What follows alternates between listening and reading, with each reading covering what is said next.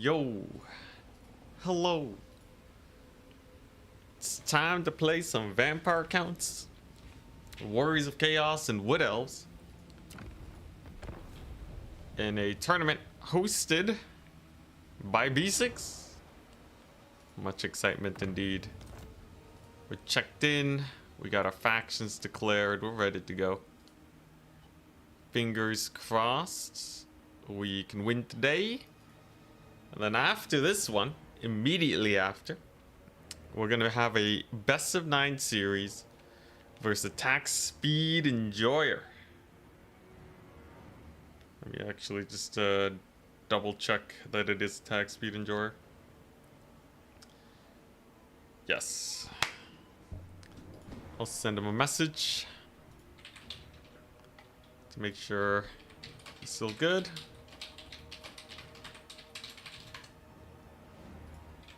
Alright. Now we just wait. Tournament should be starting soon. Much excitement. Indeed. Alright, got all my stuff set up. And we're up against Nerd to start. Alright. Nerd 6104. Yo yo. We're up.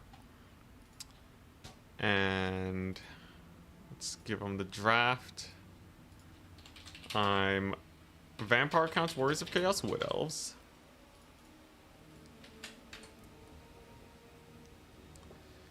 So we both ban a faction, and then we pick one of our factions. So I gotta figure out what he's playing first before we get into the bans. Oh boy. Sad no Tomb Kings. No Tomb Kings today. Still 720p, god dang it. Alright, what are his factions? Warriors of Chaos, Slanesh, and Nurgle. Ooh.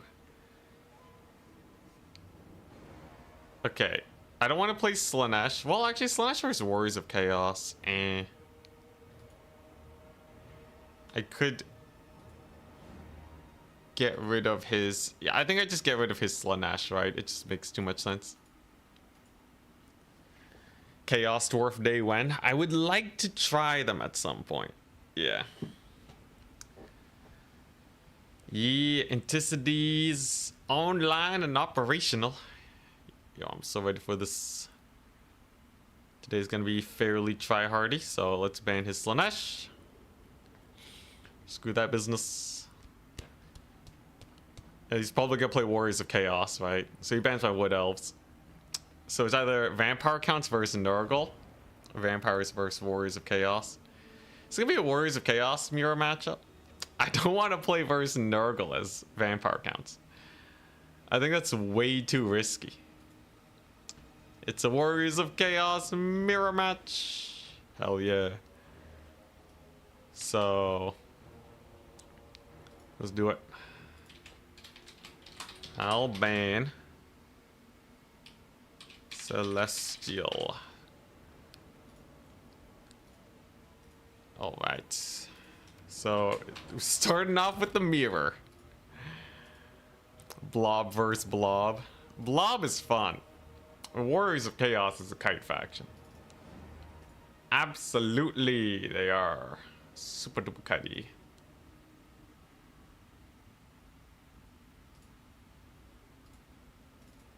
So, yeah, I don't know if I... Ooh, that's pixelated. Should be fine. Yo, this though? The elite healing blob? Okay. Probably not. What do I want? Do I want to, blob punish? Sartorial's very fun nowadays. He's pretty cool. He has a Rock of Inevitability. Good single entity, he's got shields, great arcane conduit. He's pretty hype. Maybe today's a Sartorial day. Okay, but my main army though. Okay, so he wants to play let's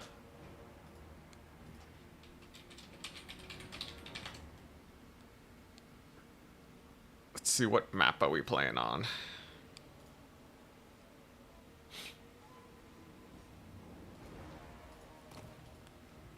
There's the Ace on the Fallen blob.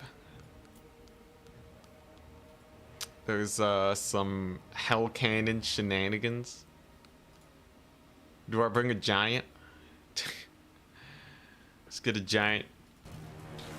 Chaos giant.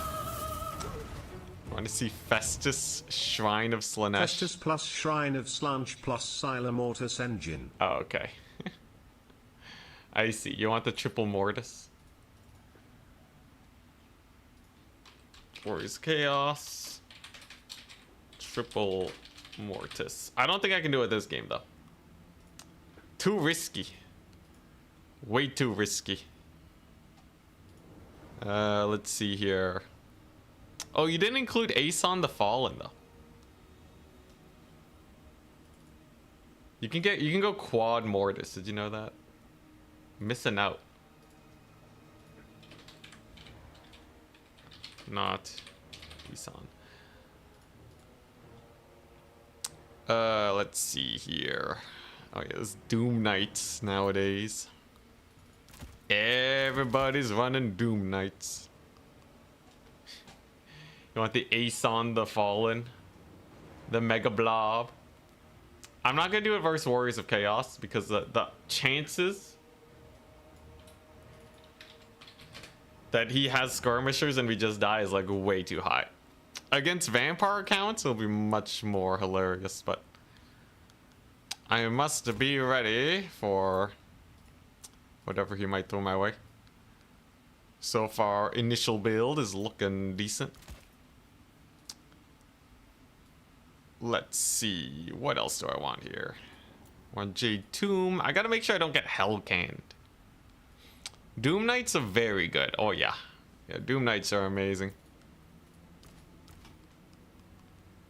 Almost makes you want to bring Buna just because he'll probably have Doom Knights, but I feel like this build is pretty decent. Ooh. Ooh. Alright, yeah, yo, this type. Oh, yeah. Oh, yeah, this is a fun build. Is it any good? We'll have to see. Do I have any... I guess I can take these guys. Sure, sure, alright. Okay, this is kind of a wacko build. But there's no way it's not at least decent. Oh boy, he's already ready. Yo, quad mortis. Against something like beastmen, instant win, right? Aeson, Festus, Shrine of Slanesh, Sila. But yeah, it has to be like a beastman or like a vampire counts. Or what other factions are really good to mortis? Many factions have ranged. Norska? Nah, Norska has too many skirmishers.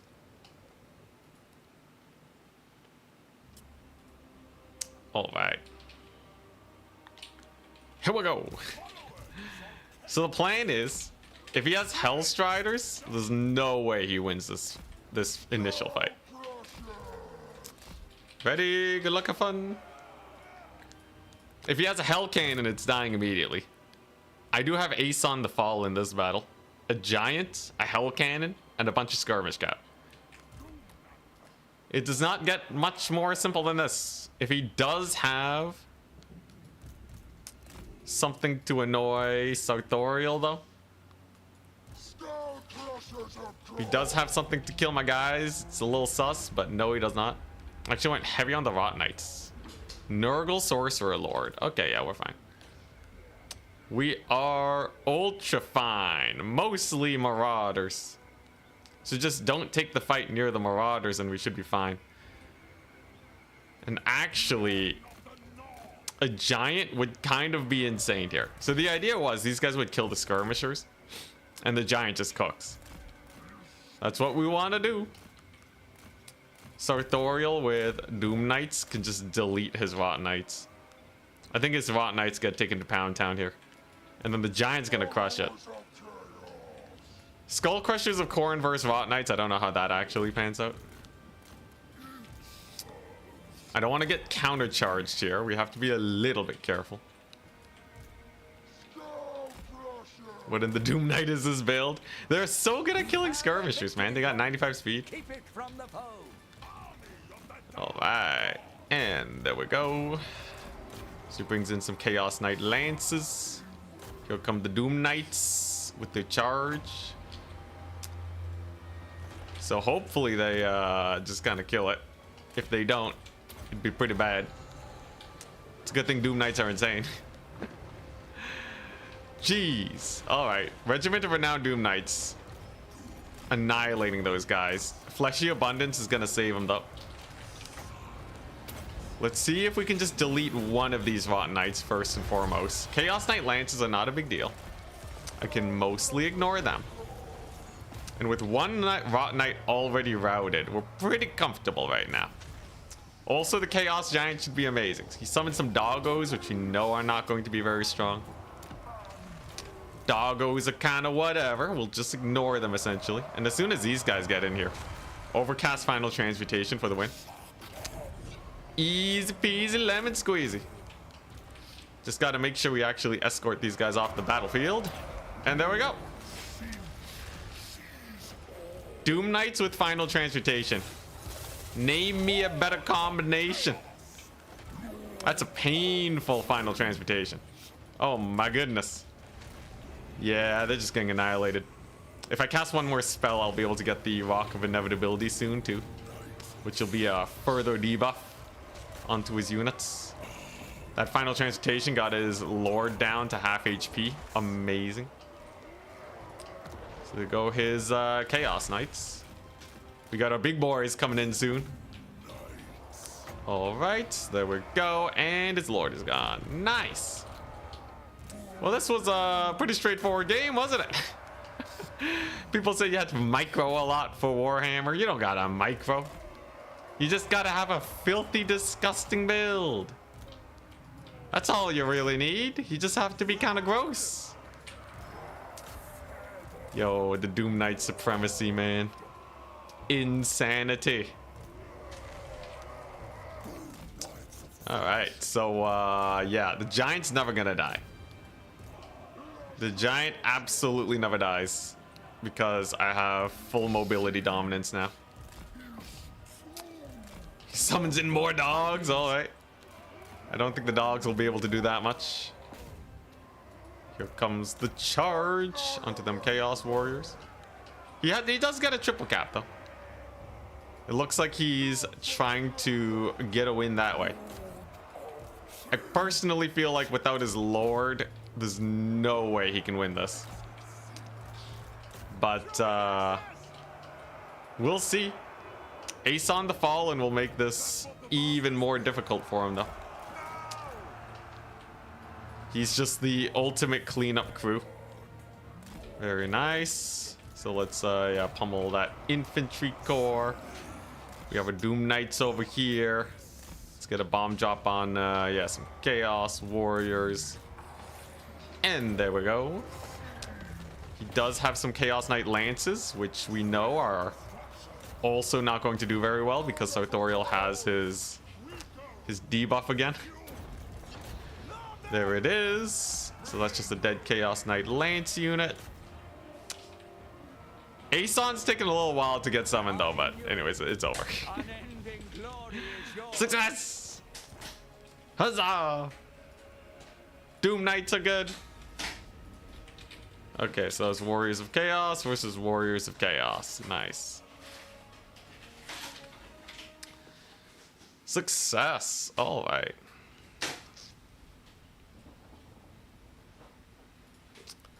So, yeah, Doom Knights were sick. They were insane.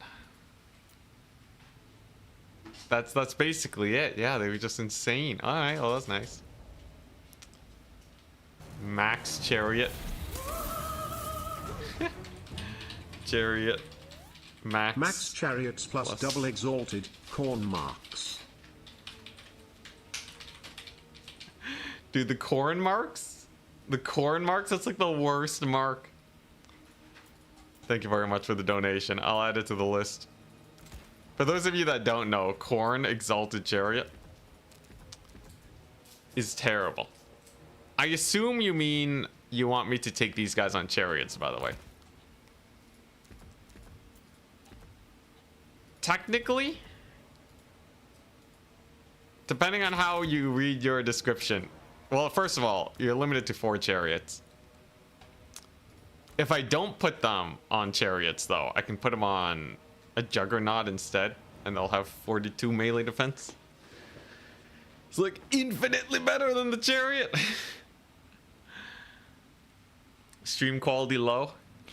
Yeah, Twitch is not giving me 1440p. I might, I don't know. So I really want to stream 1440 in general. Let me see. How do...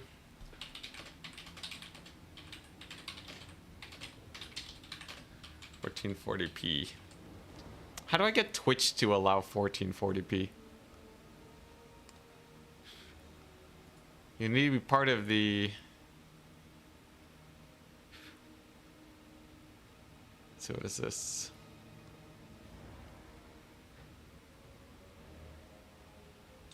Apparently this is a beta program.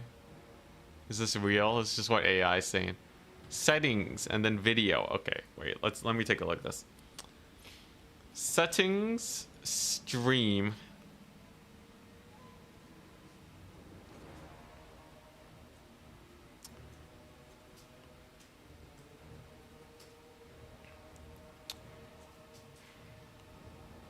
Should be somewhere here.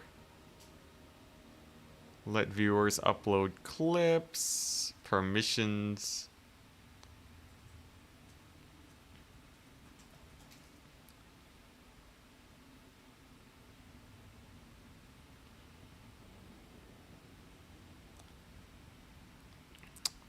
All in on Corn Heroes.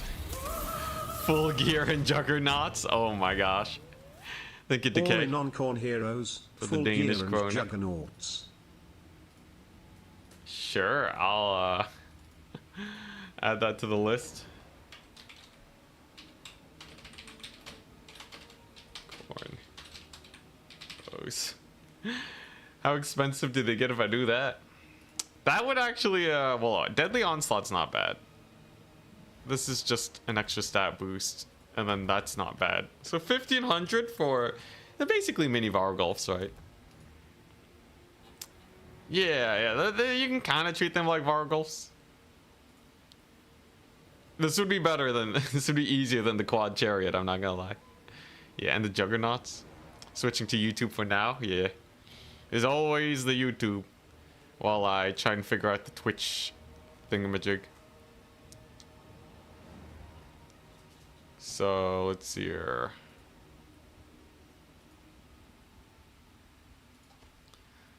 What to search? What to search? VOD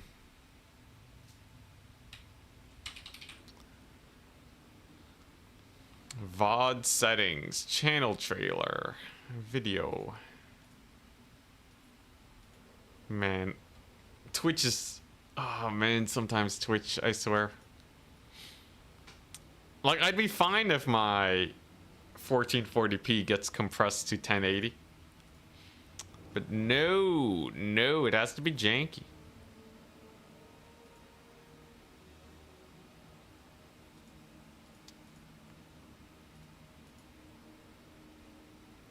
Maybe it's under content, collections. Stream manager. 2K streaming on Twitch beta. Ooh, that's bright. Oh my gosh. How does their how does the help page not have a dark mode? How to stream in 2K on Twitch?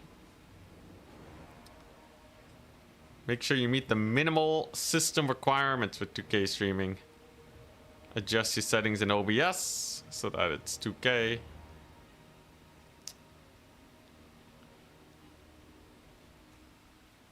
Twitch status, affiliate or partner, broadcast. Setup, tips, and troubleshooting for streamers. So you gotta have the right version of OBS. My GPU drivers meet the system requirements. OBS settings, stream multi-track video, maximum video tracks. Settings. Stream.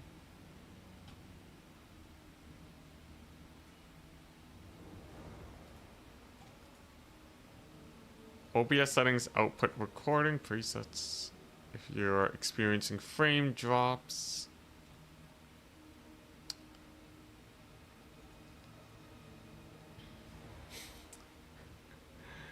I'm getting there, Twitch viewers, I'm getting there.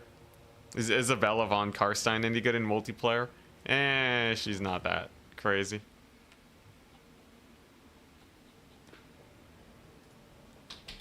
To enable Twitch 2K beta.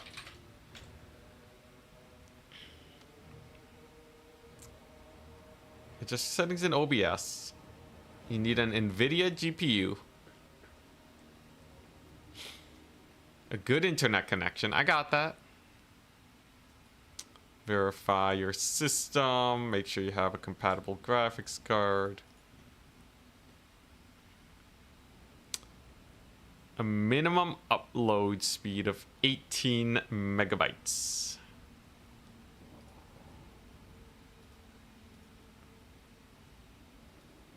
Okay.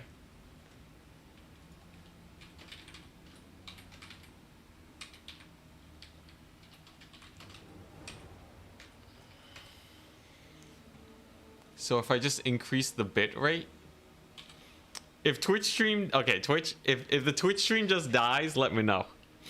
I'm gonna increase the bit rate.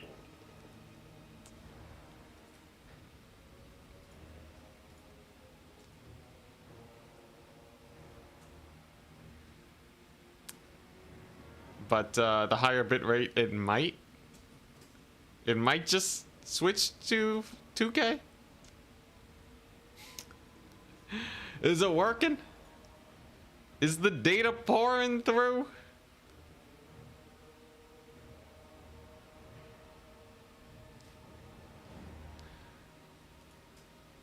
I'm ready for Twitch to just implode. I increased the bit rate a lot. But if it works, it works. As long as Twitch doesn't kick me in the shins for my transgressions. Still 720p. Let's see here. Dude, I like almost doubled the bitrate. You might have to restart the stream. Average stream bitrate too high, unstable. See, now it's saying it's unstable. Meanwhile, YouTube is just having the time of their lives. YouTube bitrate just went up by 1 million. Quality. See, now it's saying it's unstable.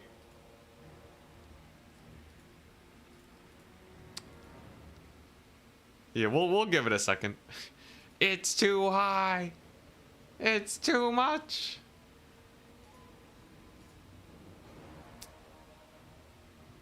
Let's see here. With the recommended minimum per second dedicated to streaming.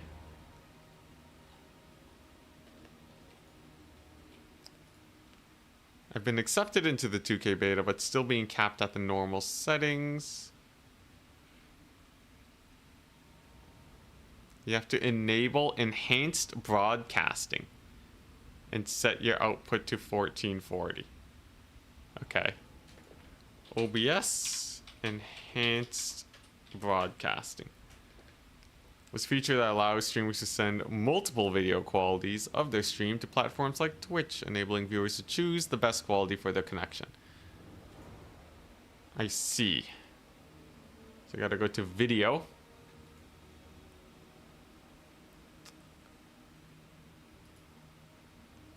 Multiple encodings. Yeah, okay, so I gotta do some weird setting stuff, but I think I can figure it out after this stream. You guys are gonna have to put up with 720p for another day. Though, unfortunately. I'm sorry. 720's not that bad, though. It's mostly okay. Demon Stretch, thank you. Ooh. Oh, and then the squats. Alright. Been a while. The combo. The wombo combo. Yo, the downside of winning games so quickly is that you just caught sitting around forever. Ooh. Alright. Do you have a favorite faction? Yes, Lanesh. 2, 3, 4, 5. Ooh, we're doing deeper squats now. Yeah, I gotta get some closer matches. Anyways, I'll get the enhanced broadcasting done at some point. Squats with a squat god. I still have to learn how to play corn properly. And my beastmen showing was kind of disappointing too. Oh man, it's been a while since I did squats. Whew. Alright, there's 15. Oh!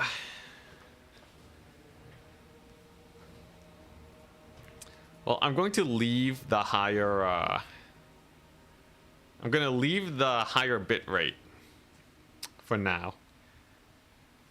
As long as Twitch doesn't implode on itself, and then I'll figure it out.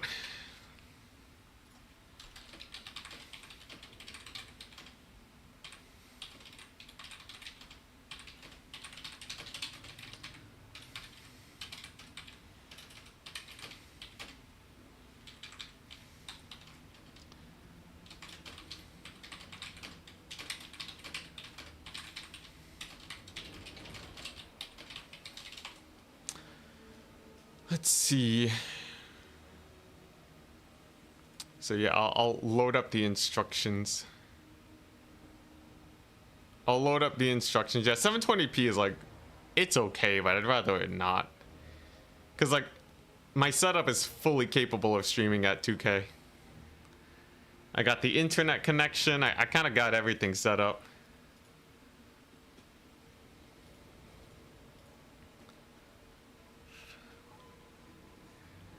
What's a Zinchiro? So expensive compared to Norgal and Corn? It's because they're really good.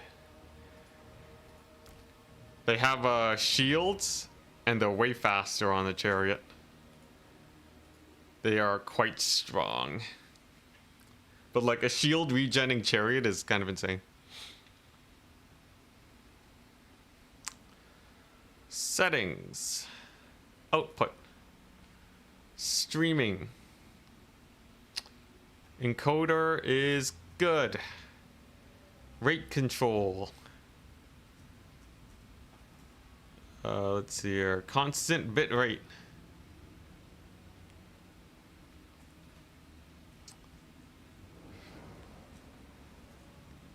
Preset quality. Okay. Yeah, everything looks fine. Connect to Restream. Test your upload speed. You need at least 20 megabytes per second upload stable for 1440p. Do I just need to increase the bitrate even more? If your connection is close to the limit, keep bitrate closer to 10K to avoid drops. Enable transcoding on Twitch. As a partner, Twitch usually gives you quality options so viewers can downscale. Okay, how do I... Well, I think it's already on.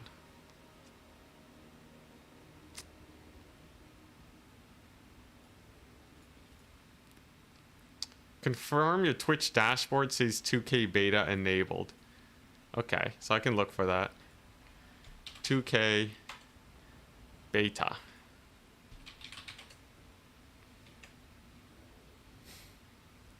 Where is it at?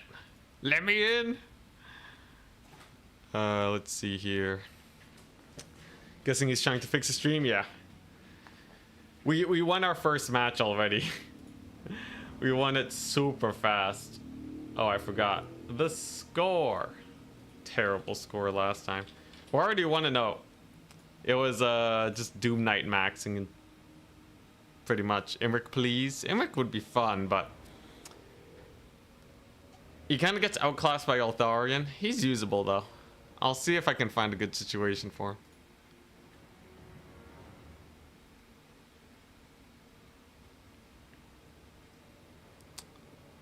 Okay, so Twitch should have an option for the beta.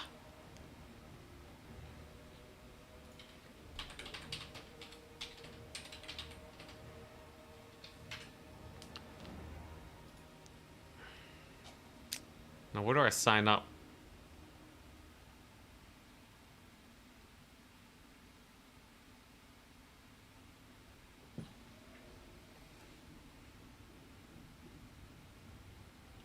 Is currently available to a limited group of streamers in the beta. Make sure you meet the minimal requirements.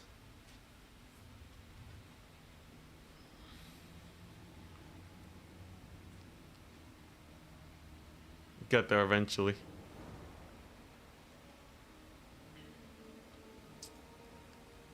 Let's see, I think right now it's still capped at 720. Yeah. So yeah, this round's taking a while. So what are my other factions? Wood Elves and Vampire counts? I'd love to do more Blood Knight action today. I really got to touch up on my Vampire counts if I want to bring them in tournaments. Then hopefully Attack Speed Enjoyer comes on sometime soon and we can do our best of 9 series. That will also be a part of today after the tournament.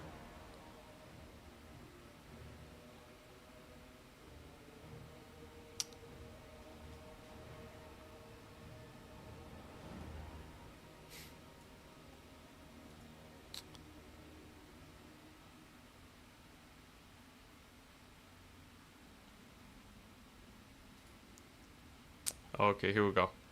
Twitch 2K Access is rolling out. This was in June 19th, 2025.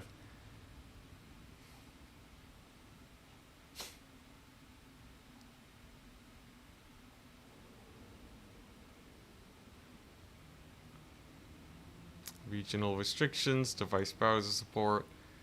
Okay, still in beta, key limitations. 2K VODs expire, that's fine. 2K clips is still incoming.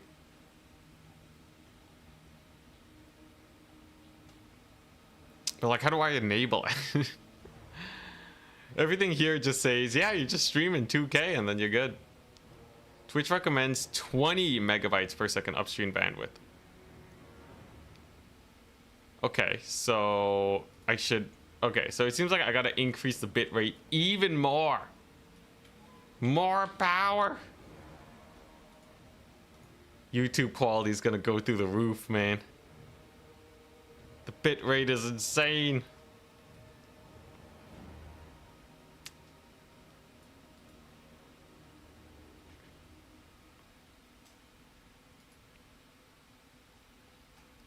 Okay, so I increased the bitrate even more. It should just like flip a switch on the Twitch side.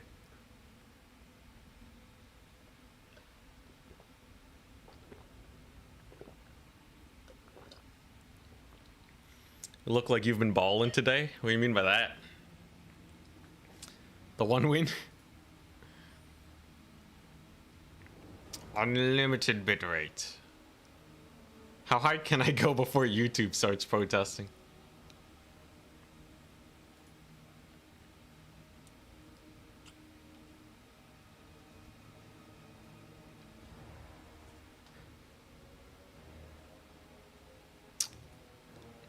Let's see here.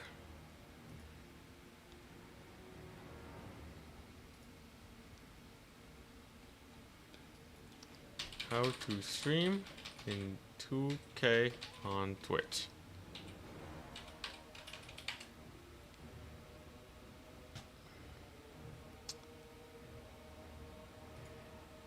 Yeah, the only thing is like maybe I have to do the enhanced broadcasting thing. But because I'm using Restream, I don't know if that actually is required or not. Bitrate us into oblivion. Let's see here. Multi-track streaming. Reminds you of multi-track drifting.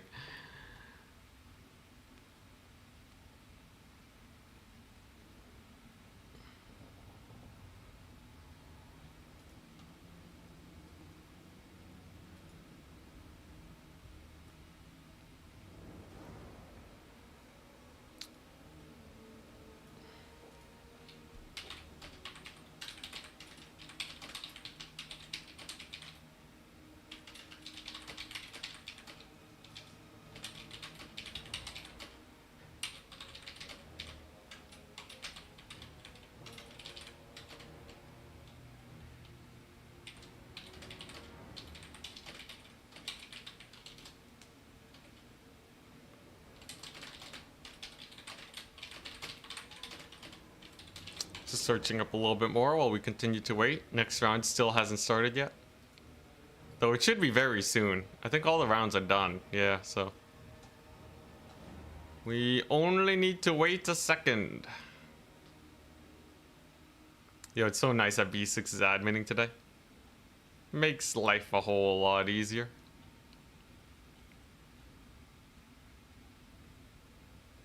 Hey, what's up, Suzetra? Hello, hello.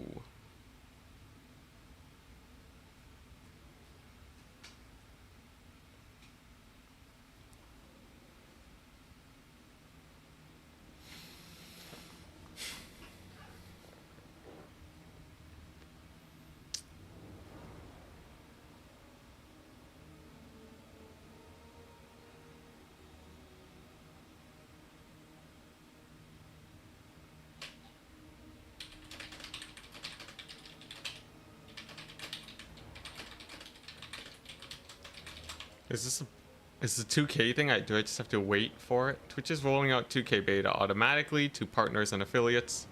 There's no sign up form or application process. When the account is included, the option appears automatically in your Twitch dashboard stream settings. Interesting. Great. Am I not part of the I'm not part of the beta? Everybody email Twitch. Unless I am and I just haven't found the option in my stream settings.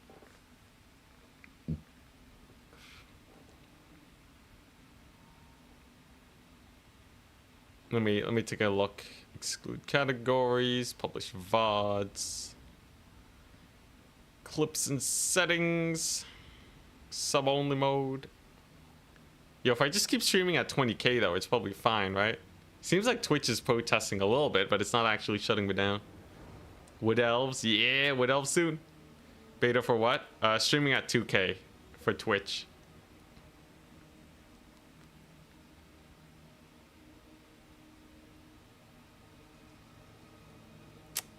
Yeah, maybe we just have to wait. Might just have to wait.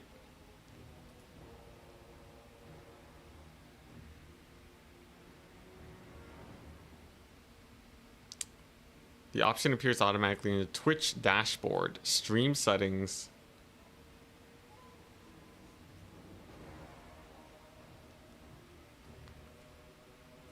Interesting.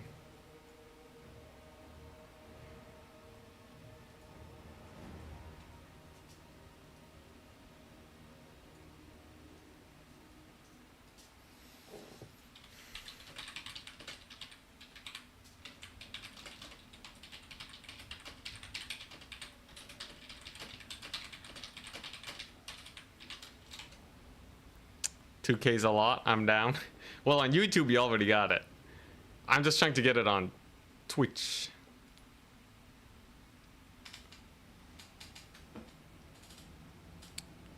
Yeah, maybe I'll send them an email. I'll send them an email.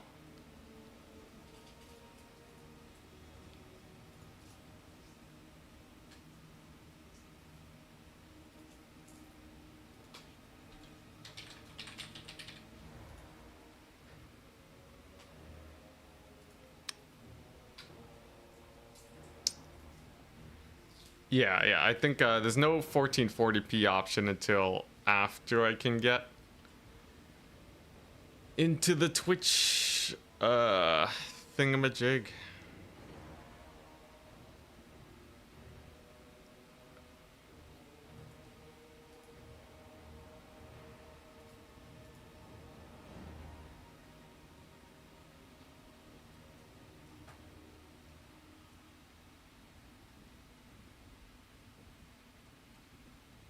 Let's see.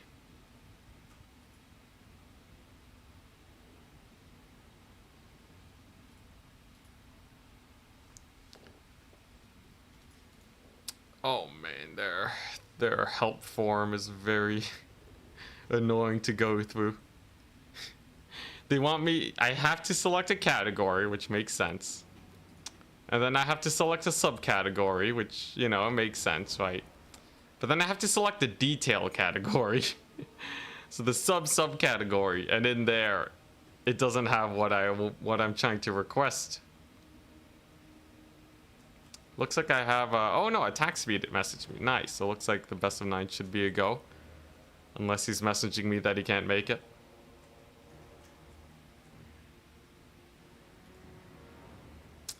What do you mean complete this field?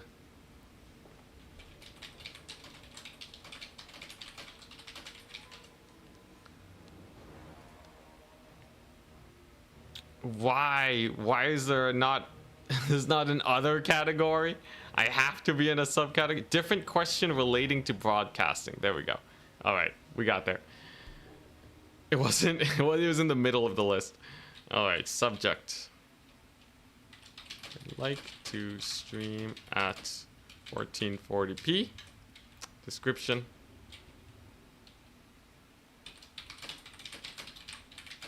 To... at 1440p. I heard there's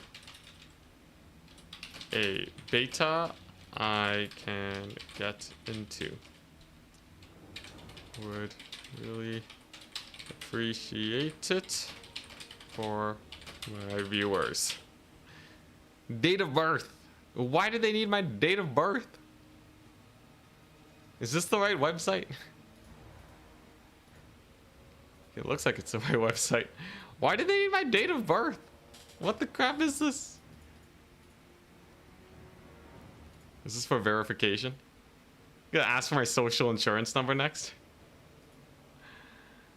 Alright. Let's see here. Okay. I'm not a robot. Submit case. Please fill out all required fields. I hate this so much.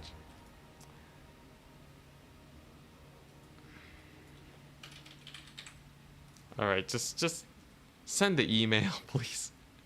Alright, hopefully they let me into their weird beta. Dang, Twitch. What is this legacy system? They don't even have easy 1440p yet? Crazy. We got there though, and all before the next round started. Did you restart your PC? Well, you know, I don't want to restart the stream. I might screw things. Okay, I'm up against Berserk. Yo. We're up.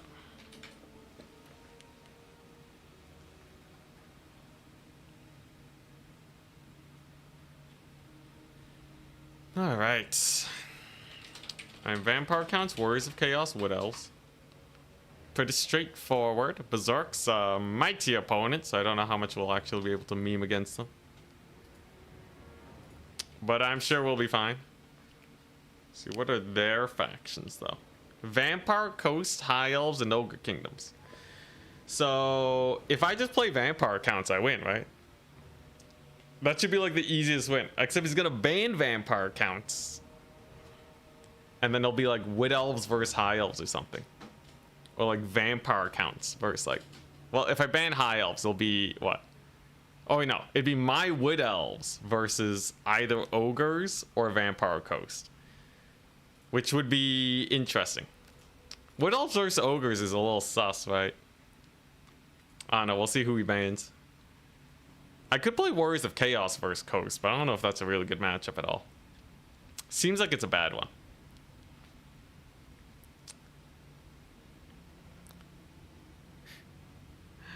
Yeah, we'll see how long it takes Twitch to get back to me on this email. Oh, he's ready.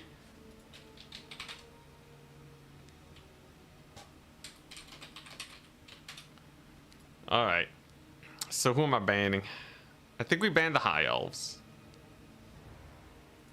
Get rid of the high elves. He's probably gonna ban wood elves. Wow, we did. So not wood elves. So I can play vampire counts then. Crazy. He didn't ban vampire counts? Are you insane? Counts versus coast and ogres is like easy. Oh, vampire counts versus ogres? Let's go. Easy peasy lemon squeezy. Now I just have to know how to play vampire counts versus ogres. Which is not exactly the most straightforward matchup, but realistically, what can the guy do, right? Probably a lot. I should actually make a proper build. I'll ban Blazing Ramparts. It's either Eastern Isle Colony, very close quarters, or Whirling Maelstrom, which has some trees and such. Both of these are very, very good for us.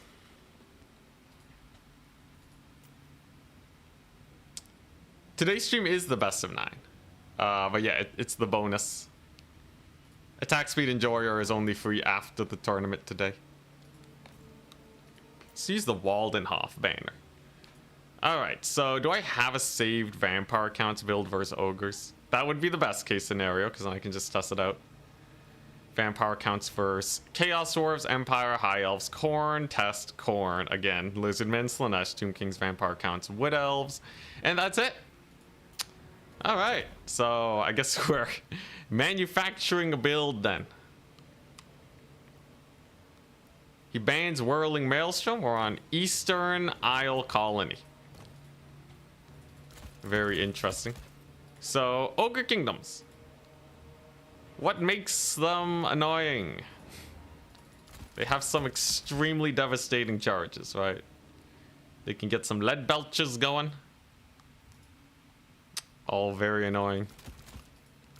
They got their man-eaters, man-eater pistols.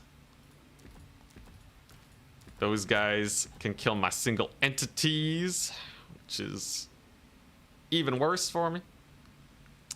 But I do have access to some Lord snipe options. Let's see, what do I want here?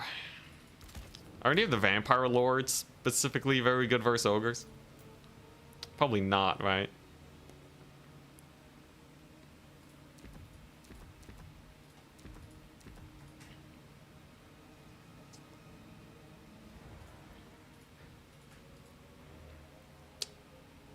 Is it those three because they're alphabetically close together?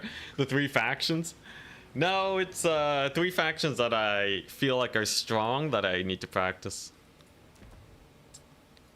Okay, sure, let's do this.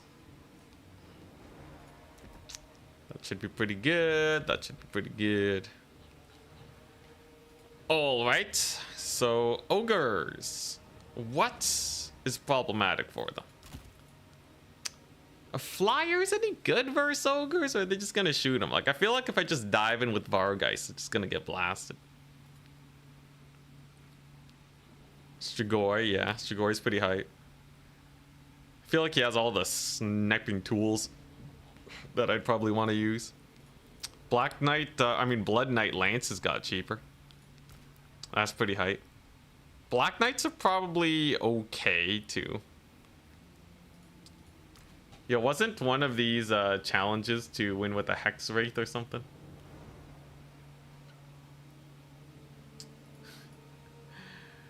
I don't think I'll take a Hex Wraith versus Berserk, but yeah, Kemmler with the Hex Wraith. Okay, yeah, I don't want to run Kemmler here.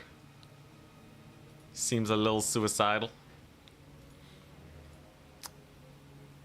Let's see. Should take Vlad. He won't expect it. Surprise! I instantly lost. Okay, you know what? Let's just take 2 of these. I got this going. That's a fairly good starter build. Follow-up build should be like, what, just a handful of mobility.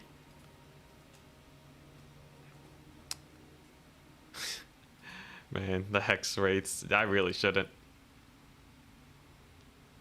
You had to take Kemler 2x hex rate in the Legendary Lord tournament the other day. Actually beat ogres. Crazy. Are you telling me that's the hidden OP strat? Kemler hex rates? If I do, I need a... You know what? If Maximilianaire can do it, surely I can do it, right? What's the worst that can happen? What? Kemler and hex rates? He has Krell. The guy has Krell. What's the worst that can happen?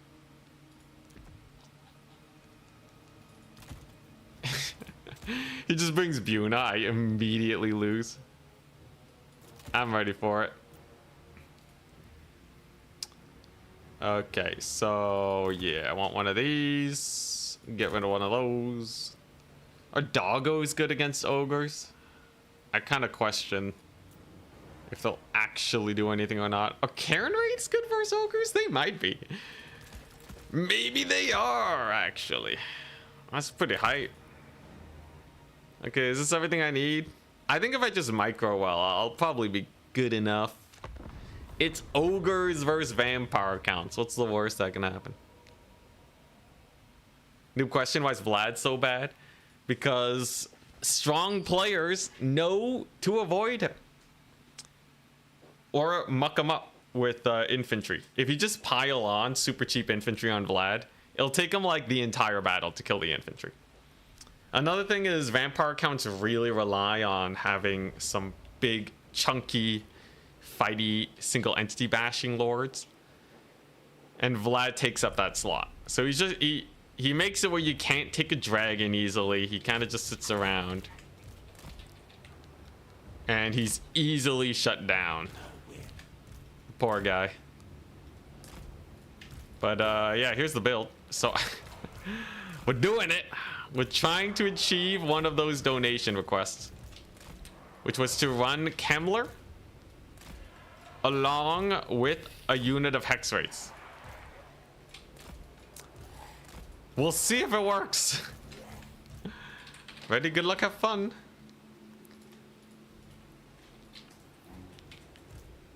What about my man Gorst? Not today. So the idea is I brought Von Hells. I can boost these guys to 120 speed. Think about it. They'll be the fastest unit almost in the game for 29 seconds. Could actually get a lot of work done. I kind of want to see if I can make use of Von Hells. It's just a cav speed booster. If it can get them on top of some range units, it's worth it. Vlad on a hippogriff.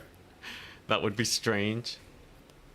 But yeah, I bought a goose. I bought some Karen wraiths. We got some Blood Knight lances, some Black Knights, some Dire Pack. It's a bunch of usual vampire count stuff.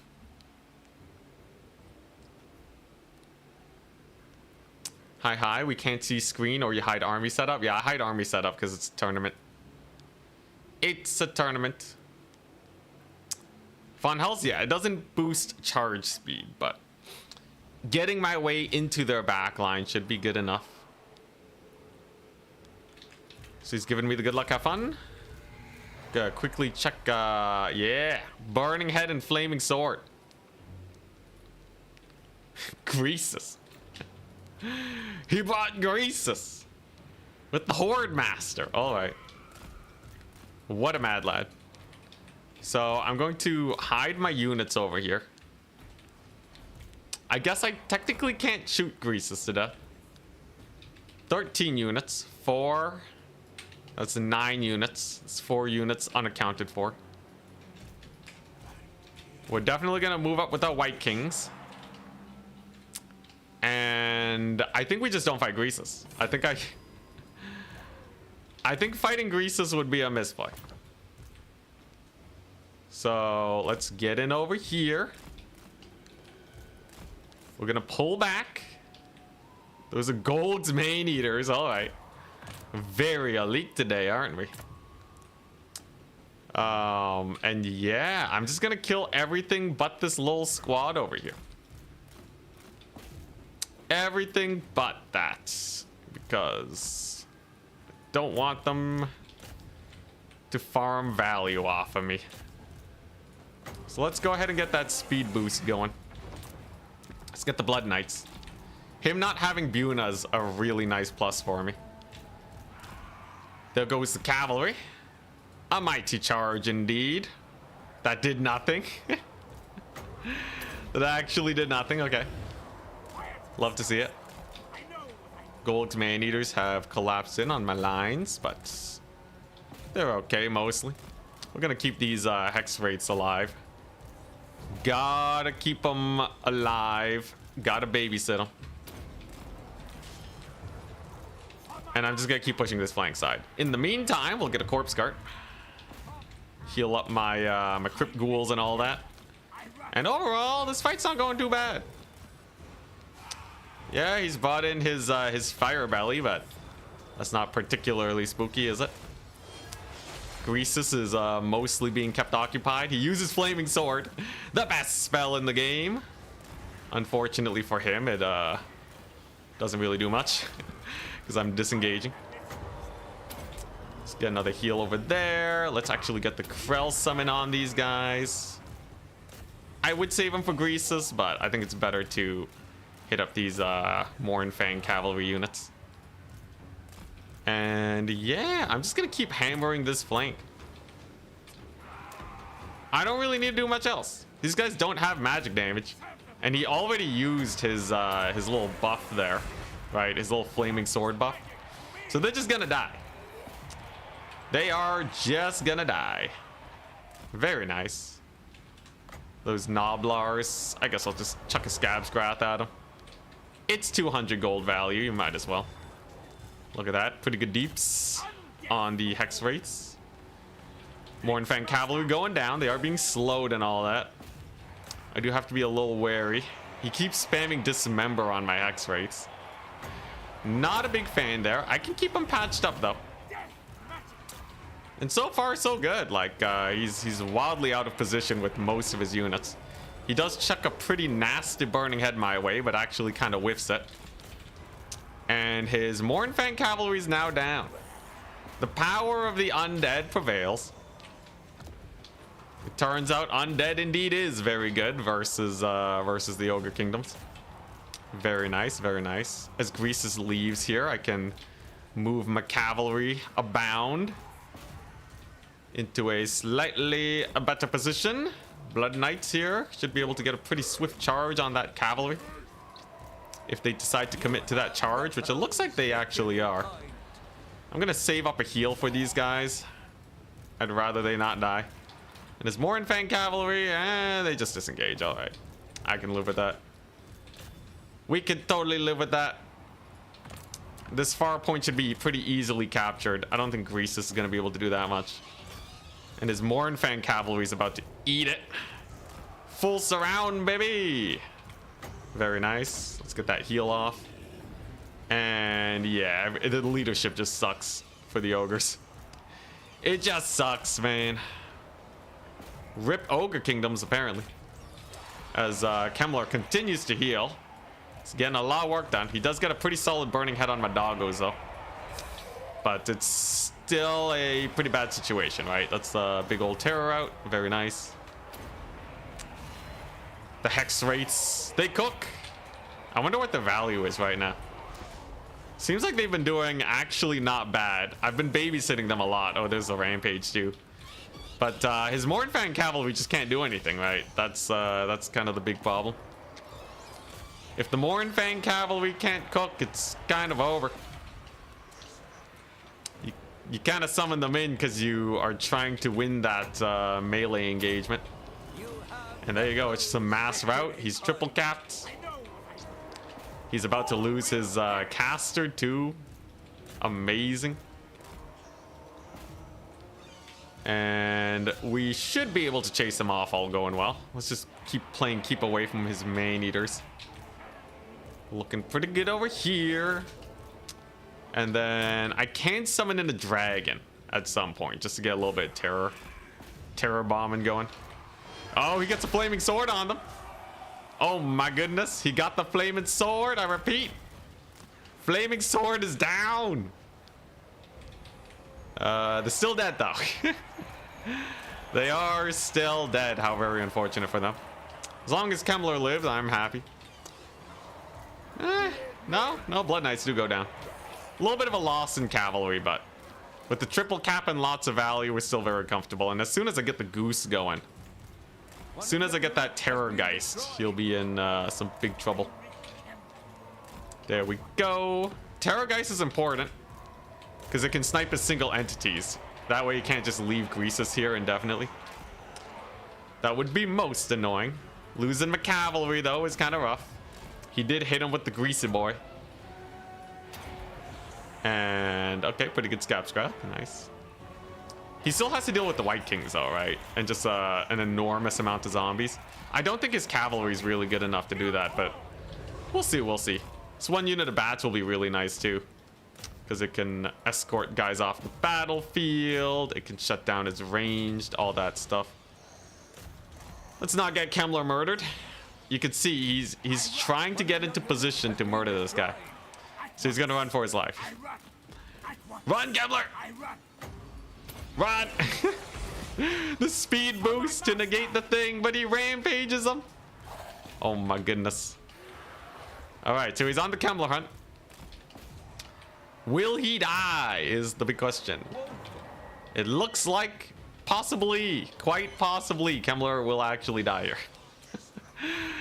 Oh my god, with the greasiest rampage, the greasiest rampage you've ever seen. That's pretty bad. That's pretty rough. He does have a near invulnerability for a few seconds though. 75% resist. As long as he doesn't die to Greasus. He can heal himself up. We can get the spears there. No minus 16 just yet. Alright.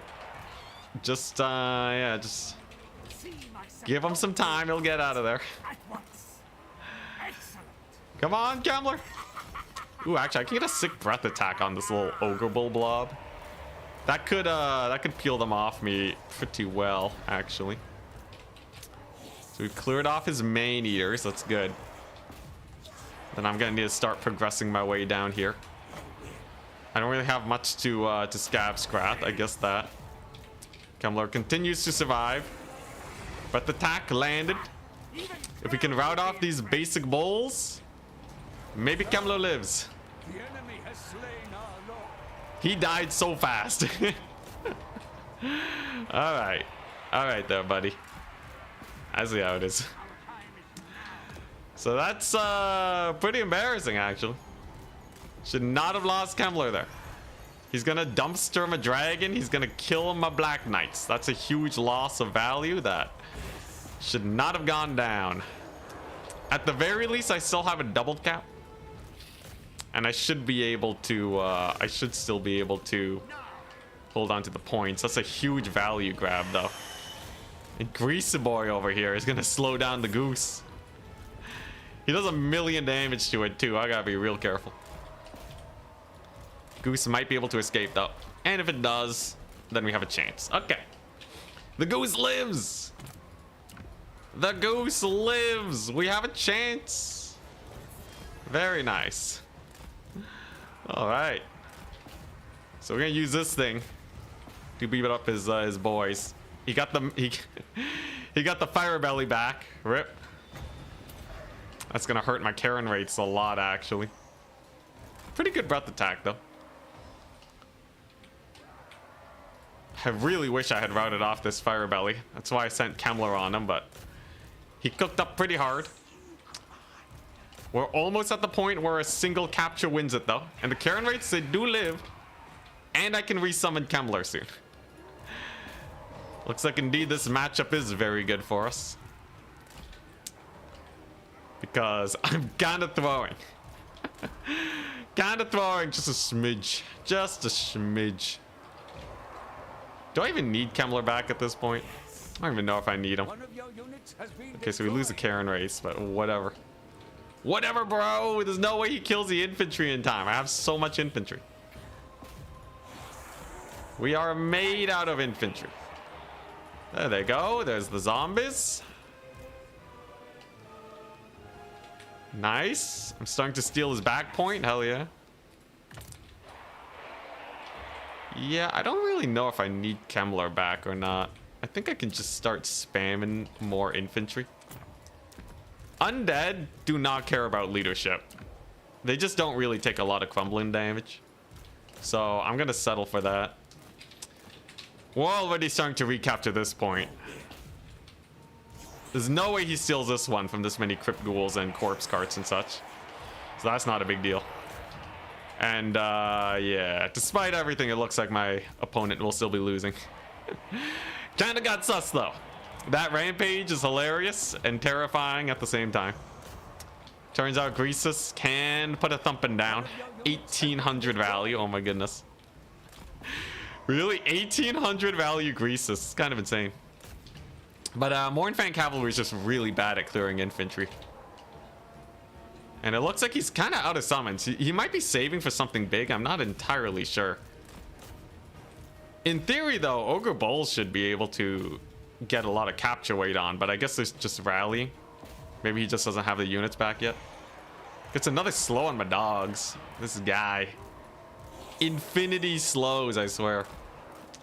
Still though, he's gonna lose his point. Especially if I can rout off these bulls. And then I can save up for Kemmler. Then I can save up for Kemmler and then we'll be goodies. Okay, first things first, dragging on these bulls. Yeah, is he even summoning anything anymore? I don't think he is. How do you win as ogres? I think it's just tough, right? You don't really have anything that can kill the infantry. Like, Vampire Count's infantry is just so cost effective here. It's kind of impossible to uptrade in any way. Like, look, he's cycle charging his heart out, but these guys only have 900 gold value. That's not a lot. Greasus going for the money debuff or the money buff. Kemmler is back, baby. He's back with another Krell. And he's brought Krell again. All right, nice. Picks and bans working out very much in my favor. Indeed, we do know how to play this matchup. A few things though, a few things. I think the hex rates kind of sketchy. I think the hex rates were kind of sketchy. Hex rates and Blood Knights. I honestly feel like just mass infantry is kind of just impossible for them to beat. He had Chevron Ogre Bulls to stop leadership breaks, I think. One Lead Belcher, but yeah. Like, Mournfang Cavalry, like, they just can't clear the infantry, right? They're specifically there to kill cavalry. So, what I think we do is we actually get rid of this. We get rid of this. We swap Kemmler out for a... I'm gonna go for a Vampire Strigoi. To be fancy, why not? So, Gaze of Nagash is sick. Spirit Leech and Gaze of Nagash is double sick. So that's just like, you're gonna lose your Lord almost no matter what you do. He'll have healing, he'll have 1,000,000 damage, and he's on a goose. Very expensive, very strong. I think I could optimize the Lord loadout just a little bit, but whatever. I think it's good enough. And then what you do is you just have 1,000,000 Skelleboys everywhere, right? So you have your goose in reserve. You have a healing corpse card in reserve to heal in a melee blob. Got your Karen Wraiths to pressure him. You one Fellbat. Do I even need Crypt Horrors? I guess they ain't bad, right?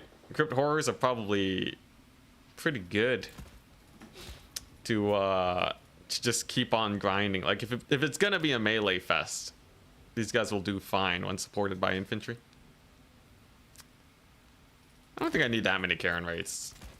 Oh, the Crypt Ghoul is good. Crypt Ghoul and, like, what? 2 skeletons? Conic Sign Stalkers, maybe? I don't know, maybe something like this. In the end, it just has to be good enough. Vampire counts versus ogre kingdoms. Vampire counts win. The mass is nice. And the goose living. If he killed the goose there, that would have been so bad. I was not expecting the rampage. Vampire counts versus ogres. And a solid victory.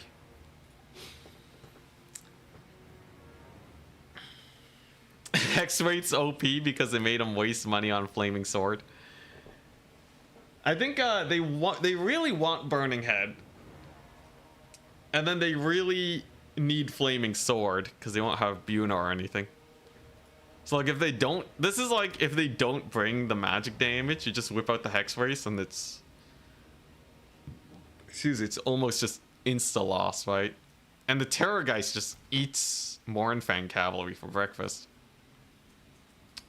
And then the bulls just die to all of this. You don't really have any unit that can trade up in melee. And you don't really have good ranged. How come you don't see the Thunder Tusk? Surely decent here. Thunder Tusk is a really bad duelist since it's nerf. So with Strigoi Vampire Lord with bonus versus large 35 cycle charging that bad boy, it's gonna be a very bad time. It also doesn't have the best leadership, so you just kind of route it off and then you're done. And so are the ogres.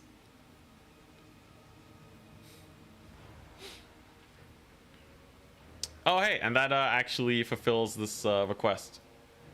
Kemmler win with 1 hex rate. Let's go. Maximilianaire gave us the confidence we needed to bring hex rates in a really bad matchup for ogre kingdoms. All right, and we're up against Renetaki. All right, yo. I'm Warriors of Chaos. Vampire counts Wood Elves. Let's give it to him. Feeling pretty good today. 2-0. 3-1 incoming. He's Warriors of Chaos, Tomb Kings, and Ogres. Easiest pick and ban of my life. Vampire counts and Wood Elves. Oh wait, no. There's not a lot of overlap there. Crap. What do I ban? If he doesn't ban vampire counts, I insta win, right? Because vampire counts are good into like all of those. So I should ban for Warriors of Chaos and Wood Elves. And that means I should probably... I kind of want to play Wood Elves into Ogres and just see how it goes. So I'll ban his Warriors of Chaos to prevent a mirror match. He bans my Wood Elves. Oh god, he's dead. Well, time to practice counter picking again. So Vampire counts is notoriously strong versus Tomb Kings and Ogres. We'll see if he wins it. Maybe he'll have some secret tech. Maybe if Noblar still had their anti-infantry. They had anti-infantry. Okay, yeah, it's Vampire counts versus Tomb Kings. Bro. Holy crap, he's a dead man. So, yeah. I do have a preset build. What's this? Add a Lamian Lord? What for? Oh, Wind of Death. What is this? What is this build? Alright, let me adjust, or maybe, I don't know, we'll see. What is this build? So I have Wind of Death. I have a Lamian Lord for cycle charging. Really no single entities? I guess I have the double Vargulf. Is that really enough for Tomb King single entities? I guess that much makes sense. Wind of Death is hilarious. Scepter of Stability. Oh yeah, okay, I just don't want to get Spirit Leech to death or Lord Sniped, right? Why am I so worried about Lord Snipe against Tomb Kings though? You missed the Gorst game? No Gorst. I wonder if he sees play in lane battle. Why did Tomb King struggle in this matchup? Because the infantry outclasses all the Vampire counts infantry should trade up into Tomb King's infantry because of the high armor and anti-infantry. And all of the Vampire counts beats Tomb King's cavalry because armor. Tomb Kings don't have armor piercing cavalry. And the Necropolis Knights don't do their job. So you can kind of just whip out a big single entity and it's kind of over. Yeah, I guess Arc in the black and Lord Sniping. Also, you have Scab Scrath, which is just like the end times. Like, Tomb Kings is an infantry-based faction, and Vampire Counts have like infinite anti-infantry options. They really don't care much about that. Now, what do I do against Ushabti again? I guess we just muck him up, right? I guess his build does kind of make sense. I do worry a little bit that like his single entities will be too strong, but I think it's just too much infantry to work his way through. It's a lot of infantry. Also, yeah, very good at shutting down shooting, especially slow shooting. Fast shooting, like the Wood Elves that can kite you, Vampire Counts do way worse against. Gaze of Nagash spam so it gets banned as well. Gaze of Nagash spam so it gets banned as well. I'm tempted. I did say Gaze of Nagash is basically as good as Doombolt, right? Let's play... What's Creeping Swamp?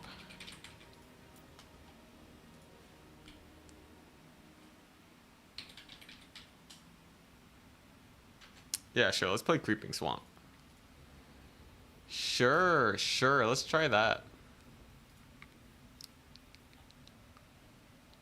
Just hit him with the big fat Gaze and a Gash. Counter snipe him. He won't be ready for it, that's for sure. Any of these guys have extra Winds of Magic generation, though? Ooh, okay, wait, this is actually a real... Oh, but he doesn't have Gaze. Which one of these guys has Gaze and Nagash?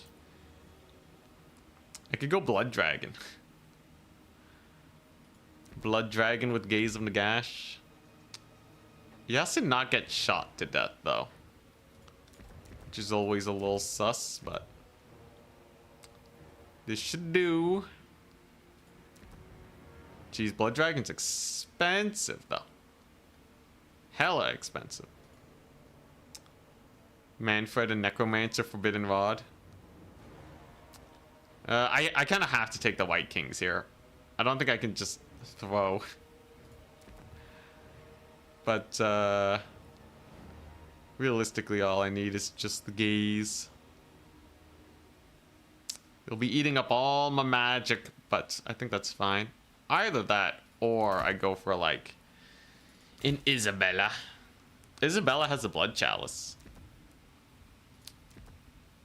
She doesn't have Great Arcane Conduit, though. Do any of these guys have Great Arcane Conduit?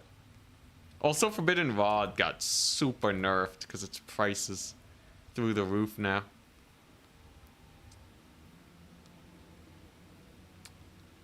Yeah, sure, let's do this. This should be fun.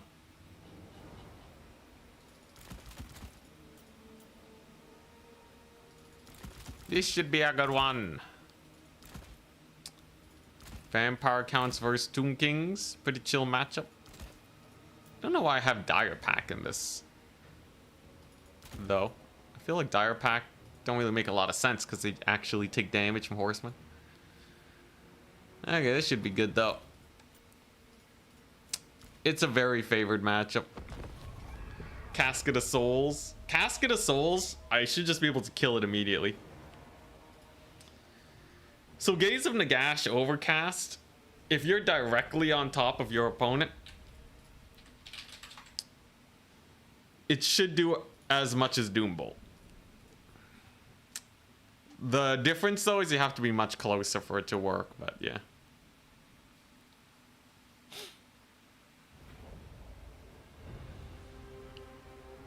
The rod cost comes with from the 10% spell mastery. Yeah, that's not worth, man. Super not worth. Alright, very straightforward build. I'm gonna walk forwards, and he will die. The end! I should be able to pretty easily triple cap here. And then I have Isabella with the crazy heals. The plan is simple. Isabella does not die to anything, so I don't need Nahek. And then I can use all my glorious magic on his single entities. No Wind of Death, but double Scab Scratch should be good enough, along with all these Graveguard. They just shouldn't die.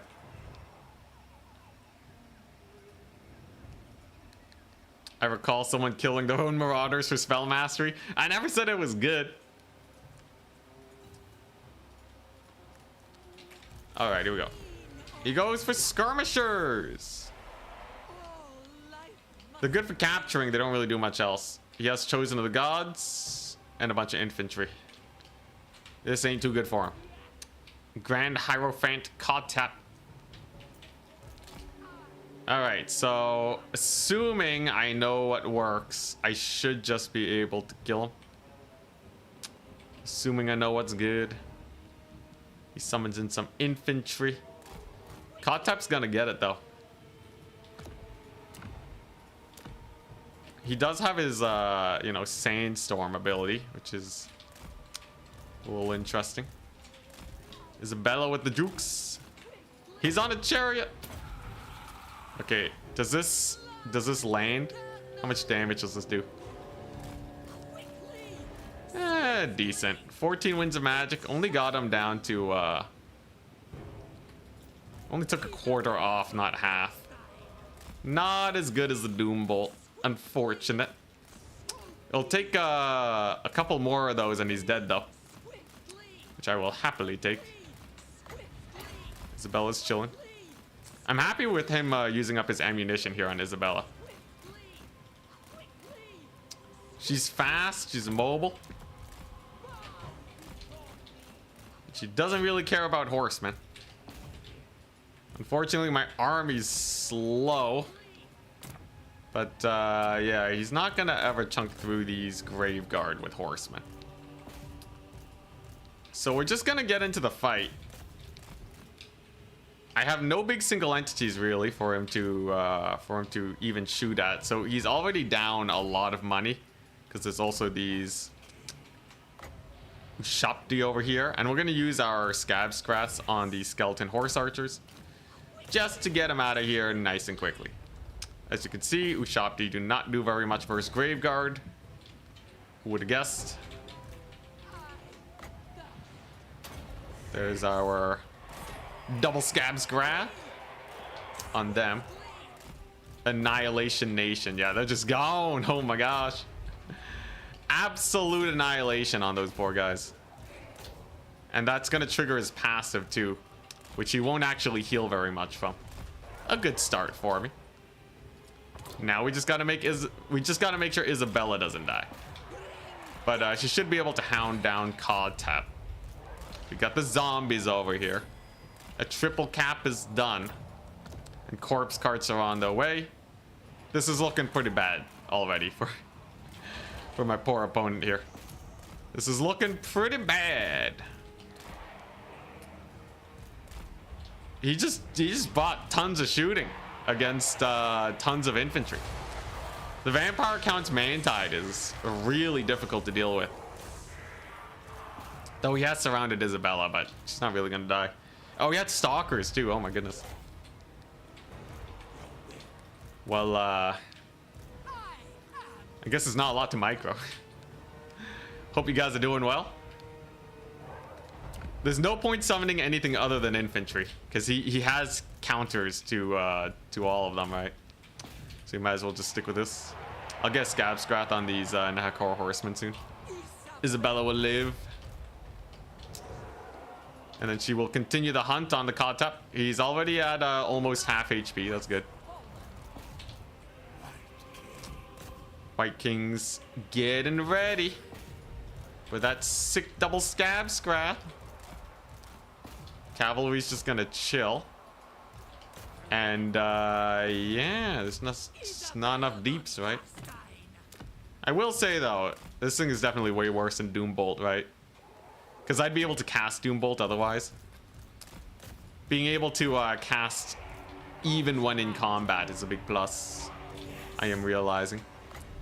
So this should just annihilate all these guys. Oh man, all right, there you go. Now our warriors looking a little worse for wear. Then we'll just slow march with our zombies. And then I can continue with the cod tap snipe. Will he be able to hide amongst his men? Or will he die? Isabella's winding up. There it goes. Oof. All right. He still lives, though. He still lives. I think one more and he might start crumbling. We'll give it a hot second. Vampire counts are your favorite faction? You play them on tabletop? Oh, hell yeah. Yo, vampire counts, they're a very build reliant faction. They have a ton of counters. But once you have the builds down pat, they're relatively straightforward. Most of the time, you're just kind of walking forwards with the tide of zombies. They play as they should, really. Let's get those crypt horrors in there. So here come more horsemen. But they cannot trade into my cavalry.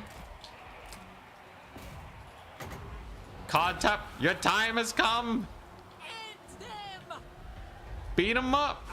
Oh, that was a big one. That was a very big one. That should get him. And just like that, the Lord Snipe is complete. And he's on a chariot too. He's expensive. Ouch. Isabella. Getting bullied just a little bit. Cod tap will still die though. Woo! All right, and he's gone. Success!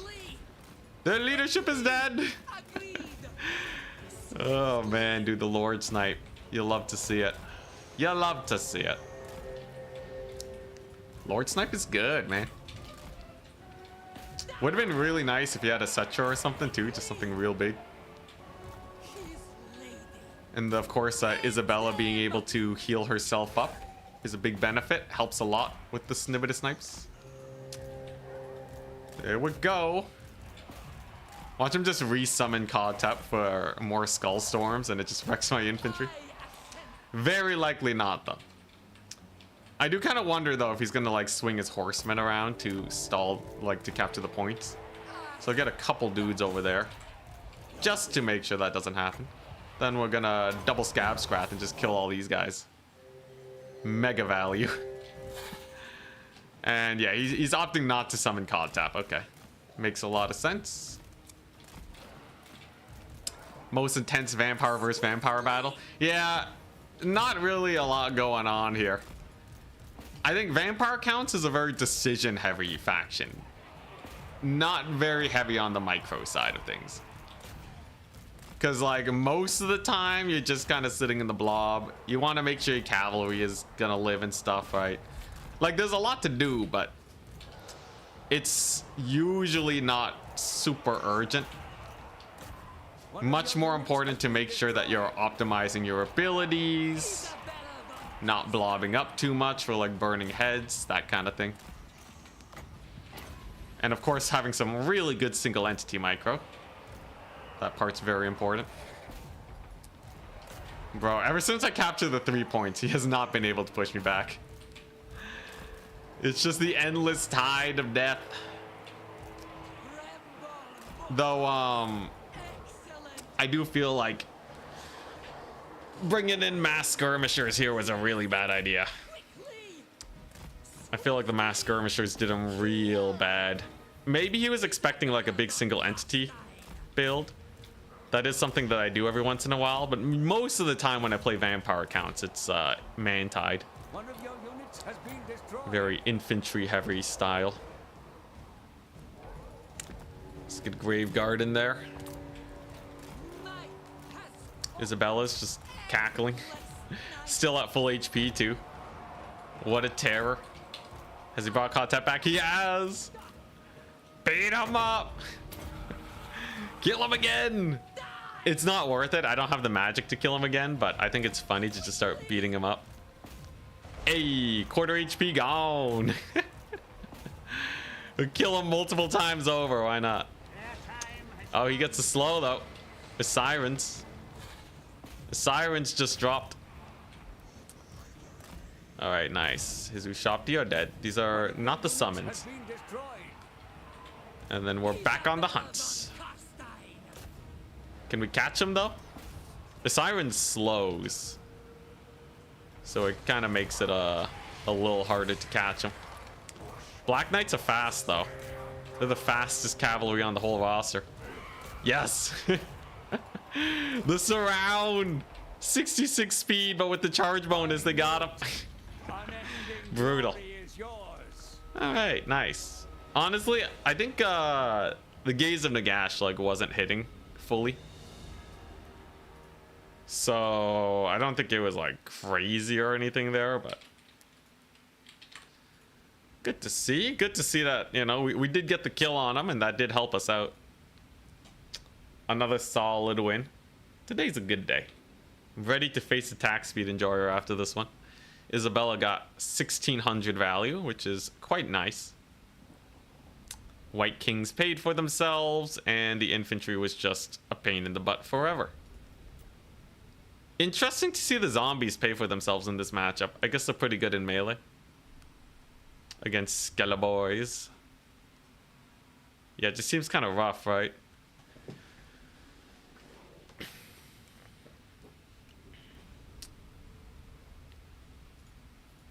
Yeah, missile spells do have bonus versus large shenanigans.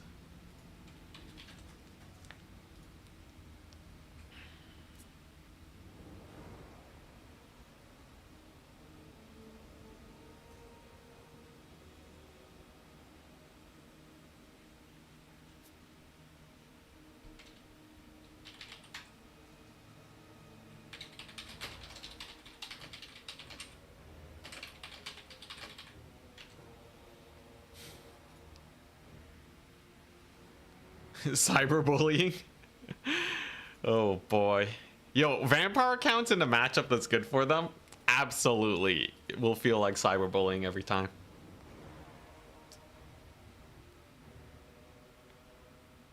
Explains why Warp Stars was doing so much damage against single entity monsters. I think yeah, I think it's on like, is it on every missile spell though? I don't know about that.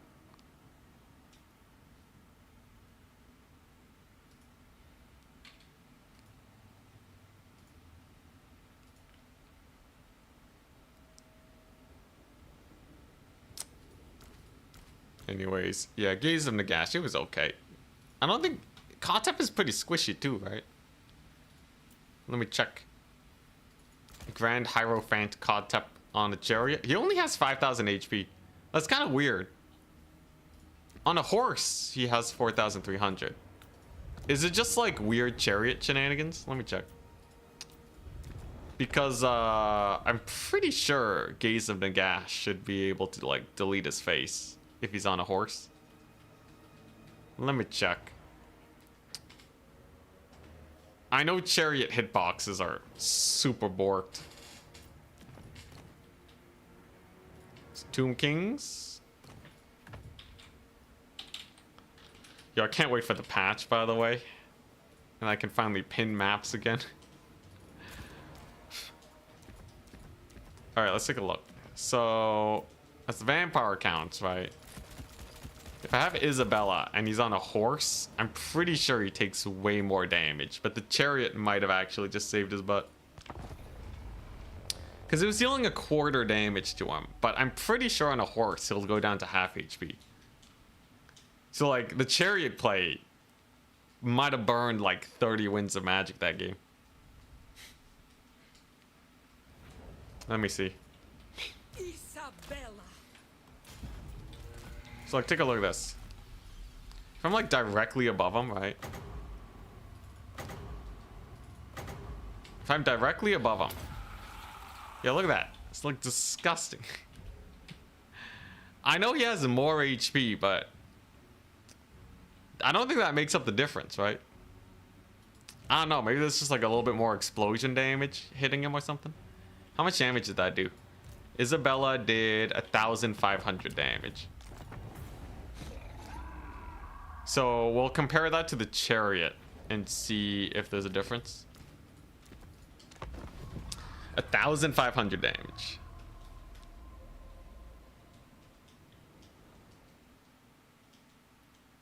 Is the chariot more armor? Maybe? Gaze of Nagash has a good amount of armor piercing, but it's not full AP. If I remember correctly. Yeah, but it's 70%. It's 70% AP. So it should not matter that he has armor. Let's do this. Oh, that hit him way more. So that hit him for 1,300. It did hit him for less though. But I think, yeah, I think if you're shooting at him from far range and he's like moving or something, I think he's able to dodge partially. I think it's a combination of like partial dodges. Let's see if he's not moving and I'm far away, will it hit? This is why Tomb Kings don't ride horses. The bad juju. It's been so long since Gaze of Nagash sniping has been meta. I have to relearn this. So if we snipe from downtown. Dang, that got a lot too. Okay, yeah, it's because he's moving. That's the problem. So Gaze of Nagash technically will do as much damage as a Doom Bolt. But I think the tracking is not perfect. Then again, Doom Bolt can also miss, especially against chariots, but it's consistent more often than not. And when you're two-shotting lords with it, it's worth. But technically, if my opponent is just sitting still, it will do a lot. So it'd actually be quite good against like Szechuan or Sphinx, let's say. Anyways, I'll be back in a second. We're waiting for the next round. No one else has finished their match yet. Wow. All right.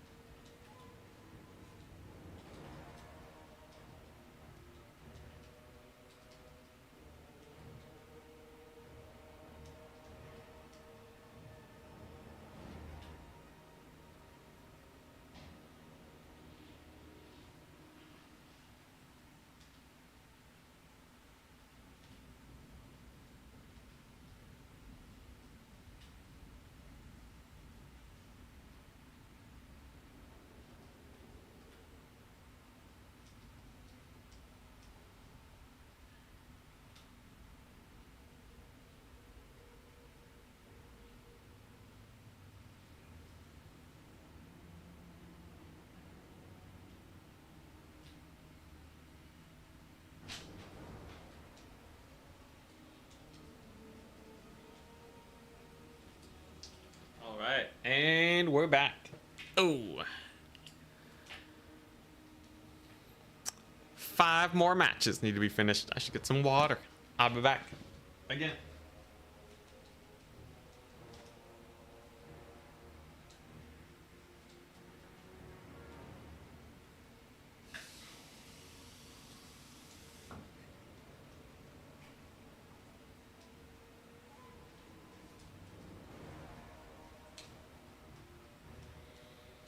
Ooh.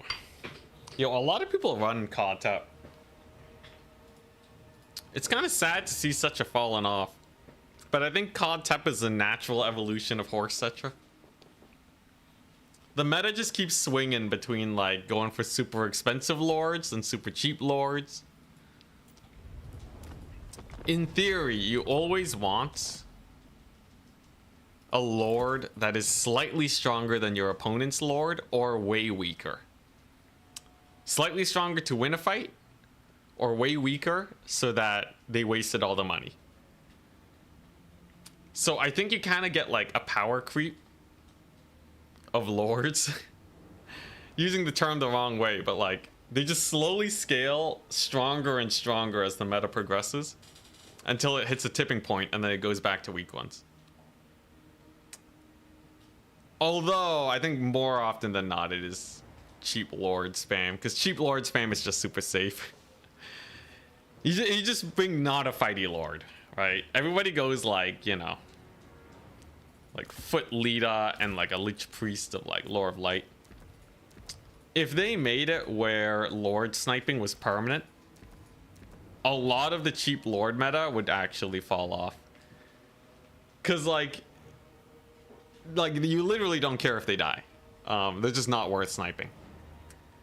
Like what? You'd have to cast Spirit Leech like what 7 times to kill Khalida? You're not gonna cast 7 Spirit Leeches to kill a 1,000 gold single entity, right? So that's kind of where the meta is progressing.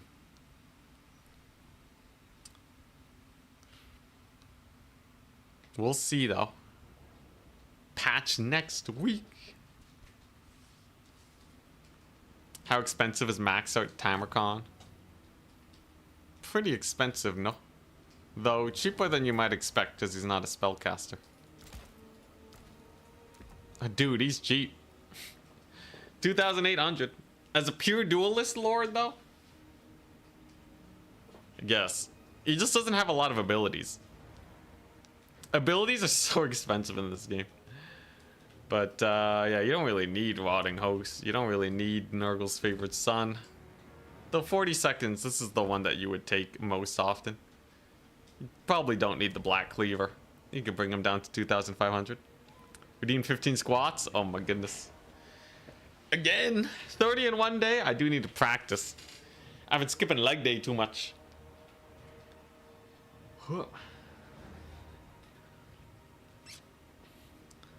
Yo, Tamarcon should actually be able to possess dudes when you kill them.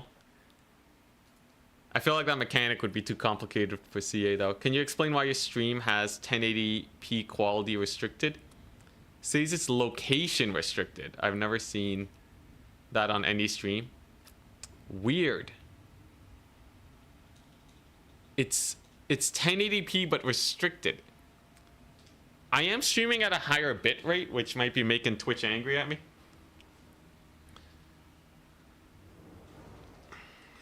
But I'm trying to apply for their program that'll let me stream at 1440. And in the meantime, because I'm streaming at a higher bit rate for YouTube, Twitch is protesting a lot.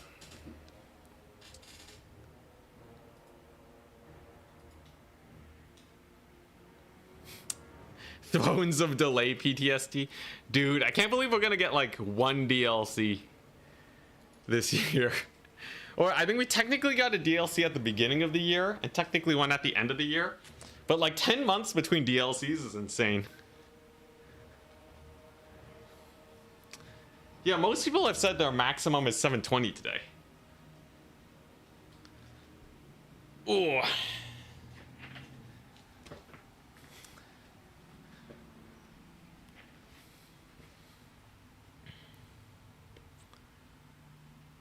You sure we'll get a DLC this year? Don't you dare. Don't you dare.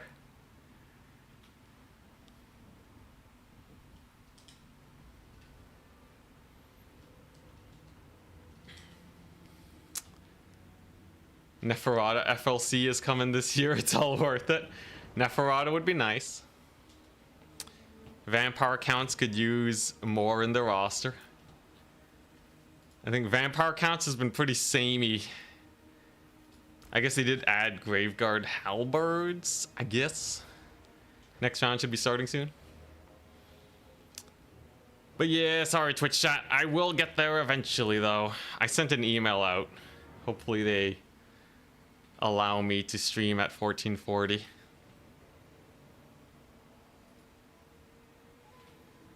It's either that or I'm like missing a setting or something. Settings, stream.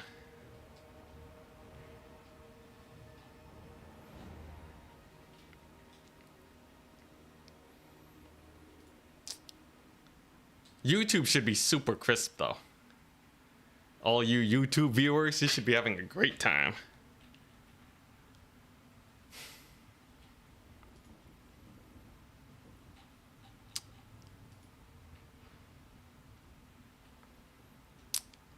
Let's see here.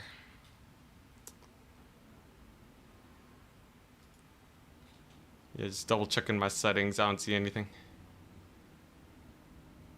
I have 1440p on Twitch. You just checked? Whoa! I just had to up the bitrate. Except I think it's restricted for some people. Are you lying? You're the only person that's mentioned it. Next round should be soon.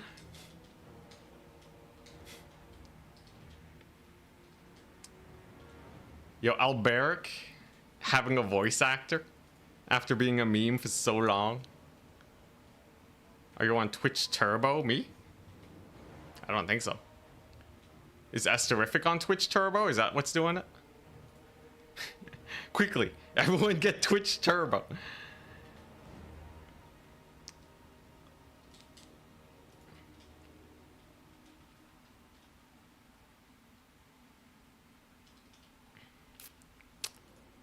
Yo, anytime now, and we should get a, yeah, there we go, next round, and it's boss toss. Let's go.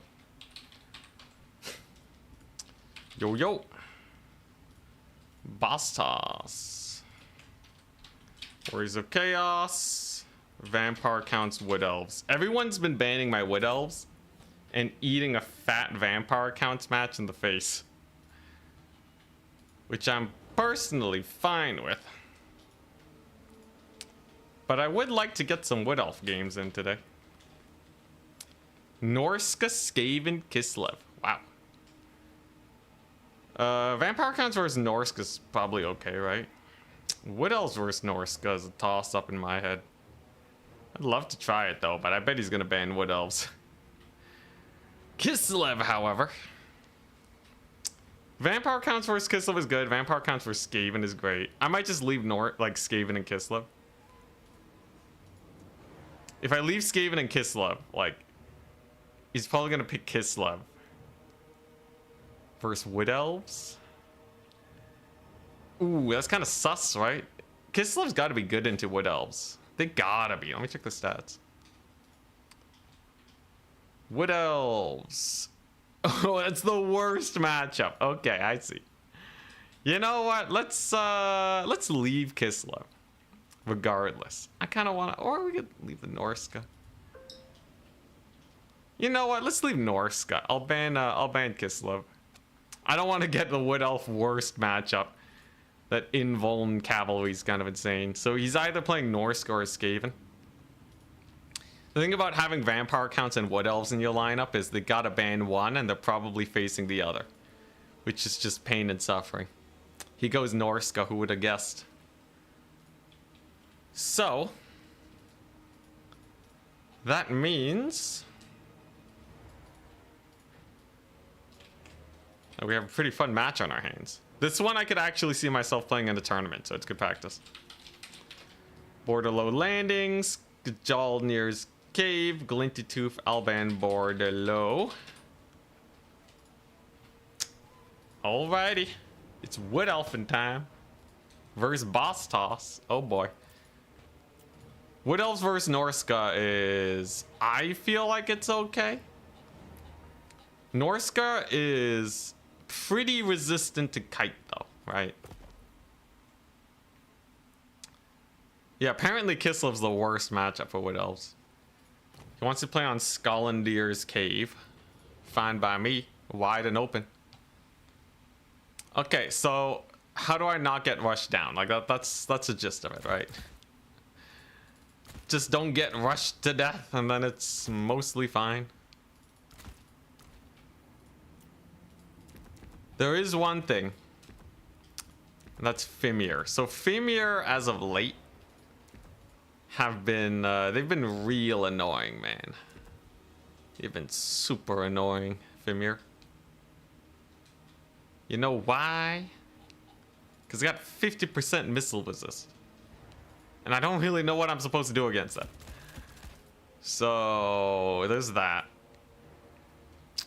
This is actually not too bad, actually. Okay, yeah, let's do that. Reserve army, though. Definitely want to max out on these. You definitely want a couple of these. A couple of those. And then, let's see here. If I bring elite cavalry, he could always Buna them. You do have to be a little careful about that. But otherwise, Wood Elf builds kind of make themselves, don't they? He could have Burning Head. Got to be a little careful about that, too. Anything else I really got to be wary of? Can I run Durthu? Durthu is always crushing it every time I brought him in the melee maxing Wood Elf stream. Anyways, this feels like it should be decent. I think the scariest thing is maybe Fimir, but they're pretty slow. And I don't have Zotes, which we all know suck. What are my challenges for a thing? Norska, Fimir, Berserker, Hawk Rider, Glade Lord, Captain Melee buffs. I could go Melee Wood Elves. Melee Wood Elves. There's no way it kills Fimir though, right? If I do that. And he'll probably have Horsemen. This is the 4th game though. Oh god. All right, give me a second. Let me just take a look at it. So let me save this proper build. I could get this out of the way now. It's not semifinals, but it's against Boss Toss.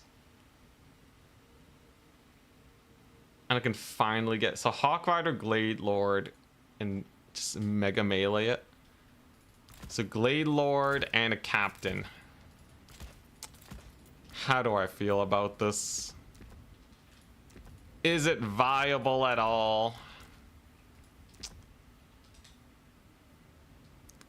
Max Wild Riders, Orion, and Horn. Let's see here. Yeah, so I can take this and that. The damage is really high, I guess.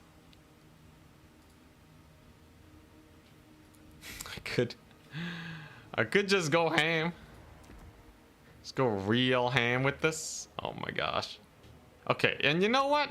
Actually, yeah, this is not that bad. Oh god, I forgot. Eagles count as the same thing as dragons. Eagles count as rare single entities. I can't believe it. Well, it's fine. I didn't need them anyways. Okay, so I can still field these bad boys. We want a good amount of them. There we go. All right, this build is actually still not that bad.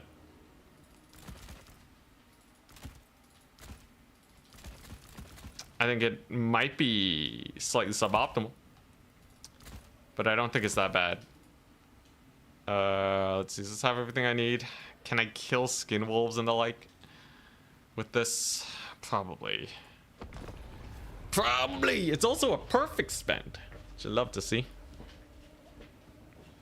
Orion's bound spells, I think they cost 200. They're kind of ludicrous. Or are they 100? Regardless, Orion's not worth. Orion dies to everything, man. Whoa, Esterific just sent me a... He sent me the thing, 1440p on Twitch. Although it's grayed out. Location restriction. Disabled quality settings are not currently supported in your location. Man, I wish it would just have 1080p.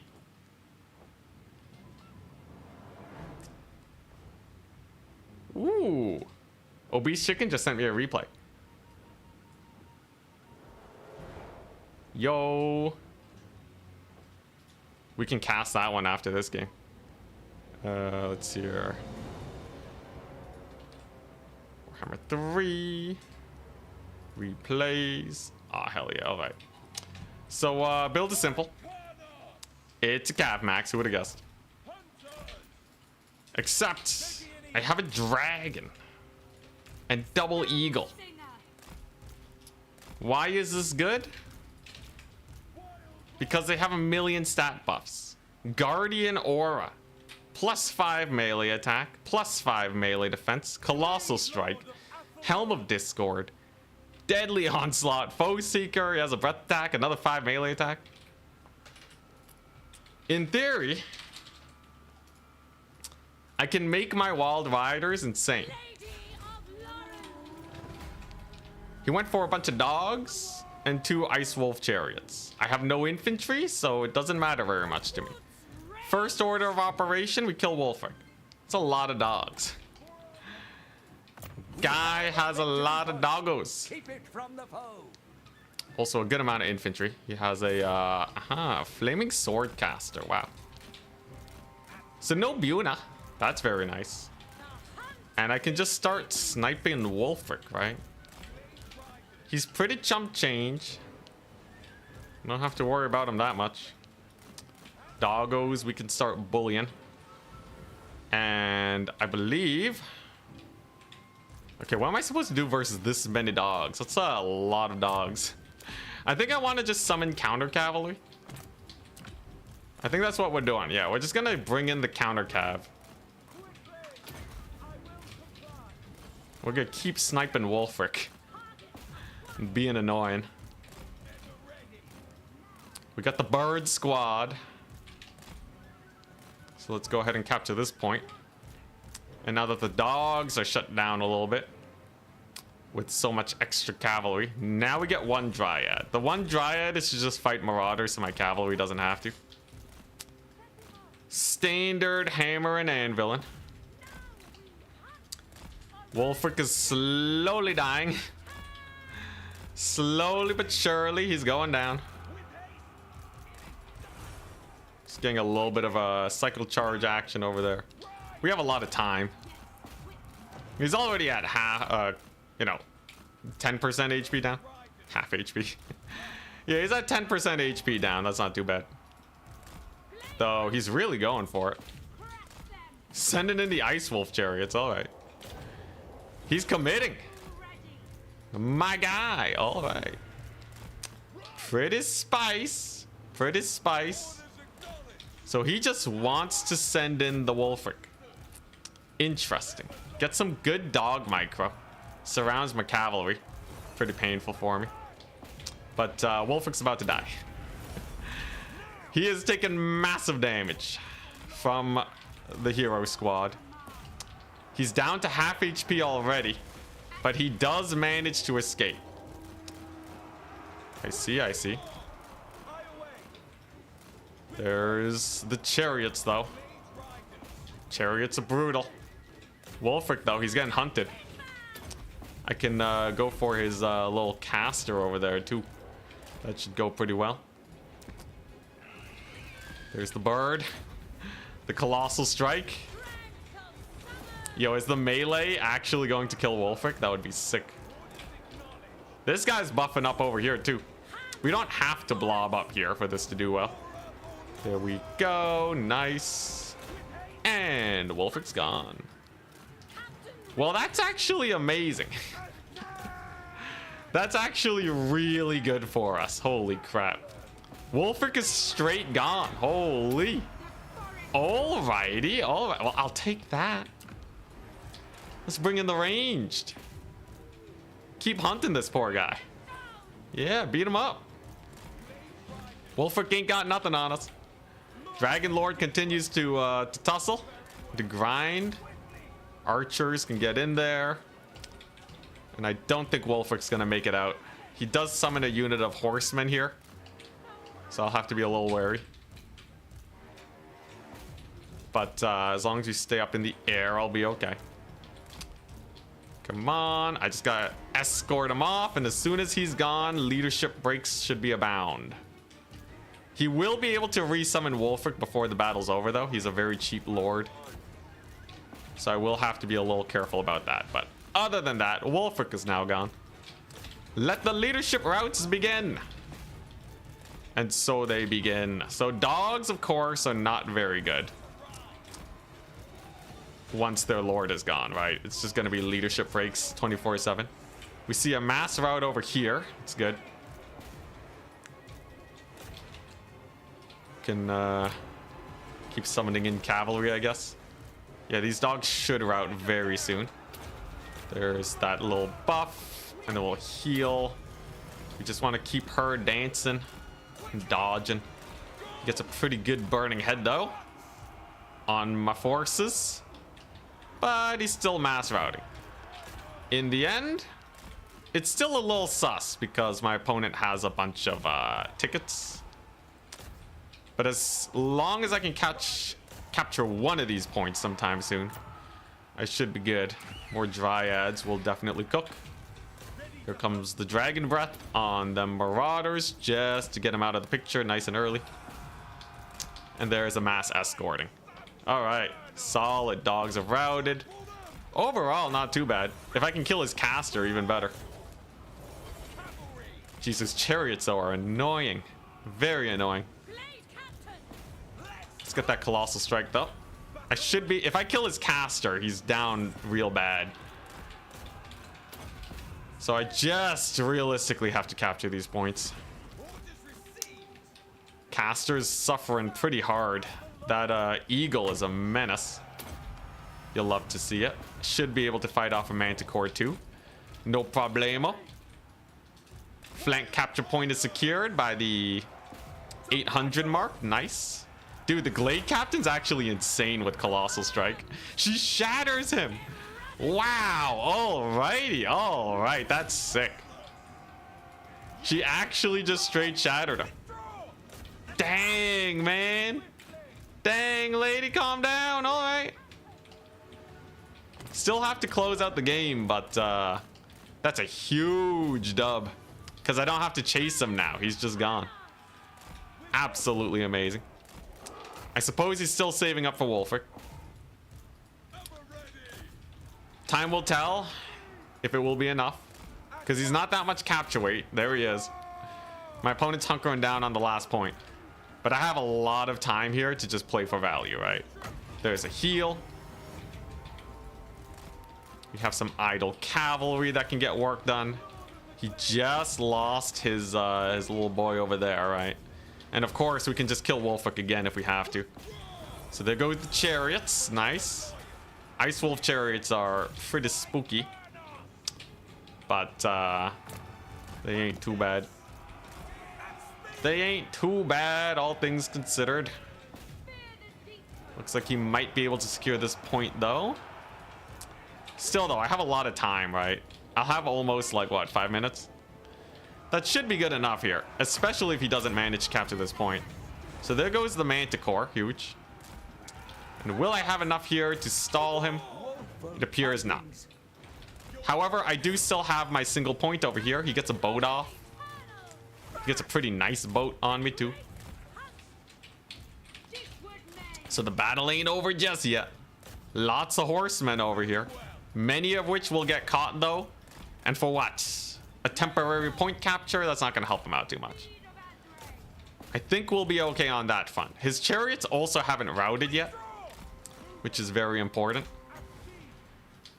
The reason we don't want them to rout is because we also don't want them to rally, right?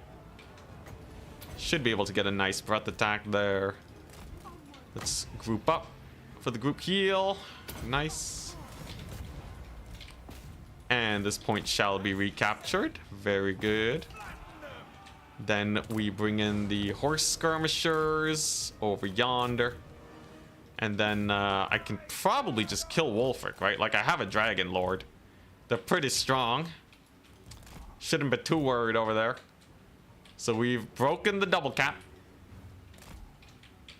And so begins the fight against Wolfric. If we can kill him again, it's over. Completely over. But there is no guarantee. So he summons in the Beast of Tashnar against my cavalry here. If I just charge him in with the support of my Lord, though, they should be able to win. So there's that debuff to just really get him off the battlefield. Looks like he's trying to loop around to secure that point. We won't let him, though. Beast of Tashnar go down. Wolfric is actually caught up in the tree, so I can probably just bully him. And we're not actually trying to rush to take this point. We're playing the long con. I'm trying to outtrade my opponent here. That's what we're really trying to do. And with Wolfric surrounded, it's gonna be pretty sus. Let's get that breath attack first, though. There we go. So goodbye, Marauder Berserkers. There's a charge bonus onto the Wolfric. Hopefully that dragon gets a good hit. Seems like Wolfric's kind of dancing, though. And his dancing pays off. Okay, that's actually a little sus then. However, this far flank is very well secured, right? So I still think we are in a good position. And he actually taps out after he loses that flank. He loses a few too many units and he's more or less wiped. Which means we actually won it. We actually did it. We won with the melee Hawk Rider Glade Lord captain with the buffs. It was actually really good as just a sniping squad. I think a lot of the time people just don't really expect such strong fighters. Though he did almost capture everything, that was bad. His chariot micro is just amazing though. Very spooky chariot micro. Let's see here. Skirmishers did pretty good. Only okay though. And then what? Cavalry was nice. Lots and lots of cavalry and dryads in reserve. You sound surprised? I am. I lost with this build like 3 times previously. I don't think it's that great of a build. I think Kite would have still been way better, but I'm happy with how it went. So that means we are definitely in top 4. Like very well secured into top 4. So that was Wood Elves versus Norska.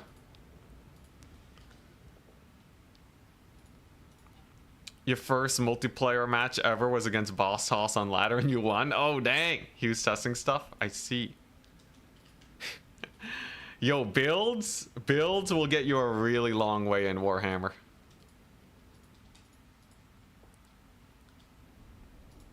Interesting. 2,200. The Eagle Spell Singer was pretty funny too.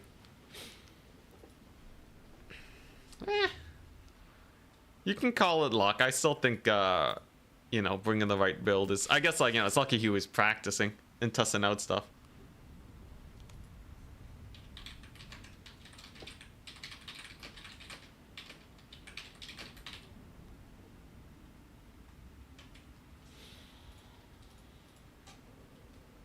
Dang, only 600 on Wolfric. That's brutal.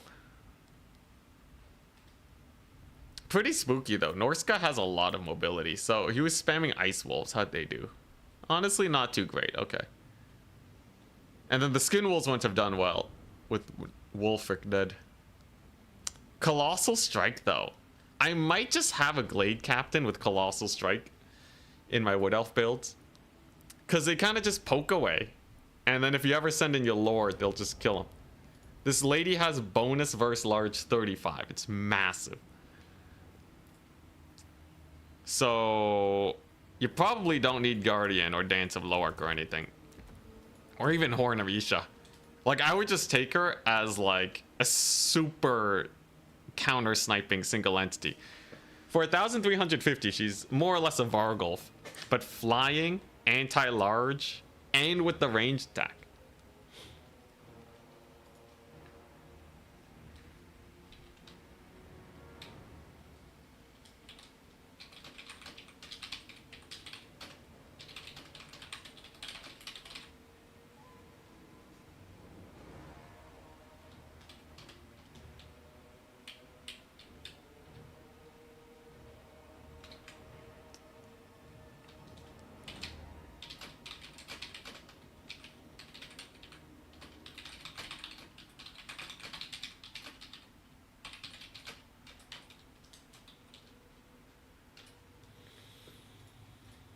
Alrighty.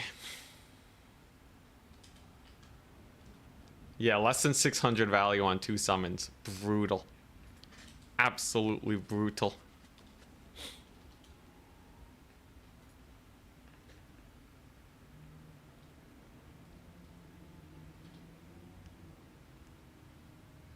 as a Slanesh master, what Chaos Dwarf builds do you think is causing the Chaos Dwarfs to trounce them in win rate? I saw that. My best idea is something like this, where you bring a bunch of Kadai and nothing that can rout. With the skirmishers, because I think the skirmishers, if played right, Pavane can't really deal with them anymore, and you're not just gonna Melkots them. They're too cheap to really be worth spamming Melkots on. You have a bunch of infantry that'll win the frontline fight, and then you just kind of sit there, right? Like, this is fast enough to transfer between points. 54 speed. Kadai are just a pain. And then if you just bring like the only thing that can kill Kadai are your elite cavalry. And there's like this Buna. There's Buna, I guess. And there's not much you can do against it. Yeah, and they'll just never build up their passive and it's over. And Zaytan has a 33-second net. So if you even think about diving into the back line, it's over. Infernal Guard are really good. Slanesh, so there is like, I don't know, like, yeah, the Kadai screw you over, right? So usually against elite infantry, Slanesh have exalted demonettes, but I'm pretty sure the Kadai just dumpster them. So if you can't kill them with exalteds and you can't kill them with Keeper of Secrets, what are you gonna do? You can't out skirmish them with Marauder Horsemen either.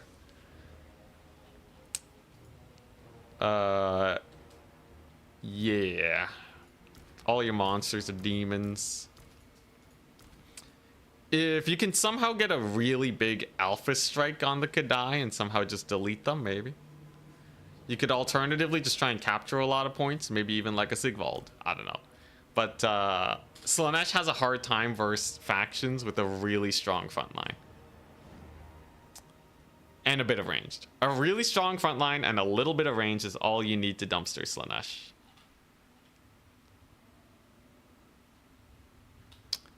Just gotta get in range of 20 meters of Zaytan. He's surprisingly nimble as a dwarf. So he can protect like a unit of guns with that net. But yeah, like, how do you kill the Kadai? They're so fast. I'm not bringing Eternal Entourage against them. Maybe you rampage your caster and then you go in. So you rampage your caster and then you dive in with your super cav. You could maybe try and snipe the Kadai with like Aluresses. Nah, they don't really do too well. It's really interesting. Slanesh doesn't really have a lot versus they don't have a lot of good single entities that don't get shot to death. Allures is too expensive, and the Soul Grinder of Slanesh is also too expensive. Although maybe double Soul Grinder of Slanesh does it. They are anti-large. Not a lot of HP though. I think they just get shot to death. Do Fiends not cook? So Fiends are a really expensive option. And they run into the problem where it takes one Zaytan net and the skirmishers to just bully them. If you can somehow guarantee a skirmisher kill, then I think you're getting in a much better position. Like, I think if Slanesh really cooks, you should bring Pavane, kill off the skirmishers, right? Because Pavane is a pretty big threat. And then once they're dead, and it's just a melee grind, then you can use Nakari and just kill everything. If they bring in the infernal iron whatevers, right? If they bring in the guns, the halberd guns, you can swarm them with furies to get them killed. And I think you just don't bring in the horsemen. I think the horseman is bait. So maybe something like that. If they don't have the right caster, you can Eternal Entourage.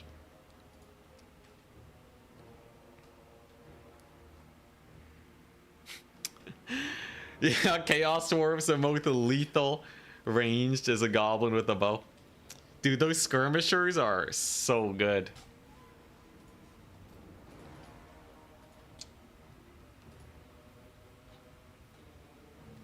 I do think a good pavaning will do it though. You really just need, like, yeah, you prevent them down. It's gonna cost all your magic, but at least Nakari's probably not gonna die, or your keeper or whatever. And then Kadai will go down to your big single entities. And then I guess that's it. Is there any other weird build they can bring? Artillery builds should just get rushed down. That's not a big problem. I still don't really know why it's so bad, though. I think there's not a lot of top players playing Slanesh right now. And I think Chaos Dwarves, I think Infernal Guard are just really good against Slanesh. If you're not ready. Like, you have to swarm them with Furies. And I don't think a lot of Slanesh players will be ready to do that from the get-go. I don't know if Hobgoblin Wolf Rider countercharges can shut down the Furies either. Though technically that's really all they have, so if you're playing Slanesh, like, and you just run 4 Furies, you can use them to chase off the skirmishers, and I think Slanesh will still come out on top. As long as the Kadai don't dumpster your Lord, but I'm pretty sure they don't. Their stats just aren't super good versus large targets.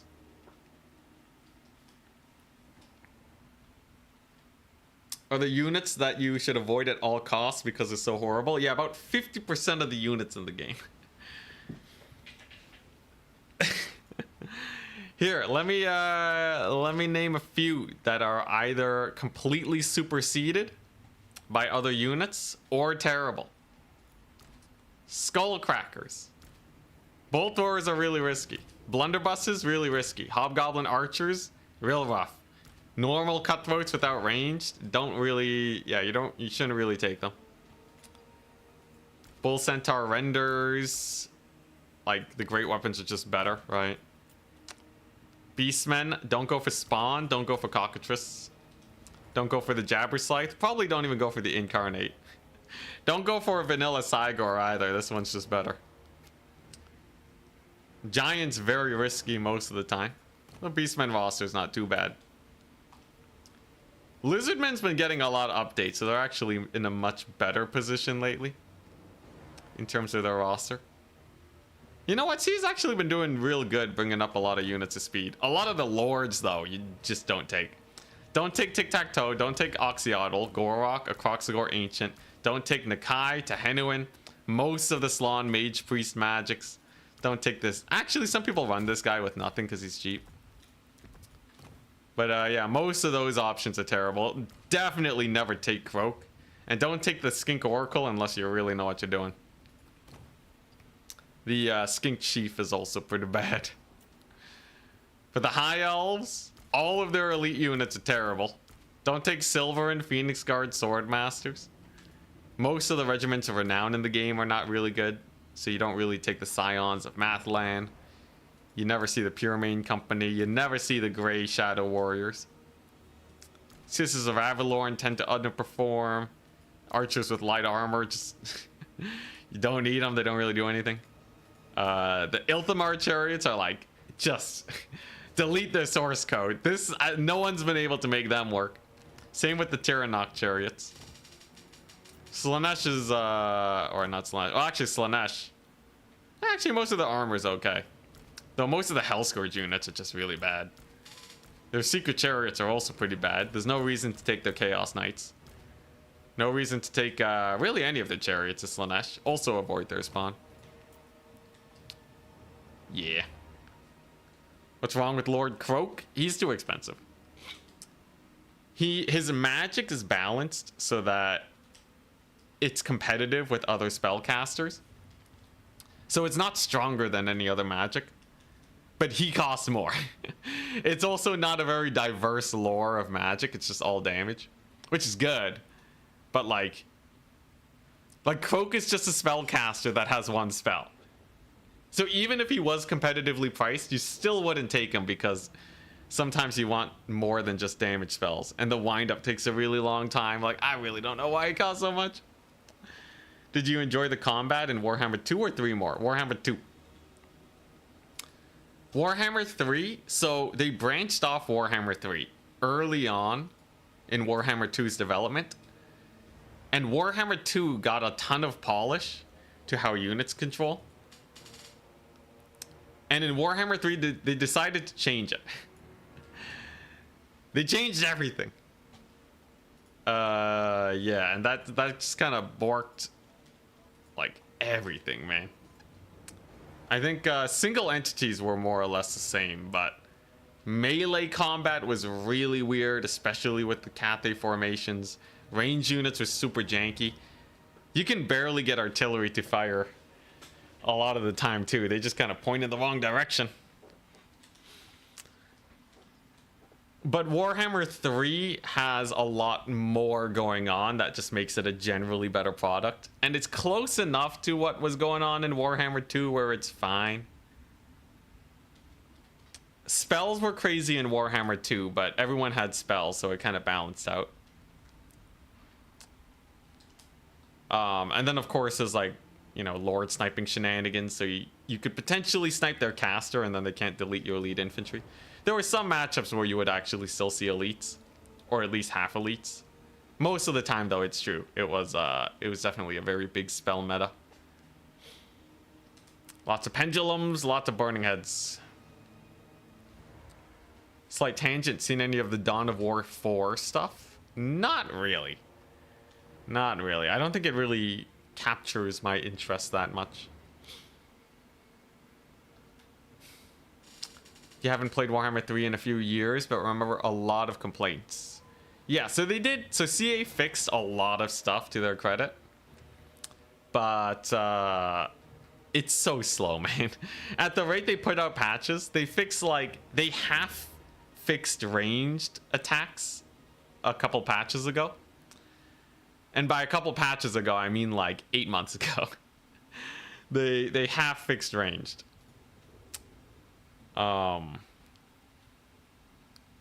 Yeah, now we're left waiting.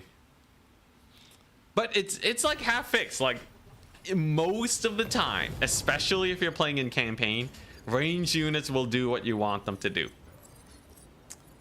In multiplayer, it will be a problem. I would say in like 33% of your games, where you will notice, the trained eye will notice that your range units are being suboptimal because they're not acquiring targets properly. But yeah, oh dude, early Warhammer 3, the great culling. Anyways, favorite spell. I think my favorite spell, Burning Head is like such a vanilla thing. I think my favorite spell in terms of how interesting it is to me is probably Crystal Sanctuary. I think Crystal Sanctuary is a really cool ability that could do so much if it didn't suck. Unfortunately, it really does suck. I also really like Stone Ground Stance. The idea of Stone Ground Stance is so cool. So in your head, right? Like, the whole idea is imagine a spell that makes it where your infantry... Honestly, this should just prevent knockdown. I don't know what they're doing. It's so easy. Just make it disable knockdown on infantry. Turn them into pigback riders. Like, that's the easiest thing ever to make them good, right?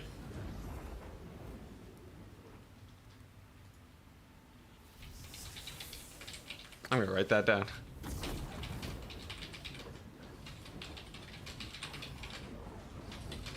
If it prevented knockdowns, it could be quite good.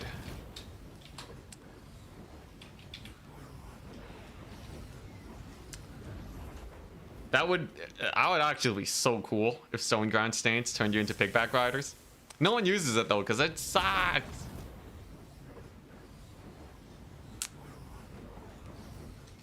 But like, man, oh my gosh. I also really like Jade Shield. I like adding temporary high resistance boosts, but it's a little low. I would pay more money for Jade Shield for a higher resistance. And even if it had less duration, you could still shenanigan it.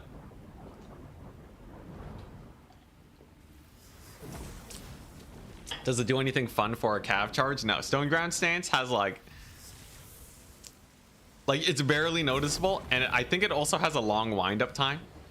So you have to cast it like 4 seconds before the cavalry make impact. So if your opponent just decides not to charge your infantry, you just get screwed. Like you just lose 8 winds of magic.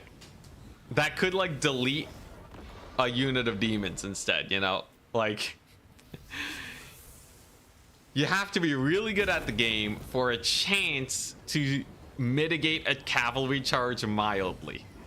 Also, it doesn't do much for single entities because animations give you like infinite mass. How my boy, the Tomb Kings in Warhammer 3, they were meta a couple patches ago, but they've been kind of falling out of favor recently. Tomb Kings are getting an update though. Next week, they're getting a big update. They'll be able to confederate and such. Other Tomb King lords. It's pretty hype. Thought mass did something to increase cav damage. Oh, for cavalry charges? Yeah, it doesn't do that much. I think the mass increase... Yeah, I don't think it does that much. I don't know. I've tried casting it on single entities. It doesn't do much either. It's just janky, man. It's just... it's just so janky. Anyways, I really hope CA... Man, I can't wait for this next patch. There's so many suggestions. There's so many suggestions I gave them. I really hope at least a few of them get implemented. But yeah, increasing damage of cav charges, I did test it before. It doesn't do anything. Man, dude, I really hope that we can just get just the slightest quality of life to multiplayer. This, if they make, okay, the dream is they make buff spells good. That's the absolute dream. I think they would have mentioned it though if it was going to be coming out this patch. So my gut tells me that's probably not coming out. UI changes though, if they change just the spectator view for multiplayer, I'd be so happy. The game's actually in a pretty good spot right now. As much as there's stuff to nitpick, the general gameplay is there. All right, we're having good matches, good faction diversity. Most of the rosters have like a fairly good play rate for most of the units, right? It's just a handful of meme units, but that's about it. Like even Doom Knights are actually seeing play now, and Chaos Knights too. So like, it's just one thing, CA, please, just one thing. Please. CA hates us. I think they're just understaffed. Every time I've actually, like, again, every time I've actually talked to them, they're pretty great. It feels like they have a skeleton team though with all these delays. I think it's just one guy. It might just be one guy working on it.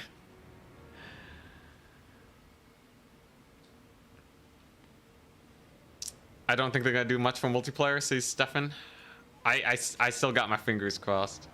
I think they said that they would have a small patch for multiplayer in the dev blog earlier.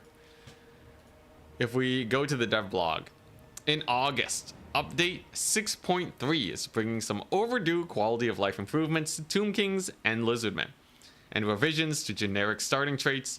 We'll also revisit some of the skills used by generic orcs and goblins characters to refresh those to a more modern standard. That's everything that they posted. Second paragraph. All of this will be paired with the usual host of minor gameplay fixes, bug squashing. Minor gameplay fixes and bug squashing. I'm leaning a lot on those 4 words. And a battle balance update for folks playing multiplayer. We may just get a minor balance patch for a few units. Maybe a few stat point changes. Maybe a few lords will be a little bit stronger or something. What if they make Grimgor OP though? What if they make Grimgor like super busted? They make him cost 0 in multiplayer. He becomes the best lord in the game. Everyone's happy. I don't think anyone would complain. If they went to greenskins and they made Grimgore cost 0, okay, I'm calling it right now, no one would care. Okay, maybe the land battle people will, but everyone else won't care, okay? In domination, like, he could cost nothing, and like, you know, it's just a buff to greenskins in the end. You have an extra foot character. But it'd be pretty hype, because then we'd actually see Grimgore. Okay, nice. Top 4 is gonna start soon. Hell yeah, let's do it. Give him 15 capture weight. Everyone's just gonna bring Lord Snipe. He'll never see combat. Or they'll just cav charge him and knock him off the point. True sadness. Oh, changes to ladder. Dude, I've given up on their ladder, man. Their ladder sucks. There's no matchmaking on it because no one plays it. And no one plays it because there's no matchmaking. Although last time I played ladder, you can actually just find some basic games, but like they're usually super one-sided. I think ladder is like 50% people that are really new, and like 50% of people who are training for tournaments. Ladder's kind of rough, but it is a nice way to just get some easy games in. It's just where I'm at right now. I don't really have a use for it anymore. It'd be nice though. It'd be nice.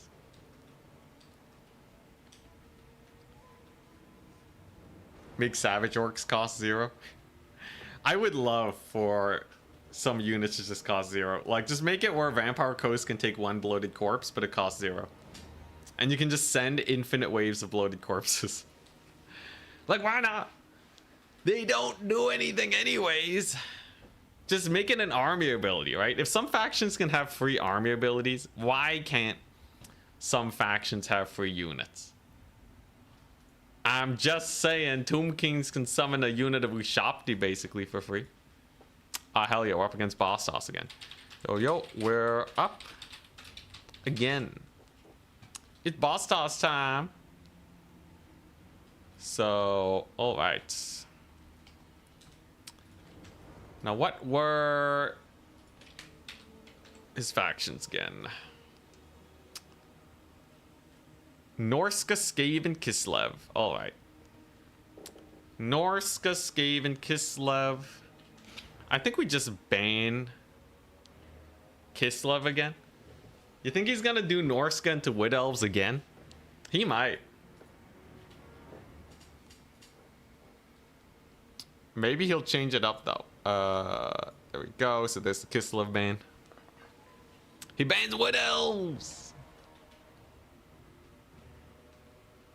So it's Norska Skaven versus either Vampire Counts or Warriors of Chaos. Well, he's gonna play Norska, right? There it is.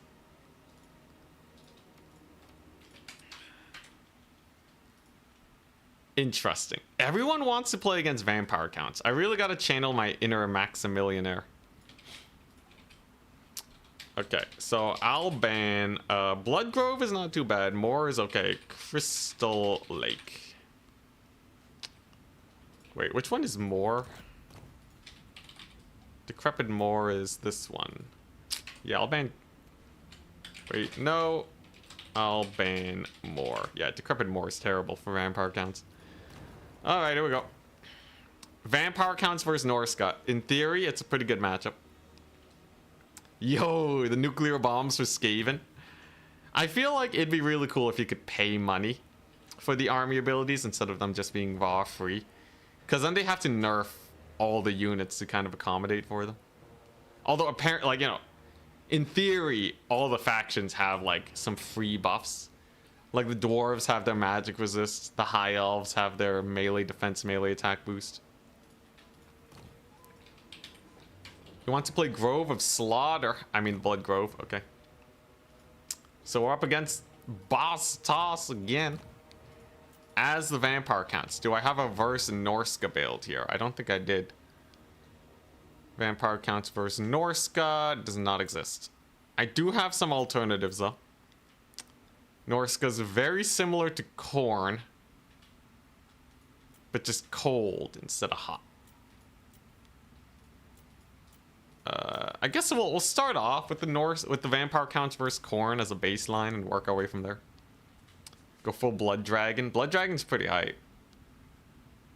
We're gonna have to kill Wulfric, the Wanderer. So, how do we want to do this?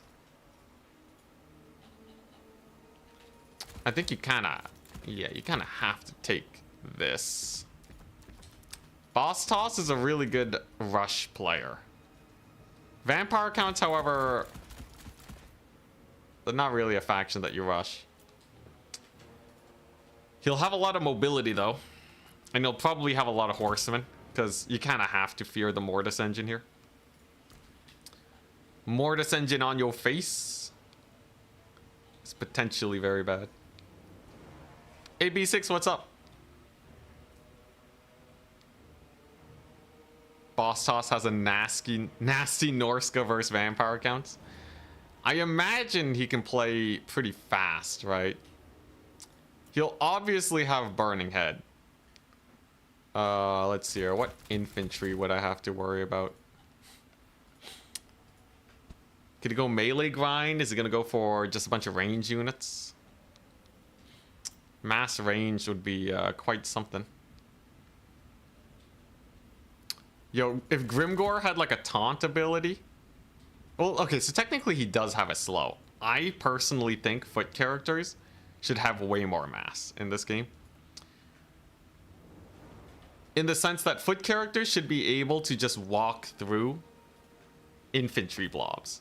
I think it's way too easy to like surround them with zombies and then they're just done for. Either that or give them a ludicrous amount of anti-infantry so that they can actually kill any infantry units that get chucked their way.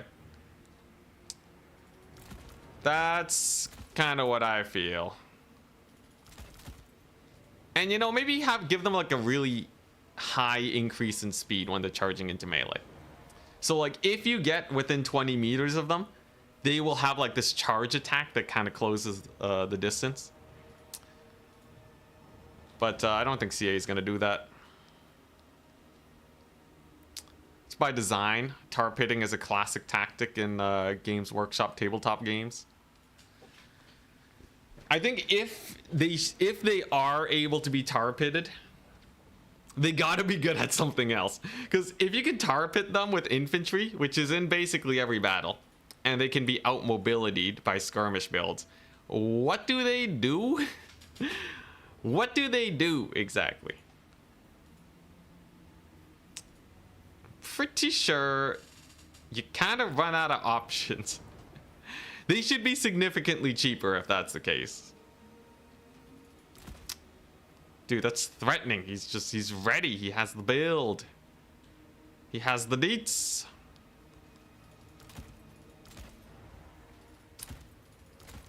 How can he be ready so fast?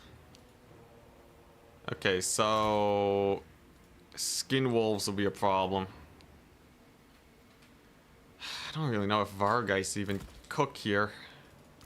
Probably want at least one of those. Marauders will be a problem too, actually. God. Yo, this is kind of...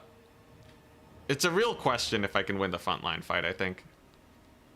I think that's more or less how this matchup will pan out. But hey, if we lose, I get to play best of whatever against Attack Speed and Jorg. That'll be pretty fun. Overall, build is pretty decent.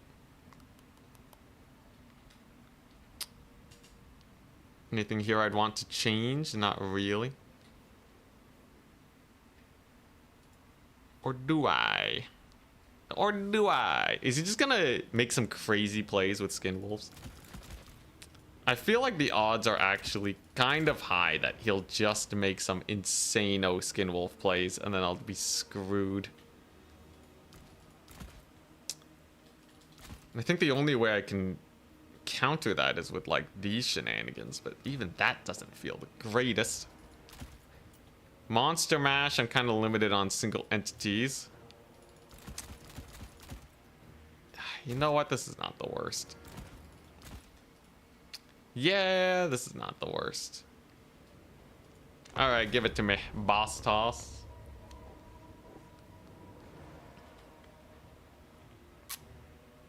Let's see what he has in store for us.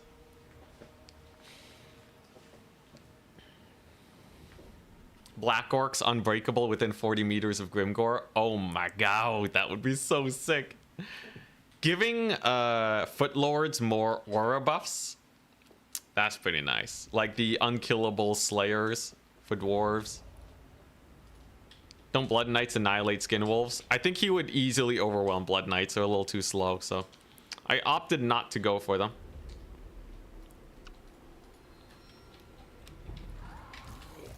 So pretty standard army, right? We got our single entities. We got our Grave Guard here. This build is not too crazy. I do have a Blood Dragon Lord, though, with Gaze of Nagash. The reason Gaze of Nagash is good is because they don't have no healing. So that'll be a pretty solid start. Ready? Good luck, have fun. Wolfric on a horse, too. And then we have a million melee abilities. It's all pretty standard fare, nothing too crazy. We have zombie summons for his skirmishers. I have nothing that can really be skirmished at the beginning, too. Worst case, he shoots up the Graveguard a little bit. Okay, and he went for the Norska Giant. All right. This ain't too bad. We bring in the corpse card immediately. Because he doesn't have too many javelins. He does have a Wolfric, but as long as I'm not taking too much heat from these horsemen, we're good. No horse masters, just vanilla horsemen. And I'm going to save the scab scrats for the berserkers, because the berserkers are the big problem here. They will absolutely wreck me if given the chance. I think a Mortis engine is nice, but the Terrorgeist will be best for the giant. And we're just going to play it nice and slow. I know my Graveguard will probably be fine. Capture weight is not a very big deal.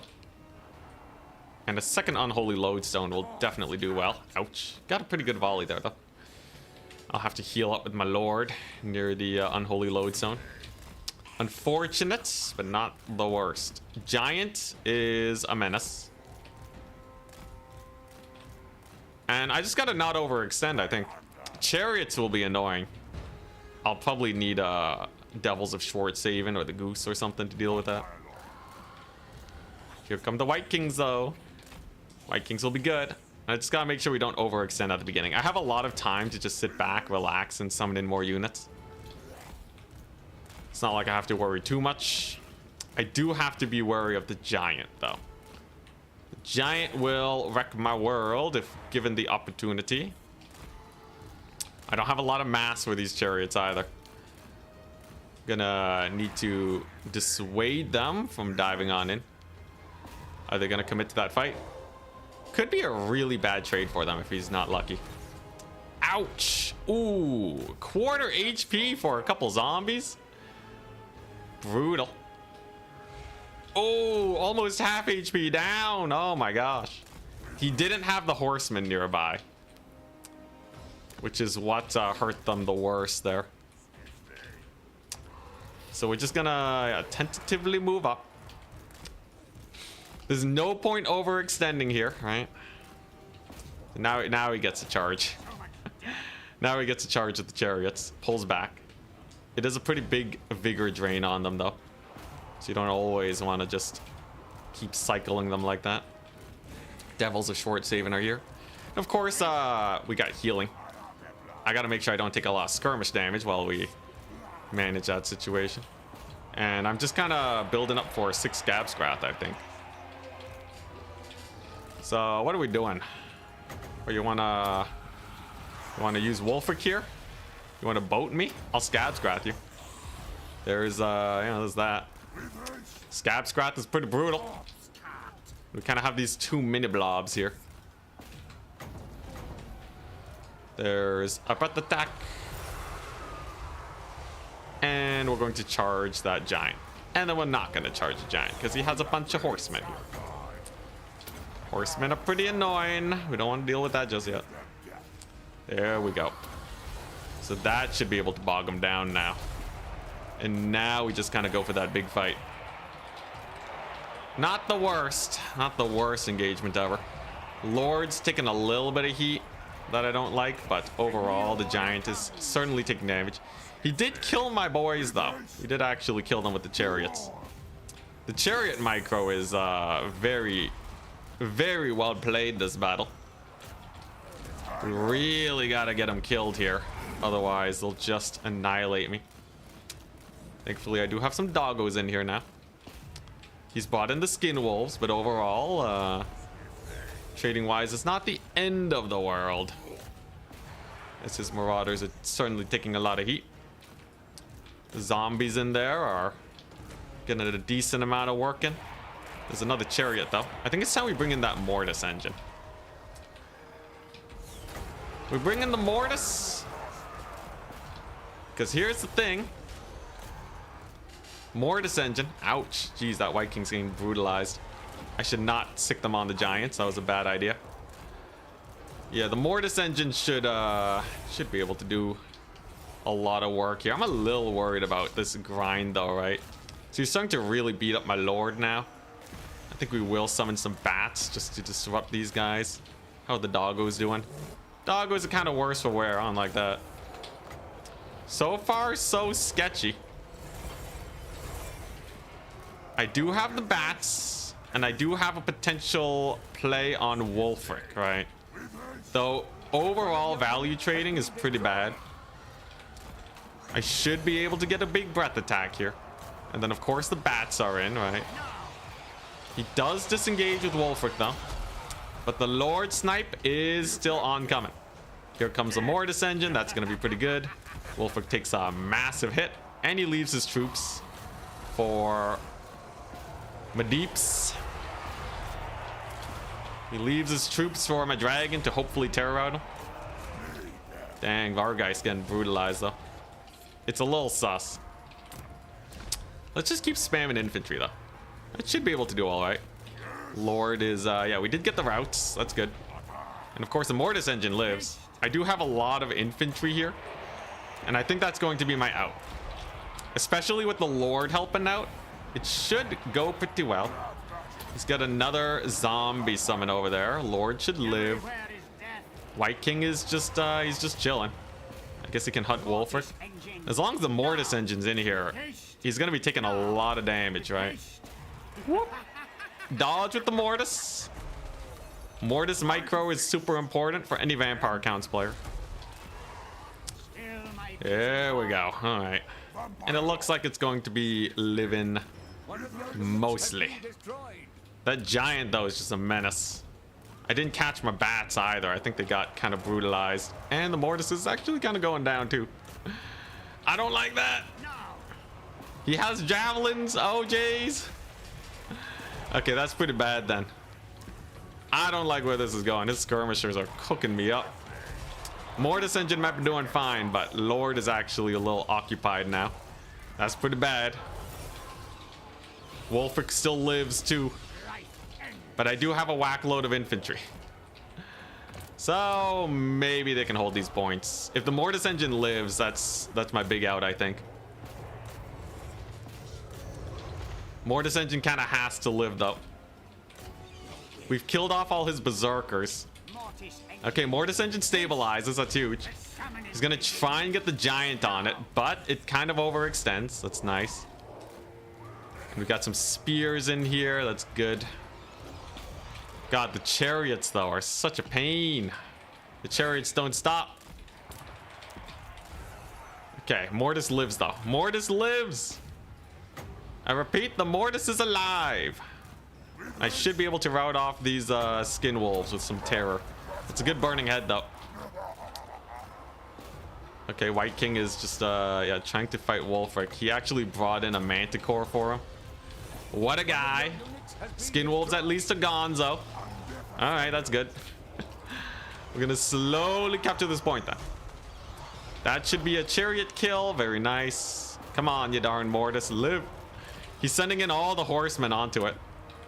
So he really wants that bad boy dead. I don't have any healing for that thing. But Wulfric should go down very soon. To a little bit of that. Massive gaze of Nagash to the face. Followed by a breath attack on his horseman. Wolfric is basically gone now. Alright. That's my out. That's my out. I needed that real bad. Without that snipe, we would have been in some big trouble. Alright. There we go. And now we heal with the Mortis Engine effect. Jeez. Hanging on by a thread, to put it lightly. Alrighty. There you go. He should be okay. And then once Wolfric's off the battlefield, everything should start routing. A mighty match indeed. My goodness. I'm gonna start gazing that giant just so that we can get it killed. There you go. That should be a pretty good gaze. Oh, Nagash. Mortis Engine is still alive. There go the skin wolves. Wolfric lives though. The chat mode is activated. All right, that's pretty terrifying. Now, I can snipe him eventually. So it ain't the end of the world. Manticore gets a hit on my lord though. I don't like that. I can land. I can land. Come on, you darn Manticore. Don't kill him. Manticore kind of janks out. He gets a burning head though. We're gonna cast a spell to keep my lord alive. He needs to live. Like, that's the only way we win this. Oh, the Manticore hit. I think he just has to fight it. I think he has to fight and kill the Manticore. That's the only way.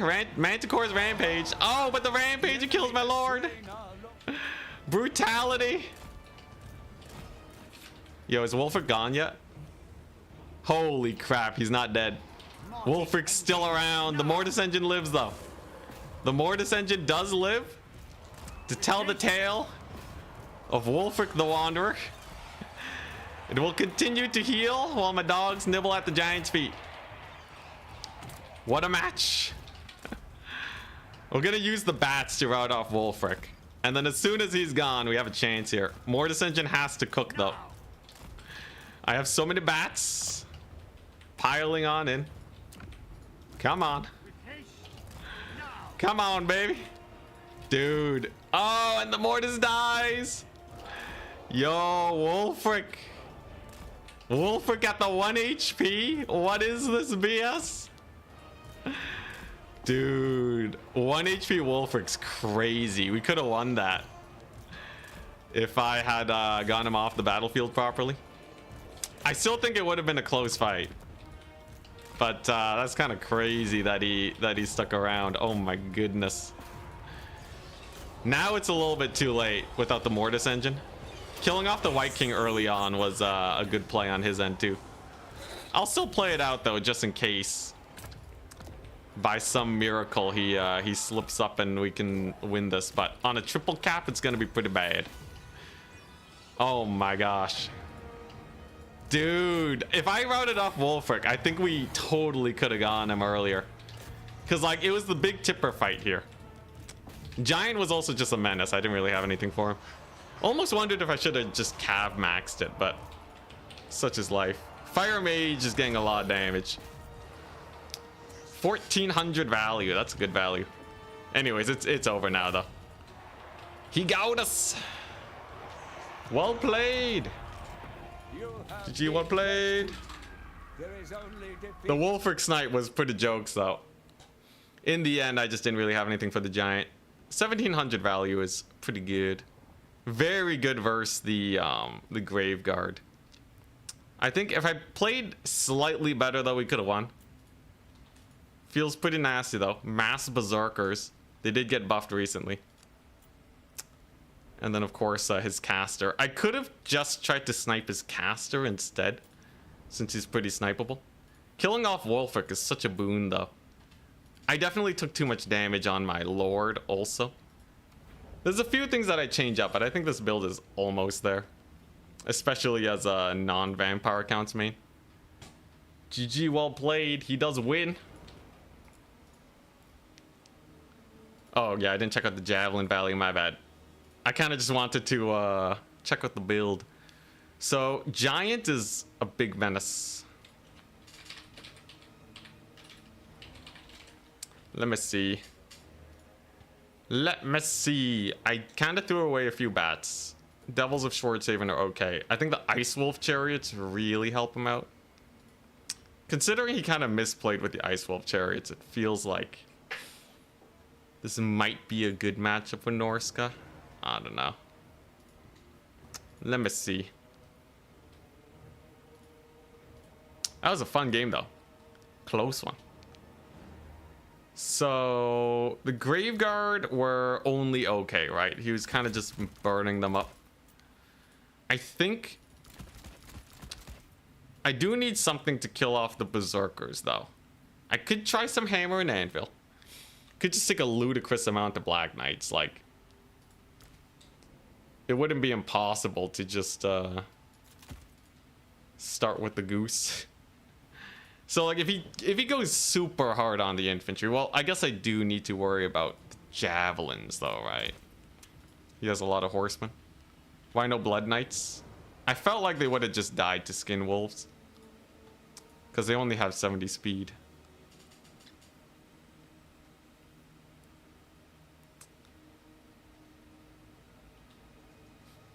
What happens if you play in the tournament and neither player saves a replay and no one wants to admit that they lost? Then it's a replay. They just have to play again. That's why you have to save your replays.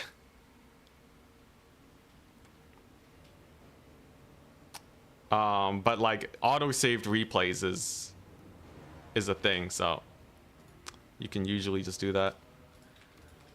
All right. We got attack speed enjoyer, so time for the after show. Best of 9 versus attack speed. Let me see if I can craft up a good build, though. So the Blood Dragon Lord was actually a pretty big waste of money in the end, right? He didn't really have that much that he could kill, and he's super expensive. Unless he's able to kill the giant. So one thing I could do is just take a ludicrous amount of Black Knights. I think against most of Norska's stuff, these guys will do well. Because they can chase off the skirmishers and whatnot. And actually trade pretty decently. Then you got to deal with the Skin Wolves. I think if you're starting with the cavalry advantage, you can maintain it with some Blood Knights. But then he'll have just a million Berserkers. So how does one kill Berserkers? Well, there's the White Kings. How do you kill Berserkers? Dude, Berserkers are such a pain.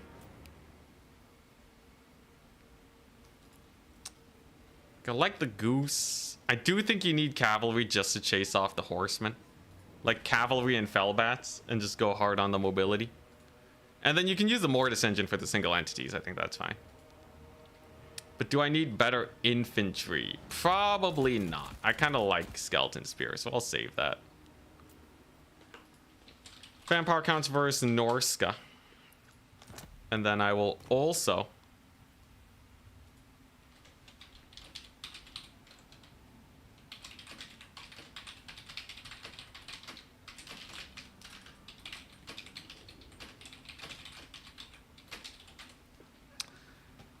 let's see here.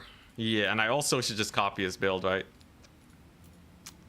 So based on how hard it was to actually manage everything, it seems like, yes, you do just want to spam Berserkers, right? You spam Berserkers, you take Wolfric on a horse, he's cheap, so it doesn't matter if he dies. And then you take a Sorcerer of Death with the Lore of Fire Burning Head. I think this is more or less everything you need against Vampire Counts. Interesting that this is oh yeah, he had these guys in reserve, and then he had the giant in the starter. And then of course you have a bunch of Skin Wolves. What else did he have? Let me see. I'm just gonna steal his build, because if I ever face Vampire Counts as Norska, it's a good leg up. Replays. 2 spears, quad Marauder Berserker, caster in reserve. I see 2 javelins, and then a bunch of Ice Wolves and Beasts of Tashnar. Oh yeah, and the Manticore. Manticore actually clutched it because it killed my lord there. for the jokes.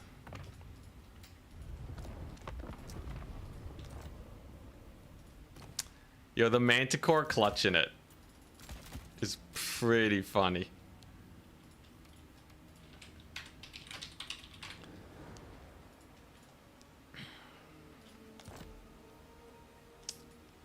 So yeah, these guys. He had the Beast of Tashnar, a bunch of these dudes.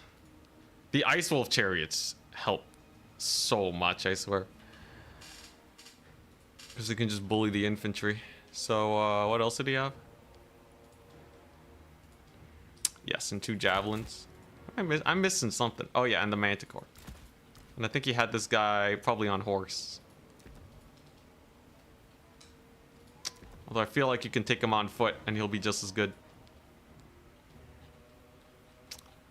Yeah, let's save this. Norska versus vampire counts. Manticore. Just for a little bit of killing. Alright, so we are going to go ahead and play ourselves a best of 9 versus attack speed and joy. So I'll get rid of this. We'll do this. Anticity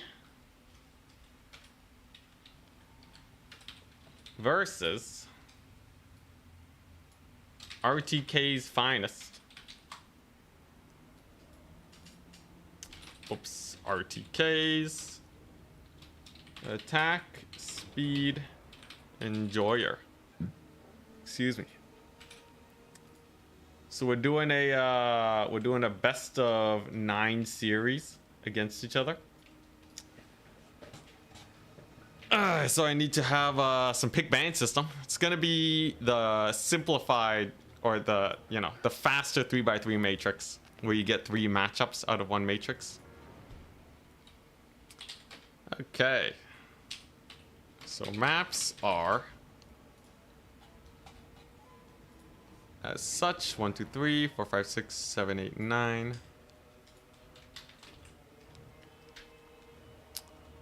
All right. First 3. So where's it at? I need to find the pick band system. Where was it? Single elim pick and band tournament. So I go here. We do this, and yeah. Okay. So the first map is Proving Grounds. I see. All right, so that's not very good for ranged factions.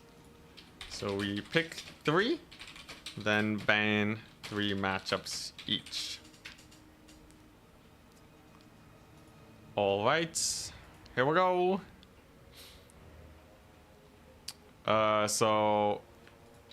And you can only pick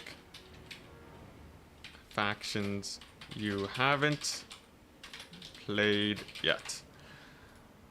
All right, so this is gonna be try hard, right? So I'm gonna go Slanesh, obviously.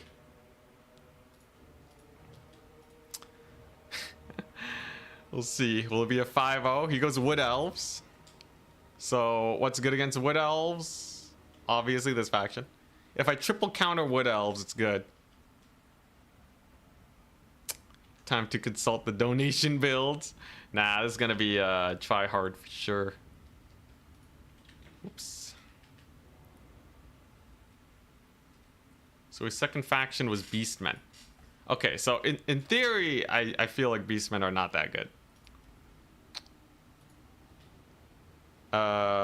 What is good against both of them? This faction. So I went Slanesh and Bretonnia. He has Wood Elves and Beastmen. These are all really good matchups for me. Starting off, this is amazing, actually. The map is also fairly good for me. It's very forested.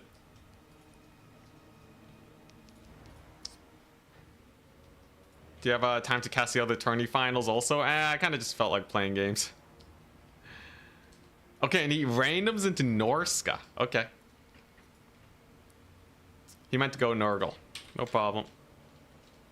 We'll pretend it's Nurgle. Yeah, I kind of just want to play more games, I'm not gonna lie. I also don't want to stream too long today. So we're settling for this. Bretonnia, Slanesh, Wood Elves, Beastmen, Nurgle. So I start. And I also will be picking first matchup. All right, so we're going to ban out. Let's see here. All the Wood Elf matchups are fine. All the Beastmen matchups are fine. Nurgle versus Tomb Kings is kind of jank though.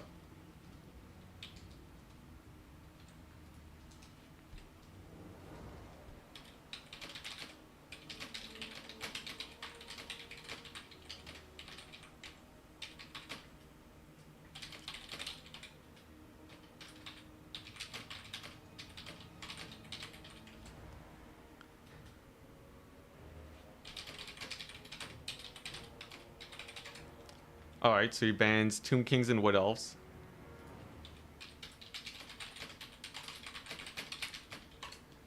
Alrighty, so he bans Tomb Kings and Wood Elves, which makes sense. That's a terrible matchup for Wood Elves. Technically not one that I've practiced though. I'm just trying to eat up his bans.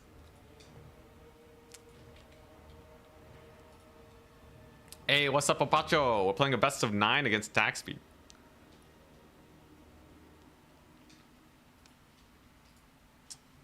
Should be a good one.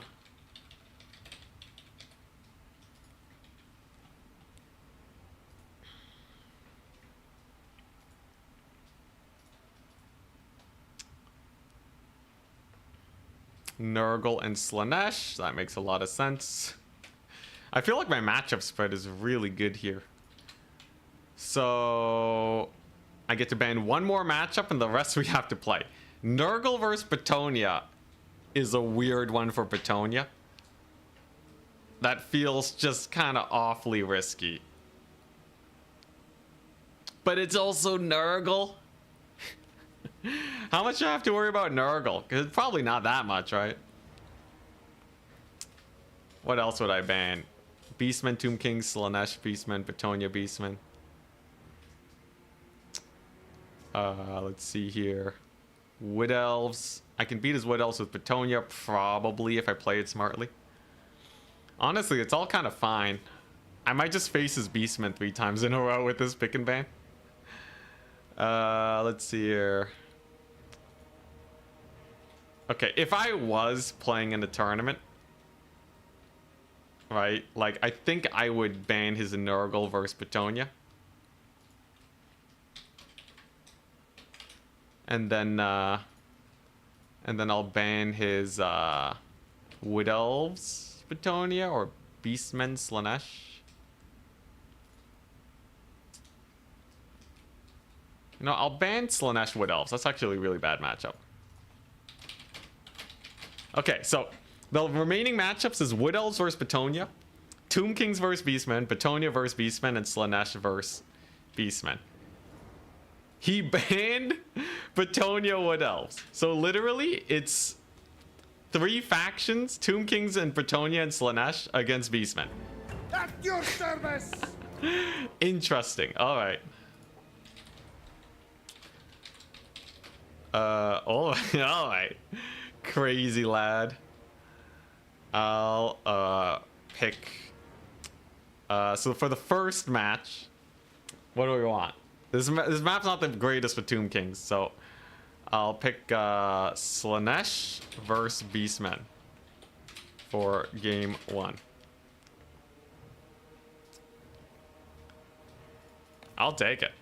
I'm happy to fight Beastmen with all of these. I don't respect them.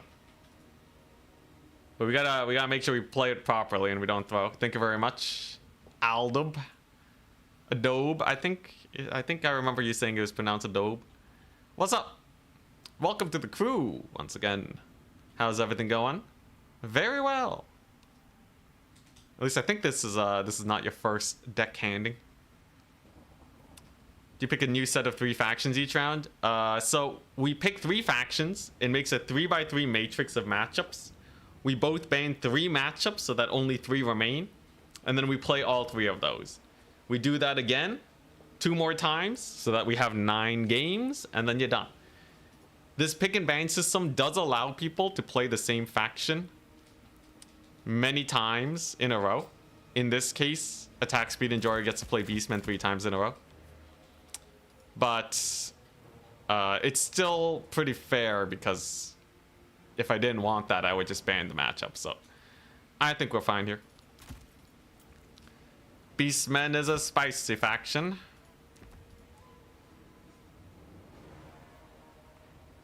Alright, he's not going to be hanging out in stream, so. I forgot. I need an army blocker. Alright, so let's see. What do we want to do here? I think a Pavane caster and a melee cav max kind of wins it. Beastmen are weak to skirmish play, but I don't think Slaanesh could pull it off. Slaanesh is about as bad at skirmishing as Beastmen is. So that's kind of a no deal type situation. Now, he's going to have a lot of infantry, as we know. And the best way to cleave through Beastmen infantry, I could bring Forsaken, but they have a lot of armor piercing. I could bring the Bringers of Beguilement. And just have a super hammer. Risky to take in the main army, though, so they go in reserve. I do feel like a lot of Devoted Marauder Spears is a good way to go to ward off his cavalry. And then I don't want to get Flock of Doomed, right? Flock of Doom is kind of a menace. Chaos Knights will technically be able to tussle against that, but realistically, I think Fiends are the safest play. I think my main cav core is Fiends, Furies, and Hellstriders. And what do I want to do single entity wise? I could take a Keeper of Secrets, actually. Or even better, one of these bad boys. The Marquis of Masochism. Kind of crazy. But how could I possibly pass up the Marquis? Alright, yeah, that's sick. Beastmen don't really have... I did recently play them. They don't really have a lot that can deal with a single entity fighting squad. Unless he brings like Traitor Kin, but I can split them up. We'll bully him that way. Lots of Fiends of Slaanesh. I have my elite infantry to burn through his front line if need be. And to top it all off, one more Fury. It's a very mobility heavy build. Lots of melee, right? But the idea here is we can just overrun his skirmishers if he brings any. Spawn? You want to see spawn action? Yeah, double Keeper of Secrets should be fun. Both of them have a lot of healing, so after I kill his ranged, it should just be an insta win. Like, this entire battle is going to revolve around his ranged core. I should split this into 2. There we go.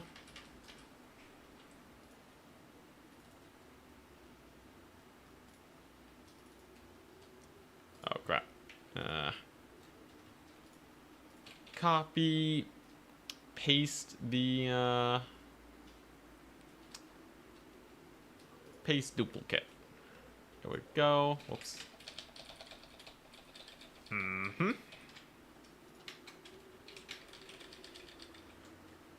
There we go.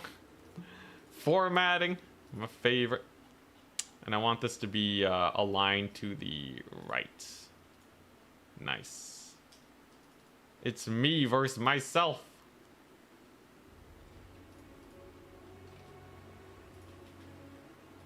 Okay, and then I want to edit this to be RTK Attack Speed Enjoyer. Nice. Ah, hell yeah. Alright, now we're cooking. So, let's see if we can do this. The eternal hunters. Endless craving.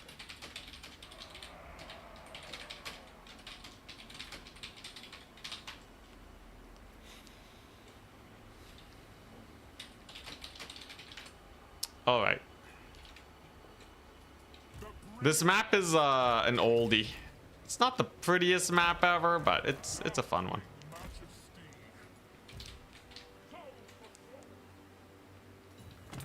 All right.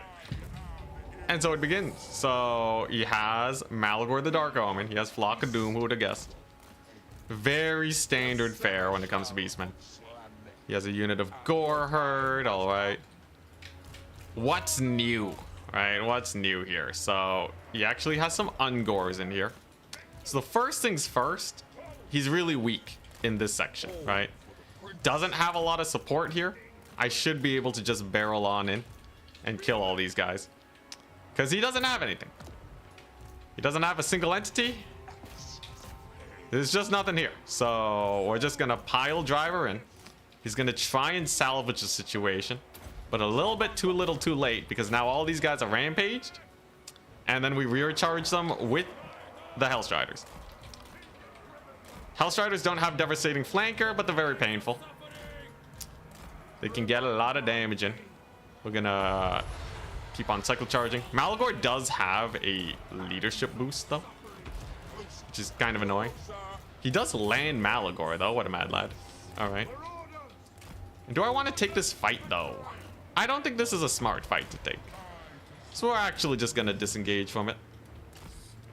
Hopefully kill off a couple archers on our way out.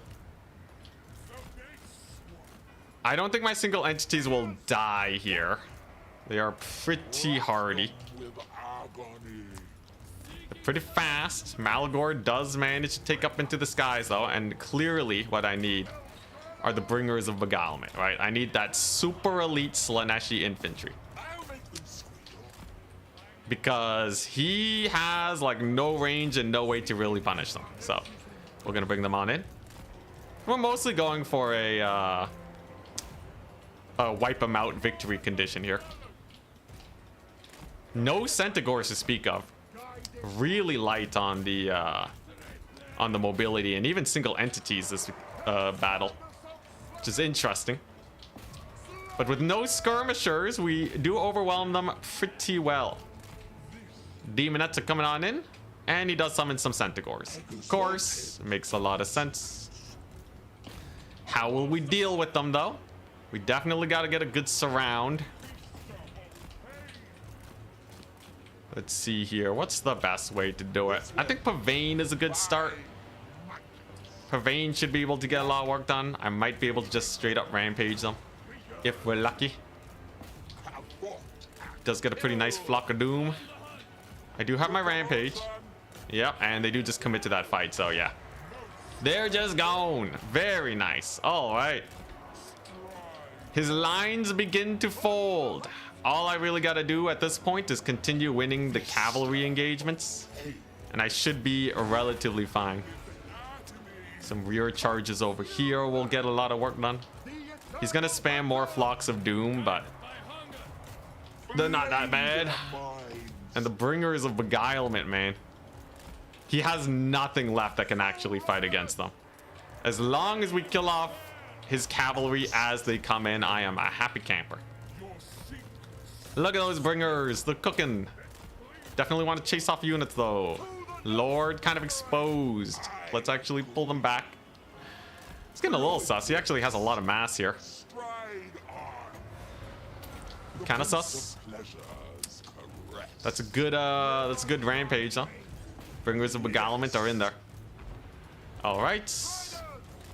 Hellstriders. So they're gonna rampage into these guys, and then I countercharge them. That should get them dead. Bringers of Beguilement are actually kind of getting cooked, though. I'm not a big fan of that, actually. That's actually rather bad. Why are they getting cooked? I have no idea. Okay, that's actually really bad then.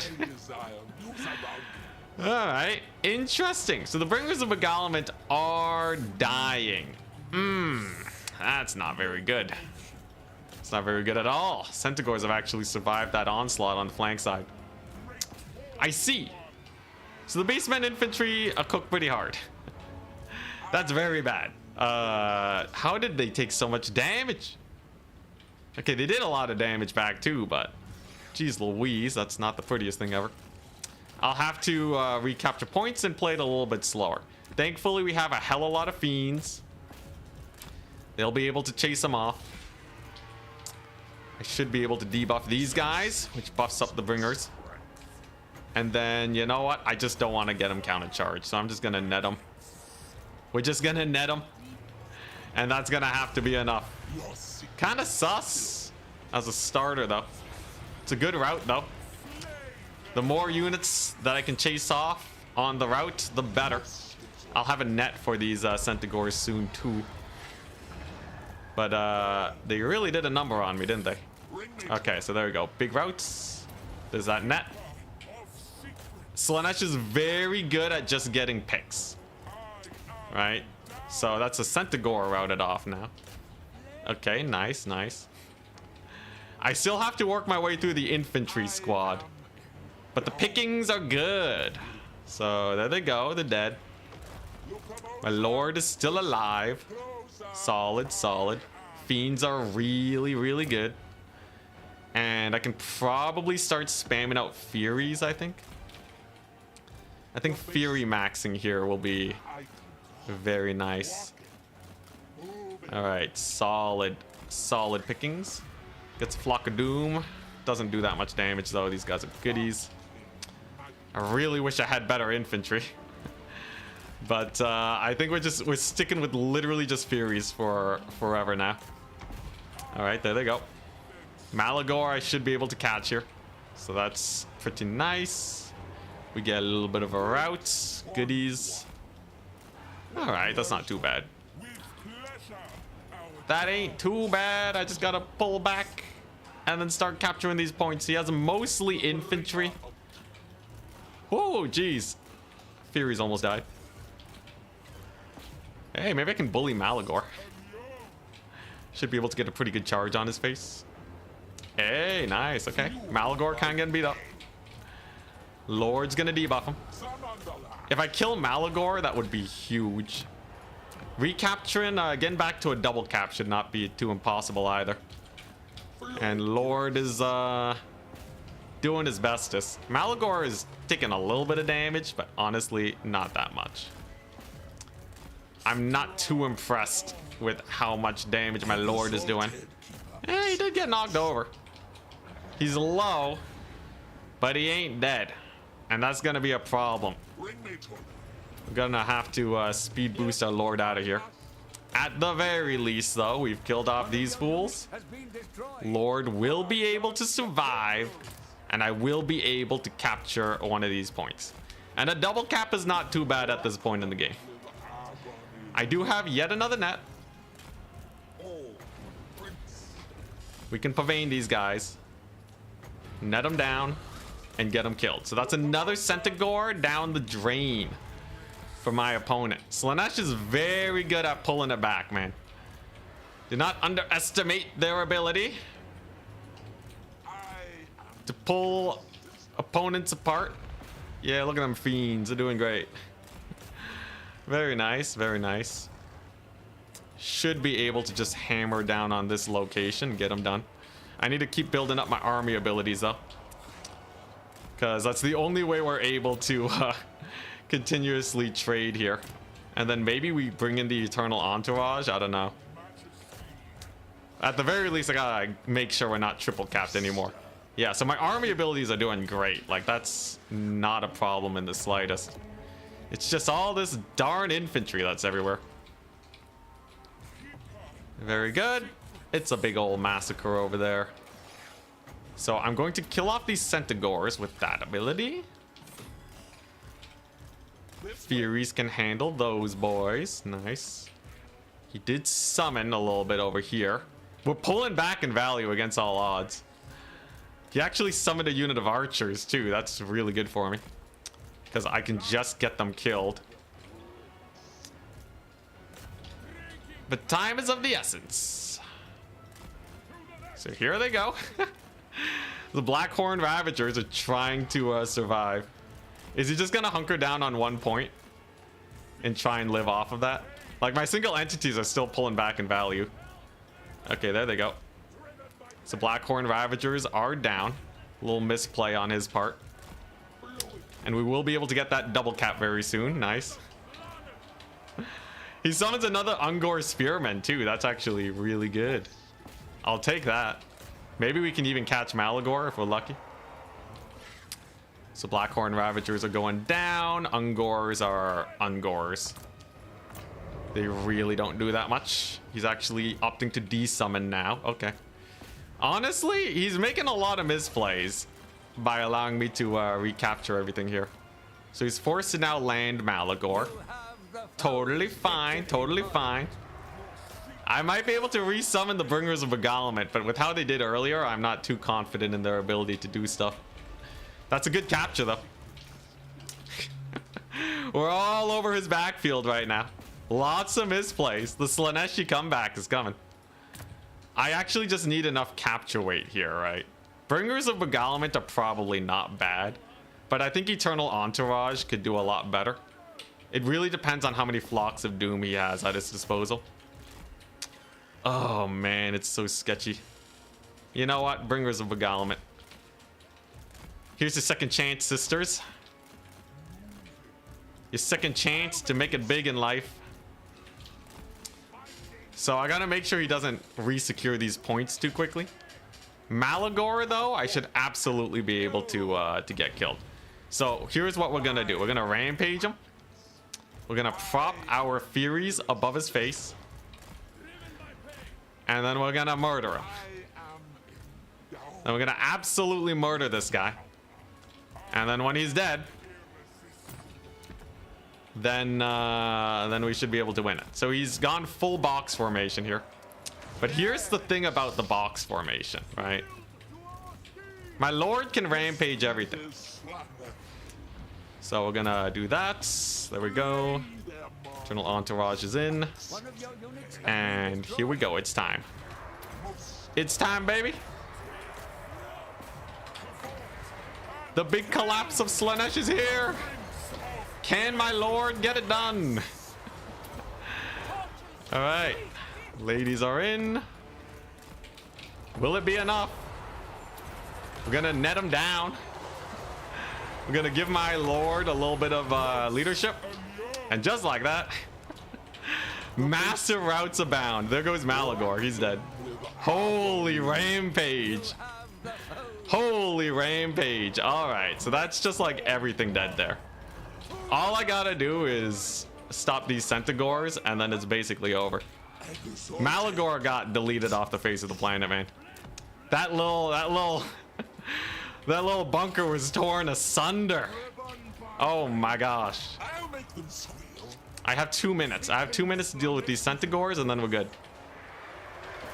Oh my gosh, that was a good fight though. That was such a good engagement. Absolute devastation across the board. My guys are healing up now. And he's gonna do a final last stand over here on this last point. That is a unit of Bestigors. No wonder my guys were dying so hard. It ain't over just yet, because the Bestigors against all odds are actually holding. It's kind of a pain. Thankfully, we can transfer between points very easily. And then, of course, Malagor is going to be gone. So we're just gonna, we're just gonna pull apart, leave the Bringers of Beguilement to finish cooking those Bestigors. And then I just have to kill off this. That's all we gotta do. I have 1 minute for it. Malagor will be gone very soon. Bringers of Beguilement doing the bestest. Okay, Furies are in. I don't have any army abilities though. Still a little sus actually. Until Malagor leaves, it's very sus. Okay, there we go. So there's a rampage. Here's some Furies. I need the capture weight. Okay, I have capture weight, thank goodness. Thank goodness. As long as he doesn't have more dudes to summon on in, we should be fine. So there's the nets. There's the leadership buckling. Seems like it's getting pretty rough for him. I gotta speed boost them in. And just like that. Oh, Bringers of Beguilement weren't staying there? Then who is? Okay, that's kind of sus. I kind of left this point open to the Bestigors. What am I doing? Bringers of Beguilements was supposed to come. He did lose Malagor though, so I think as long as we clean up shop here, I think we're fine. He had some really bad miss summons. He had some really rough miss summons. If he has stealth units coming in here though, he might still be able to come back. But yeah, he kind of just summoned into terrible locations. Lord is back at full HP. That's nice. Come on, boys. What a close match. Oh my gosh. All right, there we go. Big rampage is over there. And the bringers are back on the point, so we don't have to worry. My Lord is almost heal capped with all the routing. Jeez Louise. I really had to scrap it out for this one. I had to scrap it out so hard. Holy moly. What a scrap. Okay, let's bring in the big guns. He's triple cap though.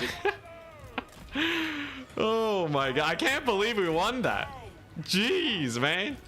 The power of the single entities within us has given us victory though.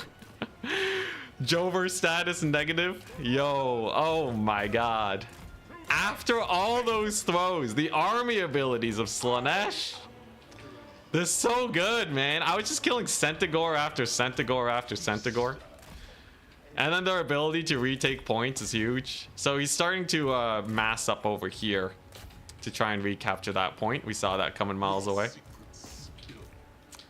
And he taps out. Holy jeez! All right, that was just crazy match. Well played. Oh boy.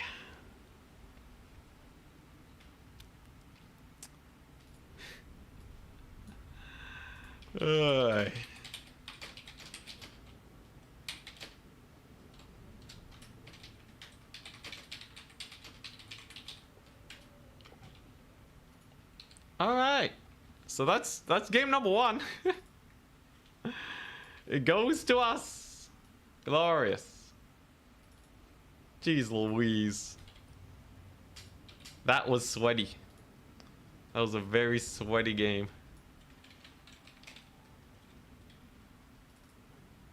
Let me just test something real quick. Huh, the alignment doesn't work. Whatever. Lord got 3,200 value. This guy got 1,100.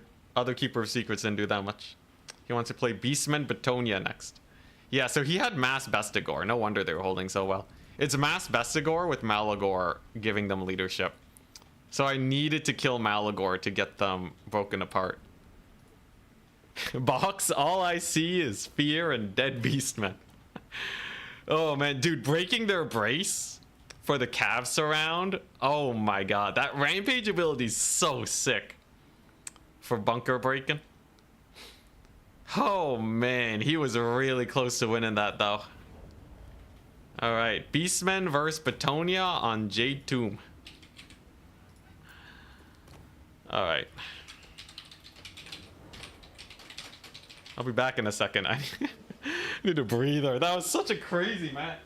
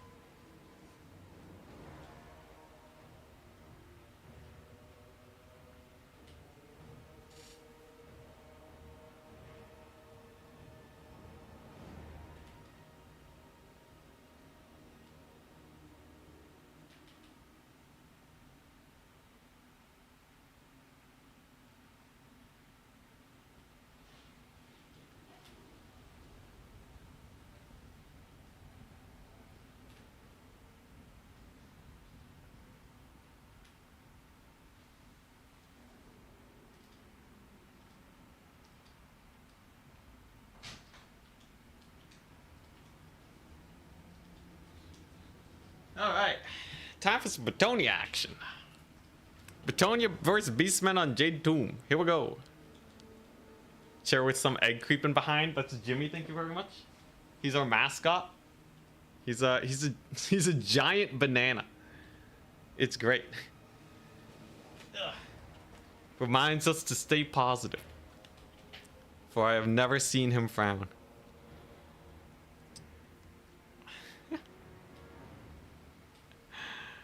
Alright. Bro is banking on a Forsaken rush. Ooh, yeah, those Bestigors would have crushed him.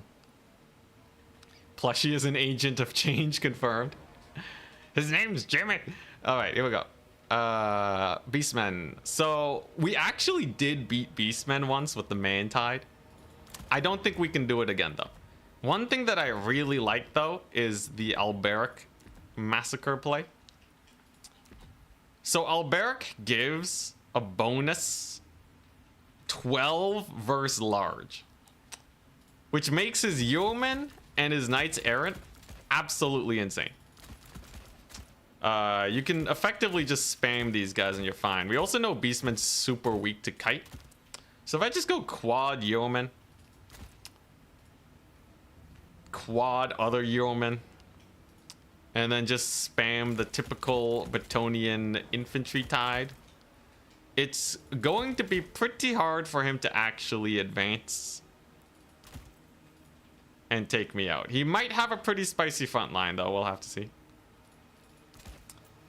We will have to see how his front line actually fares. But yeah, this is basically it. You just spam a bunch of cheap cavalry.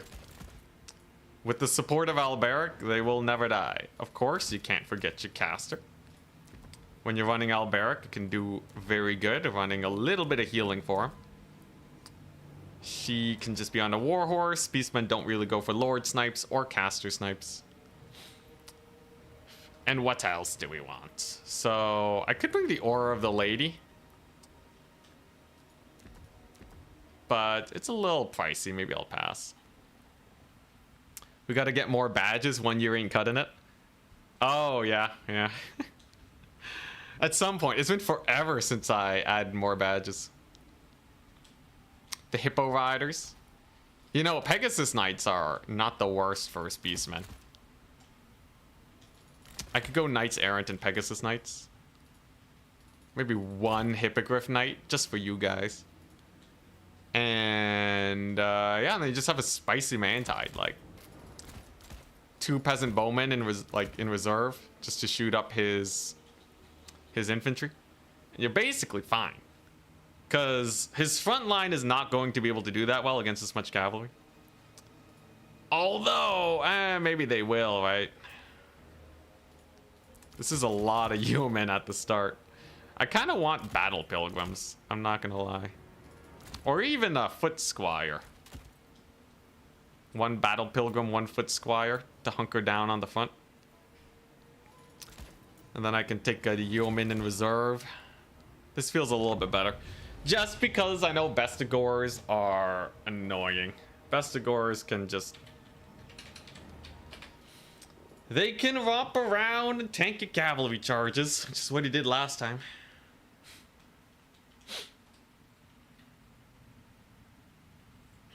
Man, that Slanesh game was crazy, though. Dude, that Slanesh game was crazy. I sent that one to Turin. Yeah, I'm showing the screen because it's attack speed and Jar. He's not gonna screen. He's not gonna stream snipe.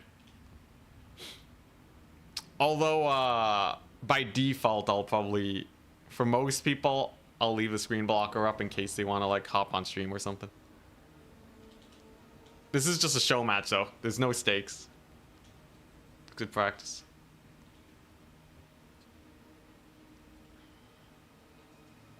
Just wanted to make sure. Thank you, thank you. Yo, Alberic. Alberic's gonna have voice lines soon. Insane.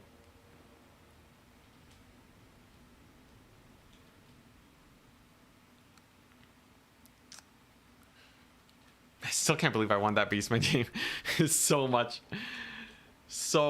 to have to pull back.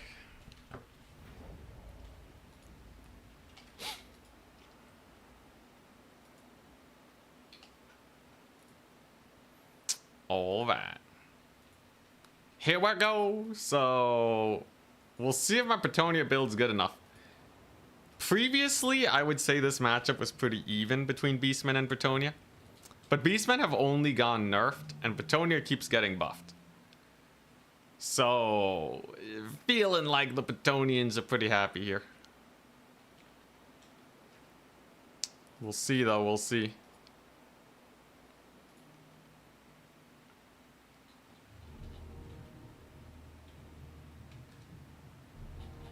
Alrighty.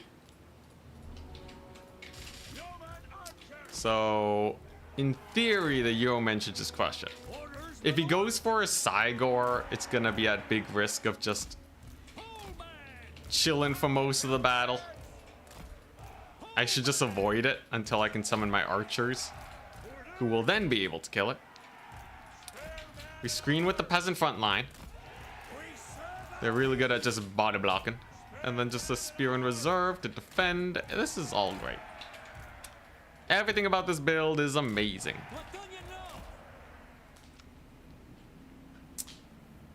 And then, yeah, Battle Pilgrims got buffed. Holy Wardens. Oh, they don't have shields, but I think they got stat boosted. We got 71 melee attack plus frenzy. DPS will be through the roof on him.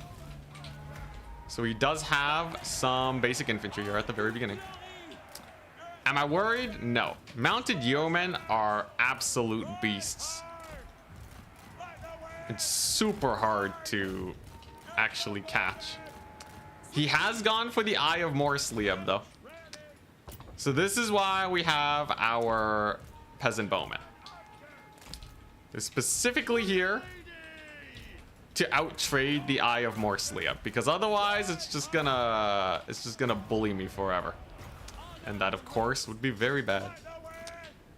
Alberic, of course, he can rout these fools off. There's a terror route and a full route. Can I get a terror full route there? Nice. All right. So that's his archers down. That's honestly a very good start to the battle. Eye of Morsleab is not a big issue. And I'm just going to escort these guys off because beastmen just don't really have anything to stop me. That's 1,000 gold marching off the battlefield right now. Painful, painful for my opponent. Looks like he sends in Malagor. Okay. I see, I see. Malagor takes a pretty big hit to the face though, and he's forced to disengage. So all in all, it's a pretty good start for us. Like, we're cooking, man. He does rally one of his Ungor Raiders though. That's the most unfortunate part, but if I can just get these guys off the battlefield, I'm happy. Malagor has already taken a mild peckening, and we have our archers extremely safe in the back line. There's the doggo summon. All right, so this is where we summon in our Pegasus Knights now. Oh yeah, this thing has a lot of range, a lot more than you'd expect. 100 meters. So that could be a mild issue. Obviously, Alberic's not really doing much right now either. Whoop, a little bit of micro. There we go. Charges doggos. And then we can just escort them off the battlefield. No problem. Honestly, I'd say we're in a good position. Are those Bestigors? Yep. They are Bestigors. He gets a pretty good Flock of Doom too. But value-wise, I think we're still doing really good. Although that Flock of Doom plus the Malagor leadership, brutal versus my poor yeoman. A solid play from my opponent's attack speed enjoyer. I tried routing off his dogs, but we ended up losing 2 yeomen. Pretty rough. At least my archers here can start firing away. They'll be great. And he didn't cast Flock of Doom on my Pegasus Knights too, so they'll actually be able to cook really hard. Now there's the Gorble. Do I have to worry about a Gorble is the next question. I don't think so. As long as I'm relatively safe with Alberic, I think we're okay. He gets another hit on Malagor too. Malagor decides to land. We're not going to chase him because that would be instant death for poor Alberic. What we're going to do instead is just post up here Let him use up all his ammunition on the Cygor, because it really doesn't have that much. And then we're sitting pretty comfortable. So let's just swoop and charge. Pretty spooky. It's pretty spooky. Yo, can I just nail him with this? Pretty good. There we go. Just a solid amount of damage. Might be able to rout these guys off too. Though I don't have any archers. Really? Oh, jeez. What are you doing? He's actually relatively safe. Maybe you can just kill Malagor here.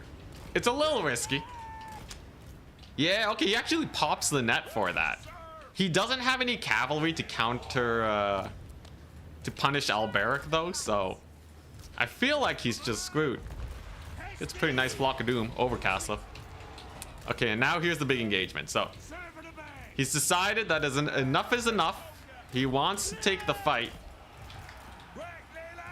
and we will give it to him. Alberic should be able to live. We can just play keep away with him. We're gonna draw in his bestigors into our little trap over here, where they shall not be able to escape. Alberic and his crew here should just be able to annihilate. And then as long as we shoot up his archers with my archers, it's going to be a pretty rough time. More Pegasus Knights to kill off his Centaurs. Gets a pretty good rock. Oh no, he kind of whiffs it. Nice. Bestigors get routed off. Brutal. And my archers are mostly still alive. All right. I dig it. I think all we really got to do now is rout off his archers, and I'm happy. Let's make those Pegasus Knights to make sure they're safe. Let's get that bonus versus large going. He's triple capped. I have tons of archers here, even another mounted yeoman. And with range supremacy, it looks like the second match is definitely going in our favor. This is kind of the problem with the Eye of Morsliev, right? It's just a little bit too passive. It doesn't really have a lot of ways to push a bunch of archers. I think the big misplay you can make as Bretonnia here is to not bring enough archers, and then you're forced to dive into the backline. But as long as you're playing defensively, things go pretty well.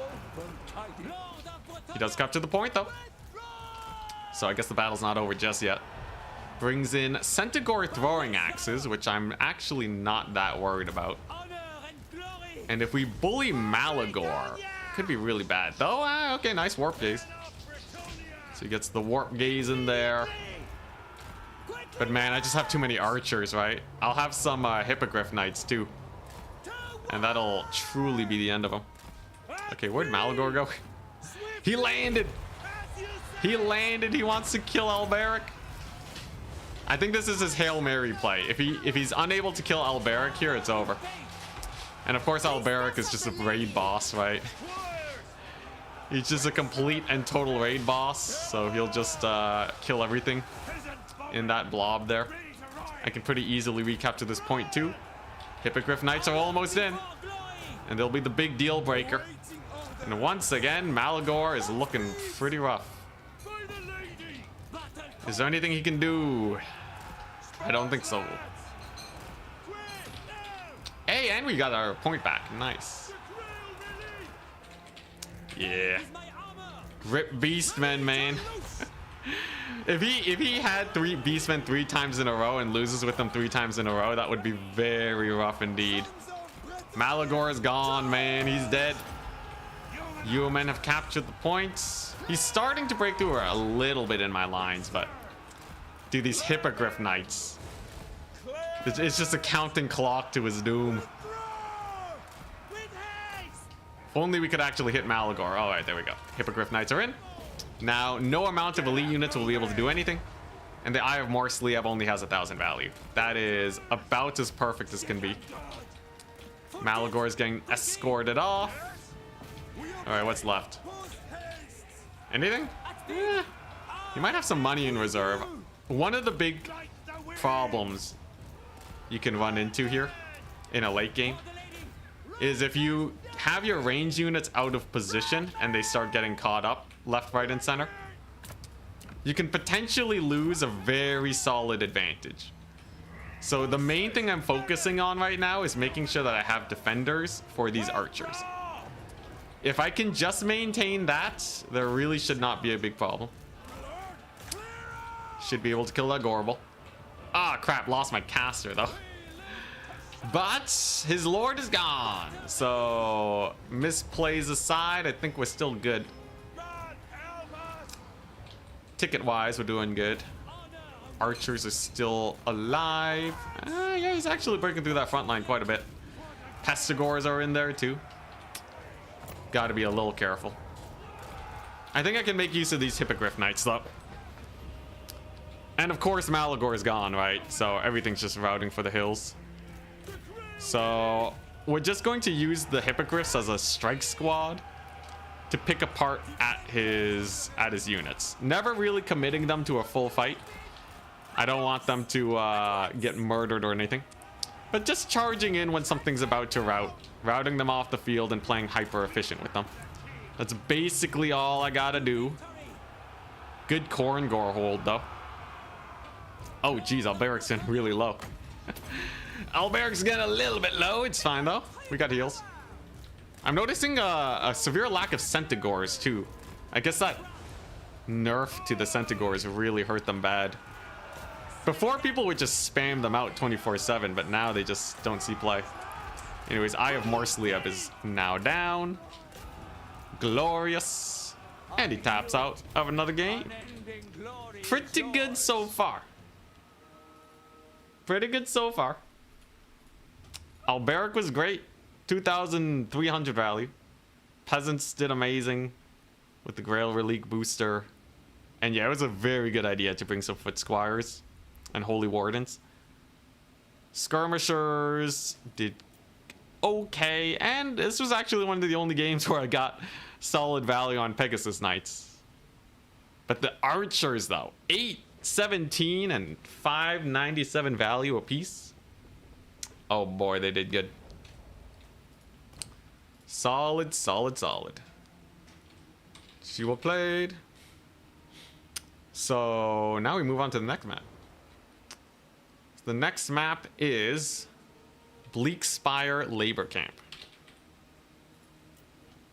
And the last matchup is going to be Tomb Kings. All right. Tearing apart Beastmen.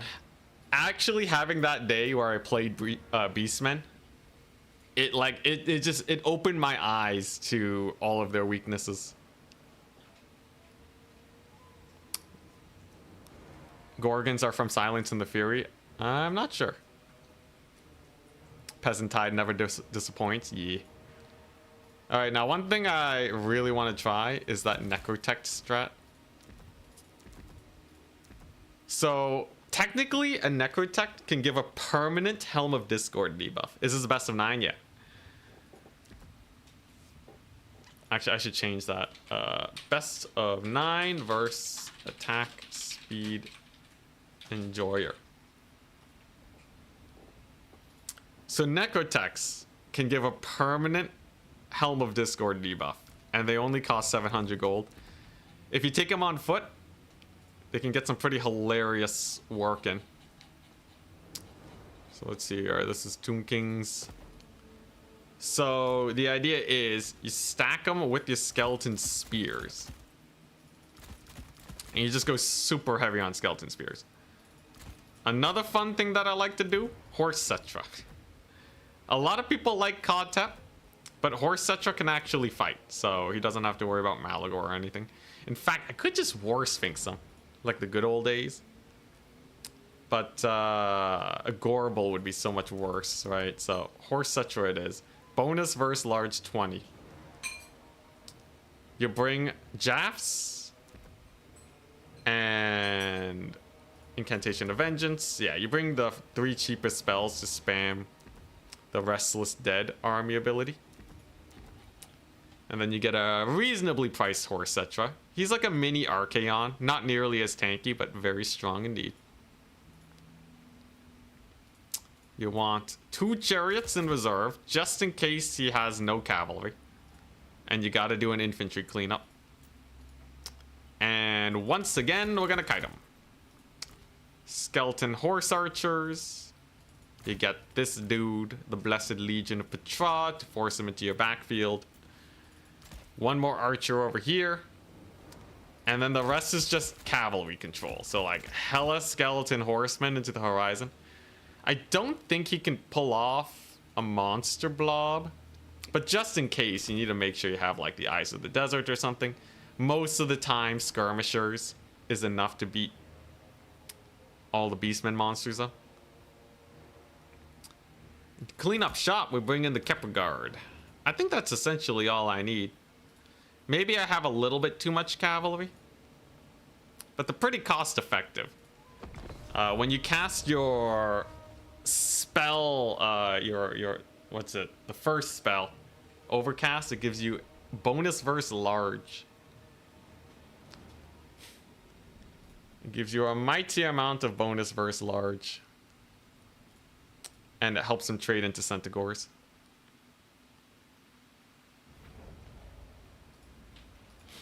So let us see.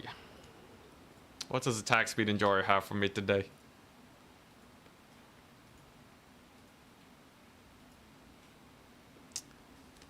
I'm real interested. Oh, what is this map? Oh, it's a little fort. Interesting.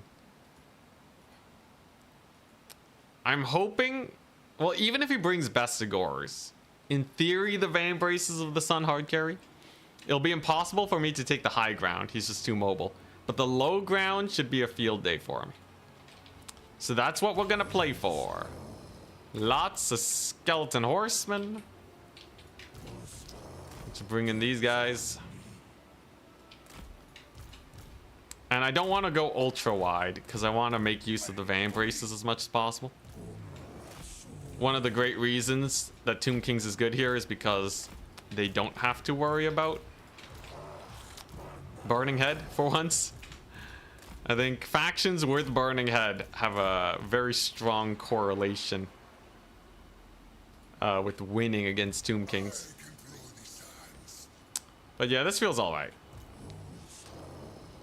The biggest play though is this. I think you always want to take a ton of skirmishers against beastmen to punish a single entity blob.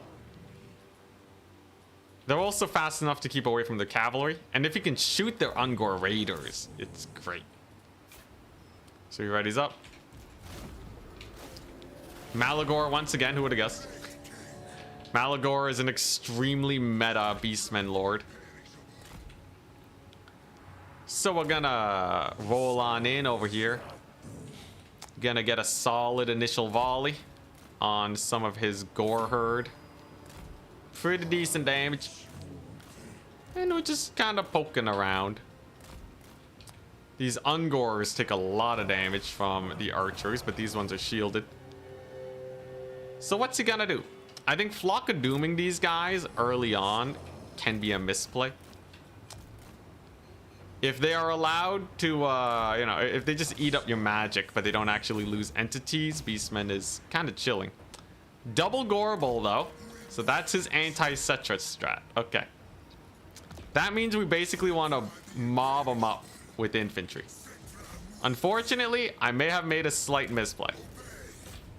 Cetra is getting bogged down by his boys. We can bail him out, though, with a little bit of cavalry. And then I think he'll be okay. Kind of spooky, though. He actually almost caught Cetra there. But it's okay. He lives. He lives. And I just want to take fights. If he doesn't know about the Van Braces tech, he'll just be taking a lot more damage than you think he should. And then, of course, the more units of infantry we have in melee at any given point in time, the better. Because our army passive will be triggering. These guys are popping off. Blessed Legion have already used a good amount of ammunition. But will he go for the Necrotect? It appears he shall. So Necrotect is going to get buffed. Did I buff the wrong one? I may have. Whoopsie daisies. I should be able to catch these Centaurs at least. Sirens is still a good spell. It got nerfed, but it's still amazing. Alright, and he's deciding to commit to a big fight. This is a great time to use that bonus versus large that I was talking about earlier. And then, of course, we just have the hordes of undead coming through this forest. There's their heal number 1. And that's a very beat up unit of Centaurs. A solid beginning for us, I'd say. Value-wise, things are actually trading very slowly, but with these bulls getting surrounded by Cetra, I'd be a little worried if I was my opponent. The reason we bring Cetra and not Kodtap is specifically because he has insane bonus versus large, so he's going to be getting a lot of work done there. So we are pretty good Ushapti summon if he doesn't move his cavalry out of the way. It's a snow map, which makes it very difficult to see when units are getting summoned in. And indeed, the Ushapti do plop down. That's a pretty big hit for us.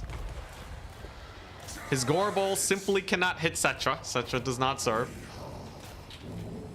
And I just want to keep healing, right? So we're going to, I don't know, buff up these guys for a little bit. I just gotta keep spamming spells. This is kind of a pivotal moment. Gorbol is kind of killing Cetra, though. A little brutal. You gotta remember, there's a second Gorbol, too. So if Cetra dies, that would be very bad. At the very least, though, the Vambrace dudes are doing okay. One Gorbol is finally gonna die to Cetra. Okay, that's good. Losing the Vambrace characters is rough. But losing the Gorbols is probably more painful, I'd say. We even catch a little bit of cavalry on his way in. How wondrous. Alright, Mr. Vambrace dude. He's actually kind of fighting the Gorbol. That's pretty jokes. I can give him physical resist too. Make sure he never dies. So far, I think trading is really good for us. It saves the values even, but we've been healing. So that's pretty bad for my dear opponent here. I'll be able to catch out most of his archers now with my cavalry superiority. Most of his cavalry kind of went for the deep dive. Should be able to catch out these Centaurs too. So that's one Gorbol down. Cetra's doing his best against this one. If he loses both Gorbols, it's completely over. Looking a bit sus though. Cetra's doing his best. Gorbol's tanking it. Dude, Cetra's such a Chad though. He's gonna physical resist himself now. That should do. So I should be able to kill off these Centaurs with a bit of a rear charge. I do have no capture points though, I just noticed. Okay, so that part's a little bit more sus. No capture points is a little bit rough. I think we're just up trading though, right? Unless Cetra dies to this Gorbol. It looks like he's getting a little low, right? I'm gonna give him a damage amp. Just because it heals him a little bit. Come on, Cetra. Come on, Cetra, you're better than this. You're better than this. Oh, he's getting real low. Oh, Cetra ain't looking too hot. Oh, and he dies. Dang, all right. So Cetra's dead, which means that we lose a couple of our dudes. Here's the thing though, I can resummon Cetra. His Gorbols are basically dead, and a resummoned Cetra, he'll be able to hunker down and get everything he needs to get done. Oh boy, how long does it take to resummon him? Vambrace guy died, yeah. So okay, I can kill the Gorbol at least, and the archer's still alive. The thing is, Malagor is also still alive too. We're definitely routing a lot of units. I can capture that point in the distance. I think we do bring in the sepulchral stalkers now. They'll do great.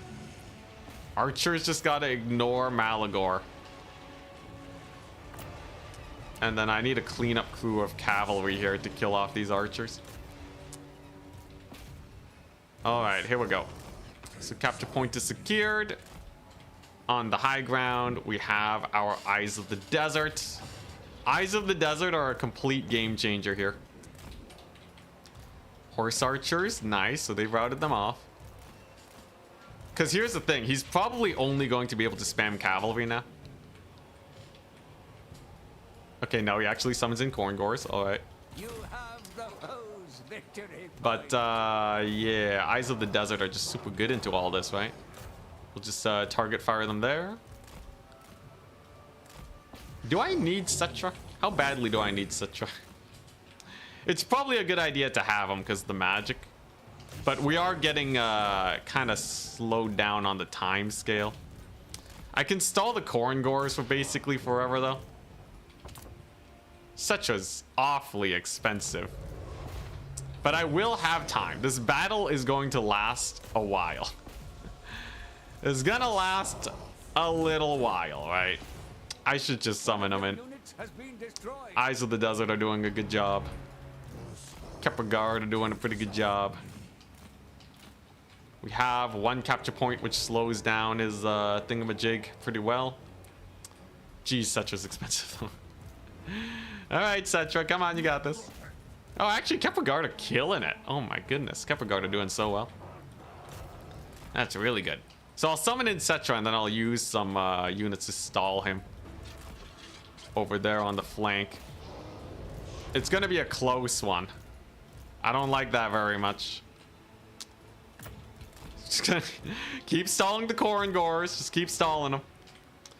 Cetra will be back to cast all the magics very soon. Come on, Kepler Guard. Dude, the Kepler Guard are just annihilating. Ah, oh, thank goodness. Cetra's back, baby. Oh crap, I didn't capture the point.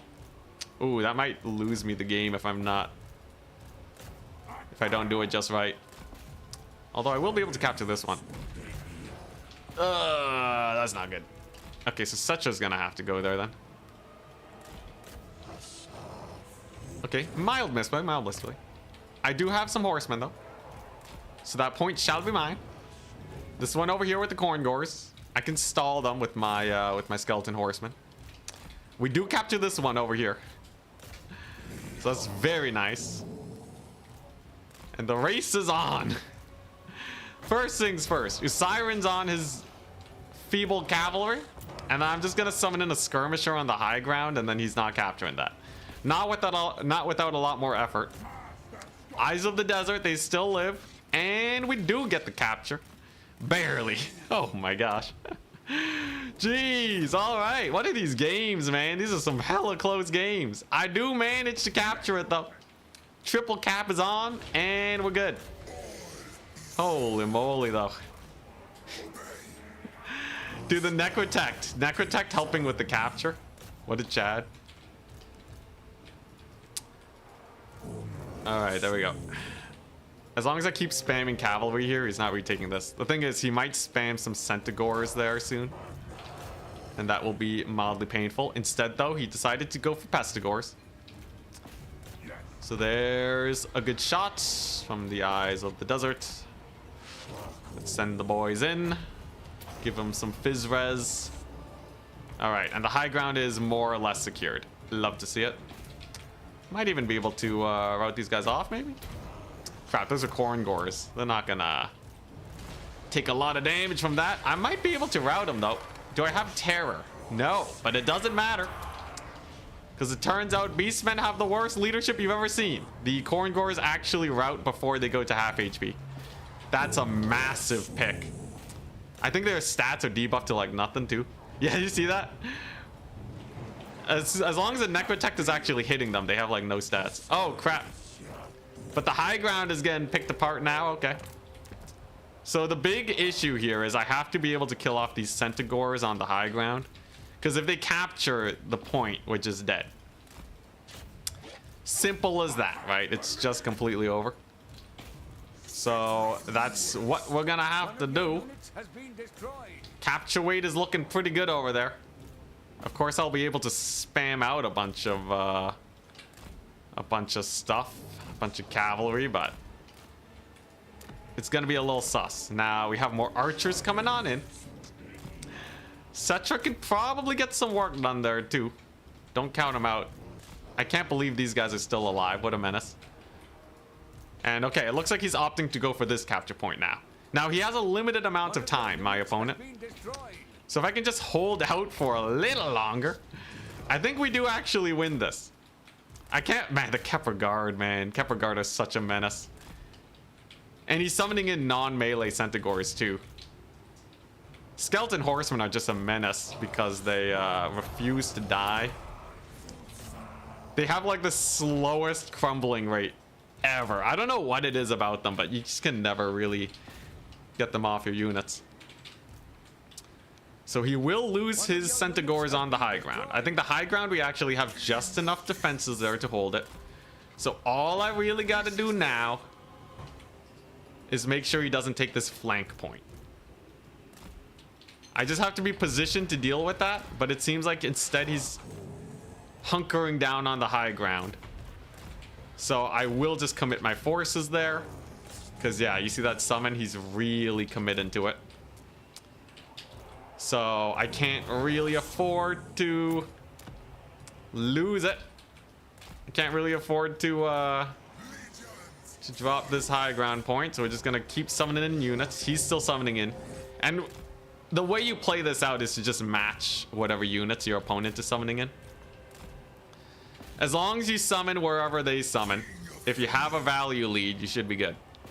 Though I am rapidly running out of stuff. 2 horsemen, though, should be fine. These beastmen, they do not have that much capture weight. Ungors are expendable. And I have yet another. Dude, this is like the ultimate in pain and suffering. Tomb Kings are so annoying sometimes because they can spam cavalry forever, man. Absolutely forever. And you'll just never be able to deal with them. They have 4 capture weight a pop and they cost 400 gold. They have undead crumbling. So they're just chilling. Oh, the brutality. All right. Looks like he's going for this far point now. I'll have to wait for more cavalry summons. He's letting off over here, though, so this should be fairly simple to take out. I actually want him to overcommit here. Though that unit of infantry is looking a little sus. Actually does have a lot of Centaurs. Let's brace. I'm gonna need to summon in a few more dudes over there if we actually want to hold it. We are starting to down trade too, I'm feeling it. But another skeleton horseman summon will probably be enough. All they realistically have to do is hold. But he has a unit of gores coming on in, and gores, well, they're pretty spicy. They're pretty spicy. Cetra's kind of dying too. I don't like that. I do have another horseman though. The endless tide of horsemen. Come on, you darn stalkers, get in there. Stalkers just have to get on the point to stall, and there we go. That's all they need. His capture weight is dwindling. It's very, very slow, right? The stalling is going well over here. I do win on a 2 capture point too, but it looks like he might be able to capture this. Let's get a horseman here. Worst case, he can cycle to the middle. Cetra lives at least, and this necrotech will make this grind go on for practically forever, right? It appears he will probably capture this unless I get some sort of miracle. Tickets are very close. Tickets are extraordinarily close. Oh my god, he barely gets it. He barely gets it. We're diving back into the middle. I just gotta hold the middle and the high ground. We barely caught up in points. He only has 1 Goreherd shield. So if I can just pile driver it, we should be fine. I think we're at the point where 1 capture point is enough to win 2. Pestigor shouldn't be enough to get in here. Cetra the Chad, the unkillable. He's hunkering down on the high ground. Just a few more seconds. Cetra with his mighty 3 capture weight apparently just slowing them down, and that's gonna be it. Holy moly, all right, that's another crazy game. We got to the point where it was a 1 cap. And it's gonna be 3 wins against beastmen. Such with the 2k value and mass healing across the board. Very, very nice. It was kind of spooky. Well played. It got down to the wire at the end there. Him sniping Setcha was a good play. Double Gorbel, very terrifying. How'd the Necrotex do? Probably not bad considering their values in the end there. His Centigores were really getting bullied though, right? He summoned them in a bunch. They really couldn't do that much.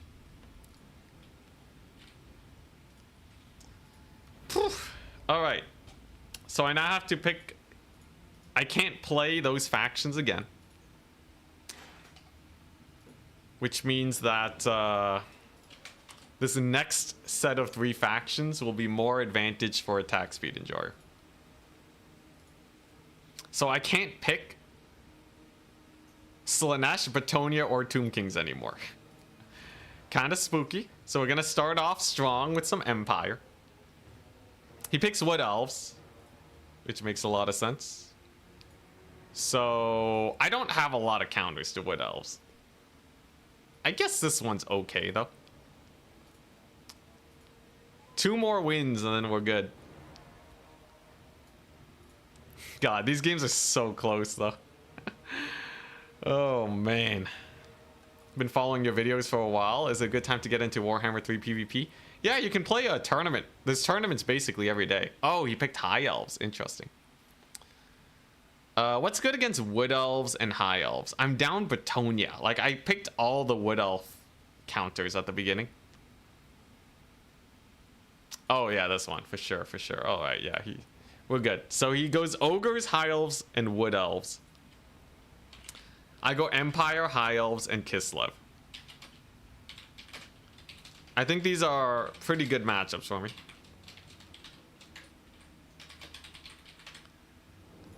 And I'll give him the maps.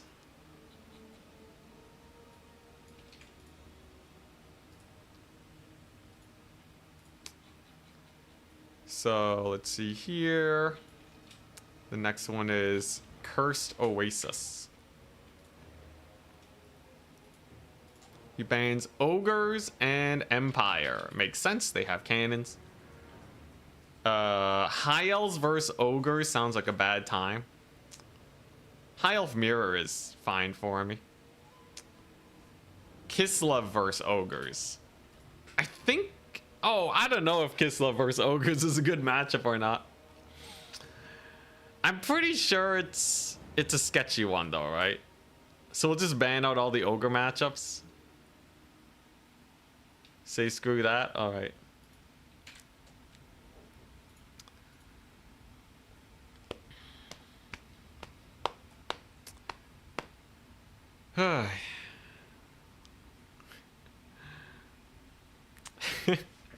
Always throwing cavalry. Dude, cavalry is so good. Tomb Kings are one of the best holding factions in the game with those constant cavalry summons. They're so fast. They got the Vanguard. He totally could have won that one though. It was getting very sus after the Setcha snipe. Kind of wish I had an extra single entity just to kill the Gorbel. His infantry was really good too. Beastmen really do have best in class infantry.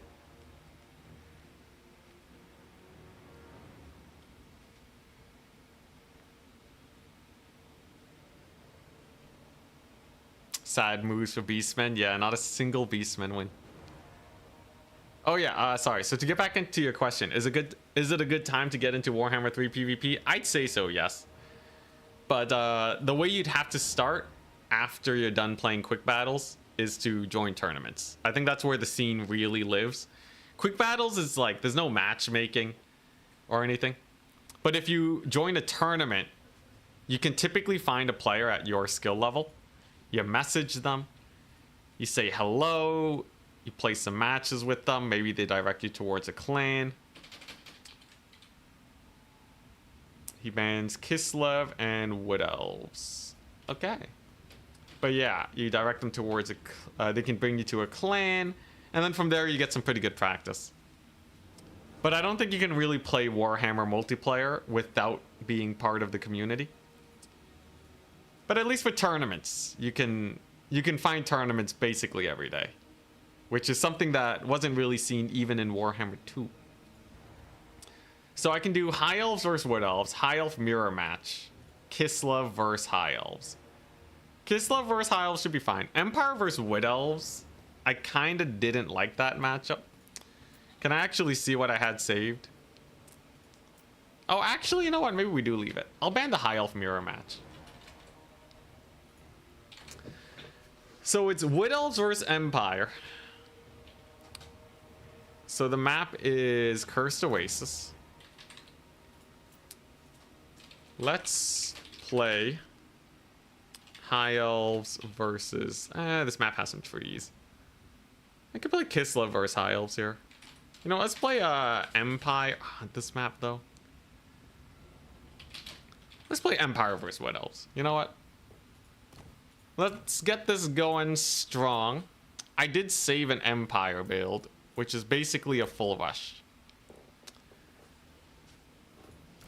We got the Flaming Sword. We got the Burning Head. I think Attack Speed Enjoyer likes to go for mass ranged infantry.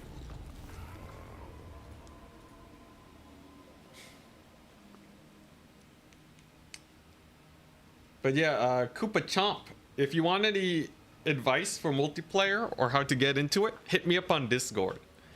I'm happy to give you whatever deets you want.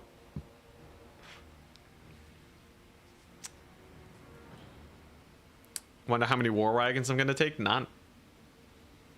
This is a punish build. So Wood Elves, if they don't start with cavalry, they simply cannot field enough units to defend the rush. There's just too much coming their way. If they go for too many heroes, all the archers are gonna die.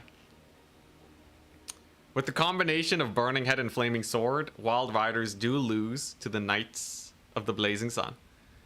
And then after all the range is dead, after all the cavalry's dead, you mop them up with grenade launchers. That's about the gist of it. Has the build been tested before? No. But it should be pretty nice. The double forest dragon full Zote build. The dread double dragon Zote. Dude, I hate Zotes so much now.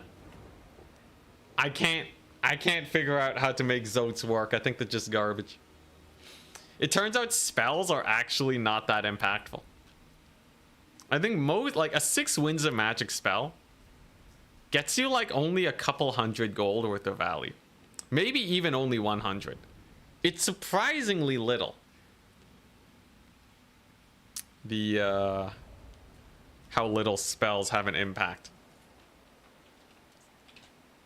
Like even a Burning Head, if it kills half a Marauder, that's only 200 gold. So the Zote coming in with the free 3 spells is not that great. Outside of exceptional circumstances, like you flush to stone your cavalry and they get an amazing charge. Kind of depends on what you're healing to, yeah. Like I think it can be optimized, but most of the time, unless you're really min-maxing, it's gonna be rough. Is this the finals? It's a best of 9 series, so I need to win 2 more games. If I can win 2 more games, then it's over. So I gotta whack a load of Empire Knights. He has 16 units, which means it's not a weird build. And we're gonna see how good the rush is. I'm gonna A-move, and we're either gonna die. Like, there's very low chance that this game's gonna be a big tussle. It should just be very fast, one way or the other. I either lose all my units, or he loses all his. Hoping to see the grenade launchers do well today.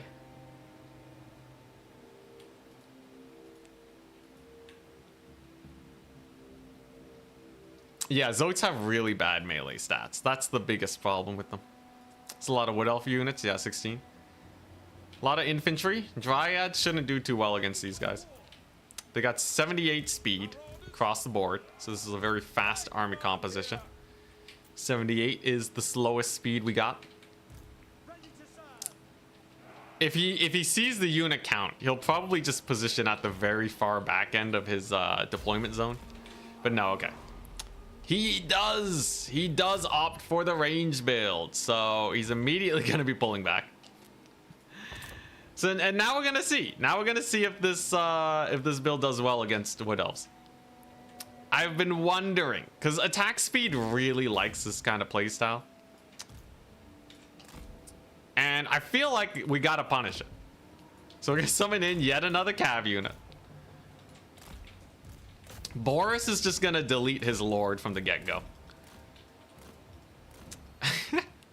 He's standing his ground, alright. He can summon in a wild rider though. Something to keep in mind. Boris should definitely dodge. He sends out an arrows of Kurnos. And we're just going to get in there. Like, time is of the essence, man. So there's a little lord knockdown. Let's get the cavalry in. He should be able to get a lot of work done. Is he focusing my Bright Wizard? He might be. Or maybe Boris. I don't know if he wants to waste ammunition focusing Boris, though. It's going to be a pretty nice initial burning head, though. So that should just rout him off. Cavalry is in the cookie jar. And he summons in Zotes. He summons in the Dread Zotes. All right. So we'll see if Zotes can actually do anything. Let's do that. If he kills the wizard, it's honestly not the end of the world. The wizard's kind of fine. Boris lives too, which means his damage over there doesn't do too much. Although trading wise is not going nearly as well as I'd hoped, right? We do get one route. Let's get another one of these. As soon as I kill off his lord, life will get a lot harder for him though. I don't imagine many of these archers will actually be able to stick around. So there goes his lord. She's routing. We're gonna avoid the Zotes, who have actually been mildly problematic here. And then hopefully I can kill off his lord soon. Overall though, it ain't too bad. So yeah, she's dead. Nice. Nice. All right. Goodbye, leadership. And now the cavalry cook. It's gonna take him a while to resummon her. It's gonna cost a good amount of money.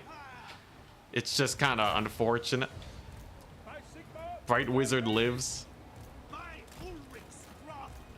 There's a terror route, solid.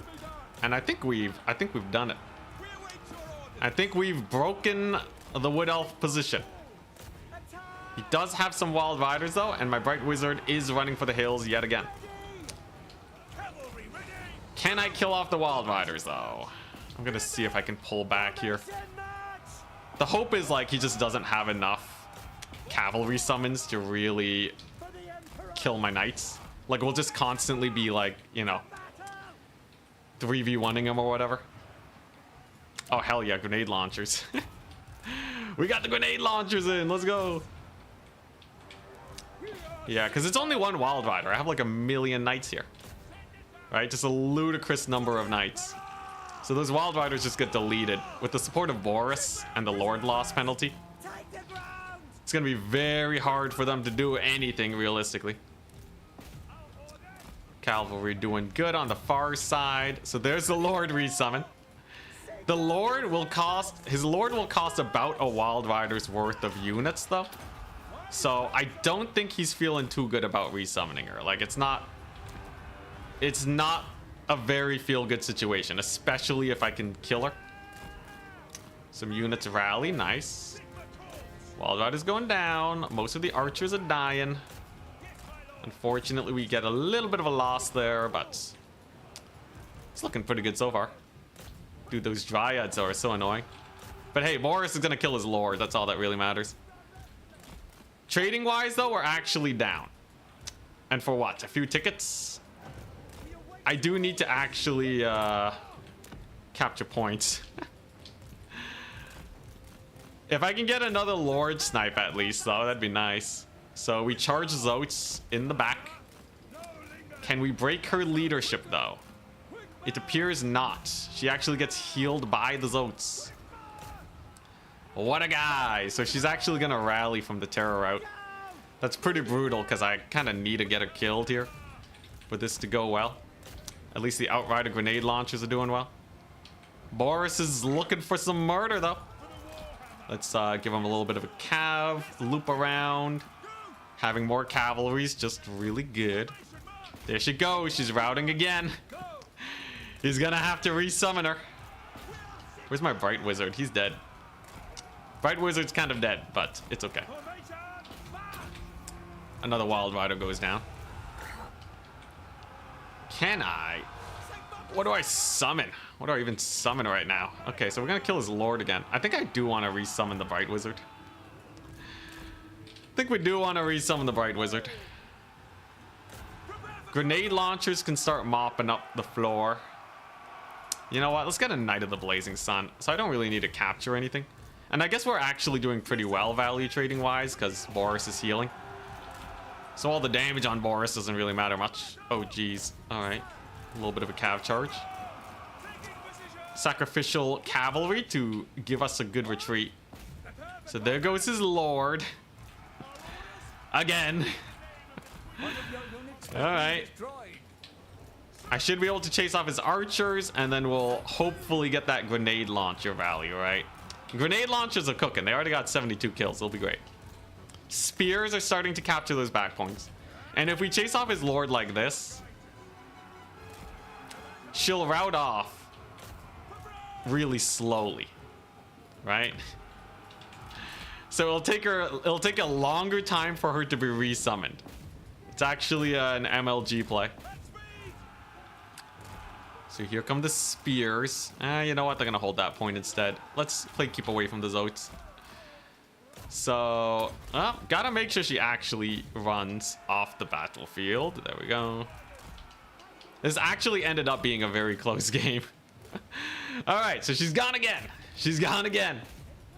He gets his last arrows of Kurnos on my wizard, but he's not gonna die to that. So unless he desummons that fool, we should still be good. The big play is using Boris to kill everything. Unfortunately, I've lost most of my cavalry, and I didn't really get a lot of capture tickets for all the effort that I put into this battle. So it's actually going to be kind of sus. I can't believe it. I should have captured all 3 points first. What was I thinking? Okay, so Bright Wizard has to play keep away. He can't die to Zotes. Don't die to Zotes, please, my dude. Okay, I can use some cavalry to chase these guys off. Boris is on his way. Boris coming in hot. I'm gonna give up this point because I just got a value trade, right? He has no archers left. Effectively no archers left. Jesus, Lord is back. Oh man, that's silly. So there's a flaming sword. That's gonna help them out. Massive damage on the Wild Riders. A rear charge from Boris should be able to finish the job. Fingers crossed. Should be able to get a pretty solid burning head here too. And then once we get our cavalry in, I think we are fine because this is a lot of elite units going down. Dang it. Got a rout. I think he... Oh, those are stag knights this whole time? Oh, I see. Well, that's a little bit of a problem. Oh crap, they were stag knights the whole time. No wonder they were so hard to kill. I see, I see. And he resummoned his arrows of Kurnos, or what a guy. Yeah, so the thing is, if I had actually captured all 3 points at the beginning, the reason I think we would have won is because I would have just won by tickets. I would have had like so many more tickets. We're talking like 400 at least if I captured all the points at the beginning. Instead, I was thinking we'd just be able to end the game at the beginning, and that appears to have been my big misplay. Now I will have yet another flaming sword. We'll buff them up, we'll kill the stag knights, and then we're gonna use our cavalry to cycle charge these dryads. It ain't over just yet. Boris, of course, is still very healthy. There's a good route. Nice. And I should be able to get in some Empire Knights in here. And what are those? Stag Knights? Wild Riders. Okay, I can kill those guys. Not a big deal. Not a big deal. Jeez, Bright Wizard, can you stop dying? He keeps bullying my Bright Wizard. Okay, Bright Wizard gets routed off again. What a guy. Alright. So how do we want to do this? The micro battle's going down over here now. So he's going to try and commit his cavalry. He kind of misplays that engagement though, getting his cavalry countercharged. No, okay. Pulling them back. Smart play, smart play. He actually gets a very good engagement there. Wowza. Alright. My Reichsguard though are doing well. Gonna turn on skirmish mode here. In the meantime, his Wild Riders appear to be mostly dying. That's good. So if I keep summoning in Empire Knights with the help of spears, I think we will be okay. Because they should be able to overwhelm. In the meantime, Boris has deleted the Zotes. After much effort, the Zotes are finally gone. I did not expect them to be that annoying this game. But they most definitely were. His Wild Riders, if we could just get them killed. Come on, baby. There we go. Then I can disengage with my cavalry. We're doing okay on that flank. Poor Bright Wizard, man. Bright Wizard's getting bullied. Okay, there we go. Big Wild Rider charge, but I still have spears. And I have a unit of Huntsmen. Huntsman cleanup crew, gonna do great. I'm gonna snipe his lord again. No lord will ever survive the onslaught of Boris. Okay, he's probably gonna summon a Wild Rider though to bully Boris. I don't want that. So instead, we're just gonna chill here, use our Huntsman, have him clean up shop. There's a capture point. And value trading overall is starting to go back into our favor. His little Waystalker over here should be going down very soon too. Although, looks like the Wild Riders are actually kind of winning this fight. That ain't good. In the meantime though, his lord continues to take damage. But he was saving up for the Wild Hunters of Kurnos. My god, that's gonna be annoying to deal with. Man, what do I do for an extra 400 tickets though, right? Okay, so Wild Hunter of Kurnos, what are they going to do? They either have to, they either are going to try and save his lord, or they're going to rush into combat. They can't do both, and that's gonna be my out here, right? So Boris can just continuously bully his lord. And then if I get another lord pick, something victory. Yeah, get him, Boris. Beat him up. You'll never keep your lord alive against the might of Boris. Toddy is here. He's gonna terror router. Let's go. All right, so yet another route on that character. That's good. My grenade launcher's route to literally nothing. But she's gone, man. She's over. She's done for. Wild Hunters of Kurnos are gonna try and save her. Oh my gosh. And while he's distracted the burning head on his spearmen. Huzzah! Let's go! Alright. That's a big play, actually. The Bright Wizard, he lives. Time for the double cap. Time for the Knights of the Blazing Sun. So I gotta actually kill her though. That's a problem. We actually have to get her killed. I do have another flaming sword though. If he doesn't have an Arrows of Kurnos, that'd be great. I kind of need that. All right, so what are we looking at? What are we looking at? What are you summoning in? Oh, hella Wild Rider. Okay, hella Glade Riders, I see. Without his lord though, it's gonna be a little sus.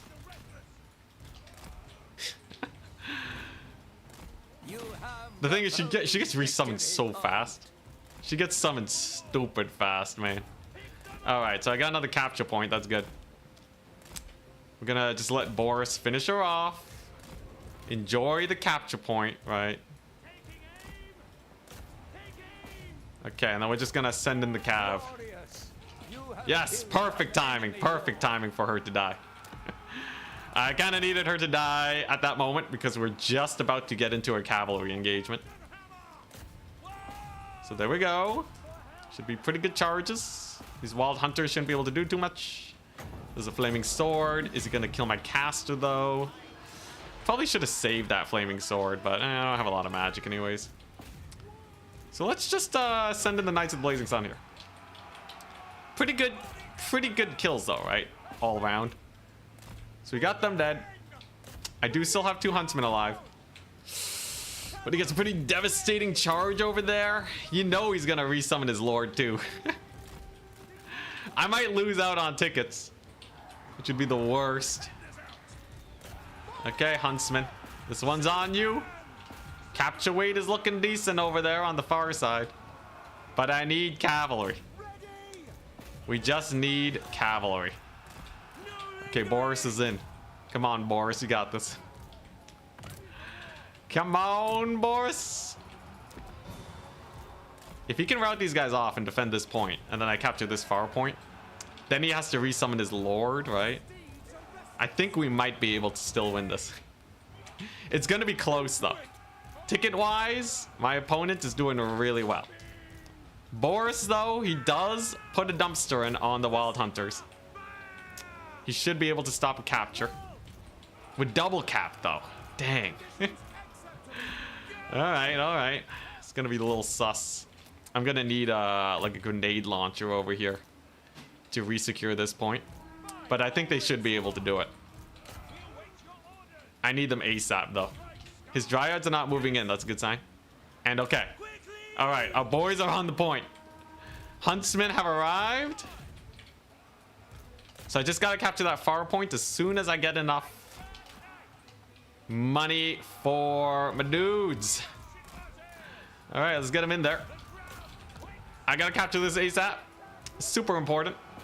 Boris is going to be barely surviving versus these Wild Hunters. If he dies, that'd be real bad. But they get terror routed. Okay, that's huge. All right, here come the grenade launchers. Launch them grenades. Kill the cavalry. There we go. That should rout them off. I don't think that charge will. Oh my god, the charge will. The charge keeps them in. What chads? That's kind of brutal. Oh boy. Okay, so I barely captured that point. Huge. Against the dryads. So I just gotta capture this one in a few seconds. Alright, I can do that. I can do that. That's chill. I have grenade launchers here. He resummons his lord again. He summons her again. Oh my god. To overcast a Melkoth. She's been dead so much she still has magic. What is this? The thing is though, my opponent simply doesn't really have a lot of money, right? So if I just keep using my cavalry here to pummel away and use Boris, I should be able to actually clean up. Holy crap. That was insane. It's still not even over yet. What are these matches? The run back never doubted. Oh crap, I killed the Waystalker. He can resummon him now and maybe snipe Boris. Never doubt your boy in Disney when he's on his A game. Oh my god. Oh my god, that was quite intense. It's still not even over yet. That's the worst part. He needs to capture a point for like half a second. We're done for, but he did resummon his lord and I can't just kill her again. Oh man. It's hilarious how many times she's died. She's in a perpetual state of getting murdered by Boris. He's on the hunt. Boris out for blood. Dude, the PTSD, man. How many times is she gonna have to die? Alright, so if he brings in a bunch of cav here, I should be fine. We gotta center up our cavalry so that they can actually get to the fight in time. She takes a massive half HP hit from Boris right from the get-go. Brutality indeed. Alright, and he's gonna summon in a Waystalker. He's had enough. He's had enough. He's gonna use the Waystalker to kill Boris. And it looks like he will be successful. Will Boris actually kill his lord though before he routs? It looks like he will rout. Okay. No. And Boris Enemy has dies. slain our lord. He gets his vengeance against them, but will it be enough? Because the Waste Stalker don't got no capture weight, so I think he's still pretty screwed, right? I can summon in cavalry wherever they're needed. Rip Boris, though. What a hero. Truly a hero of the Empire. Alright, where are you gonna summon? How much money does he have left? Oh my gosh, what an epic fight, though. I really should have if I just captured the initial points, it would have been fine. Gonna summon in a unit of cavalry for those wild riders. This is some Zintlers. We've managed to kill off his spears. They won't be back. And as long as we keep trading here, it should be relatively impossible for him to capture any points. The Waste Stalker, he kind of needed the Waste Stalker, otherwise Boris would have killed his lord, but it's not enough. Here comes some Empire Knights to secure the center line. Zintlers are in. And I even have some reserve huntsmen over here, so he's not taking that point anytime soon. We're almost at the point where a single capture is enough to win. Jeez. What the crap? Cap maxing went hard. What the crap was that game? Alright, so that's 4-0. Oh my god, his lord died like 4 times to Boris.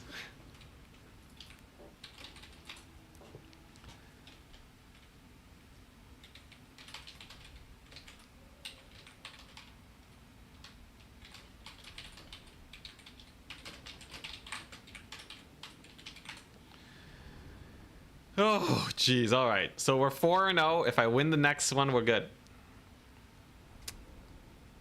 Should be nice and simple. So the last one is High Elves versus Wood Elves. Or Kislev versus High Elves. Okay.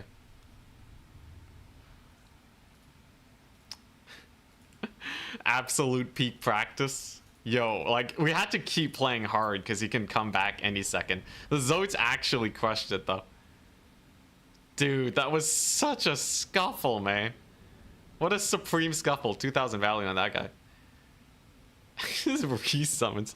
She died so many times. Alright, so he gets to pick next match. The next map is Imperial Road. Can we get the sweet 5-0 against Attack Speed Enjoyer? And paid attack speed to take a dive as soon as he hit 1,400 points. Oh my god. Back-to-back ultra close matches. Long live the Empire. Dude, Boris was a good pick. He was a very good pick. Also, when I load this build, it's the Ostland flag. I gotta make sure I don't give that as a tell. Okay, he wants to go High Elves into Kislev in Imperial Road. It's time. So what do High Elves have? They have a bunch of skirmishers, yeah?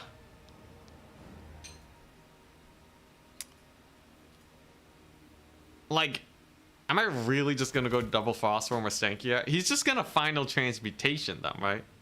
Then again, Mother Estankia also has a counter to that. So Crown of Claws is 20% missile resist. These guys have 25%. Mother Estankia is insane. So look at this. Fate of the Interlopers, 20% spell resist. Just cast a spell as soon as he casts a spell. And we have Corn levels of magic resist for 11 seconds. It's great. I don't really need that. Goliath is okay. Spirit Bearer is okay. Mostly what I want, though, is Forbidden Fens and Witch Brew. You send all of these to Turin? Send them all in. That was a pretty good match. I've been, like, always just spamming wins to Turin, though.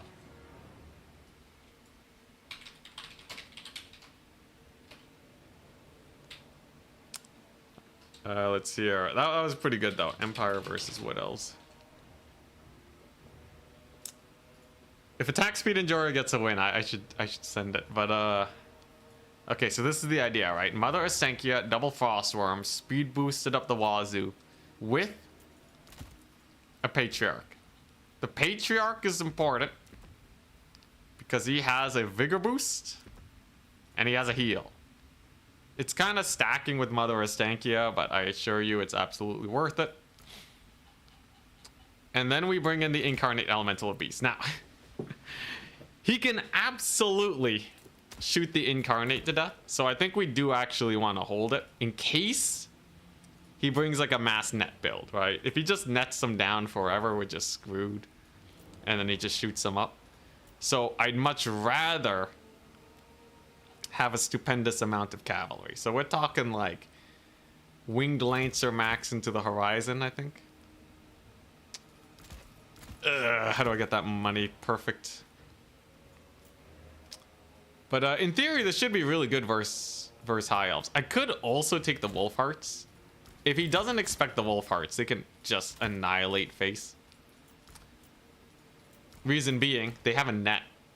So I can just leave them in, like, in stealth to net them down. Bring the Elemental Bear. Against High Elves, that's a death sentence. It'll also help versus Skirmishers, though Mother Astankia already does really good there. So we have our Incarnate in reserve, and then we just want to have a million cavalry units, right? So Winged Lancers and Griffin Legion are all amazing versus High Elves. But what if he goes for Spear Spam? I guess I have these guys, so there's no way, right? There's no way Spear Spam beats an Incarnate. I think I literally just Cav Max it, like... just filthy Cav Max it? Alright, it's done. What about the Vampire Lady, Ulrika? She's good, but... yeah. Turin just cleared his upcoming Steam notification. That doesn't bode well for his internet today. Again with the bad internet? Dude, that's rough, man. Also, by the way, after this, I do have a replay to cast. We had a replay submitted by Charlie, Obese Chicken in chat.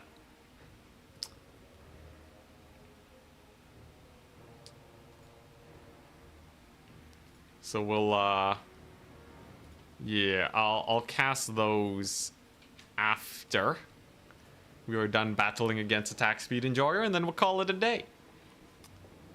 Anyways, Cav Max here is real good.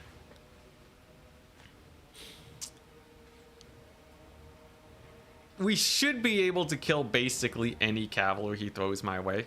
The only threat is like if he brings a bunch of nets and somehow he shoots me to death. Armor piercing, like if he brings Shadow Warrior or Shadow Walker Kite, they should just get overwhelmed, right? Double Griffin Legion's a menace.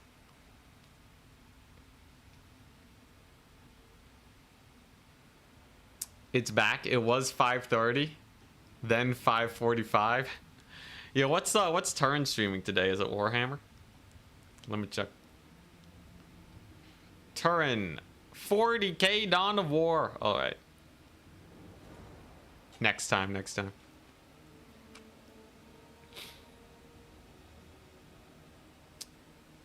Please take 2 Kislev Warriors instead of 1 Winged Lancer. No need for another down to the wire game. Well, the Kislev Warriors don't really do anything, right? I don't think they actually do much here. Yeah, 0 bears. I guess Mother Astankia has a thing that shoots a bear. Or a seal, whatever it is. I think the scariest thing he could bring is like Final Transmutation.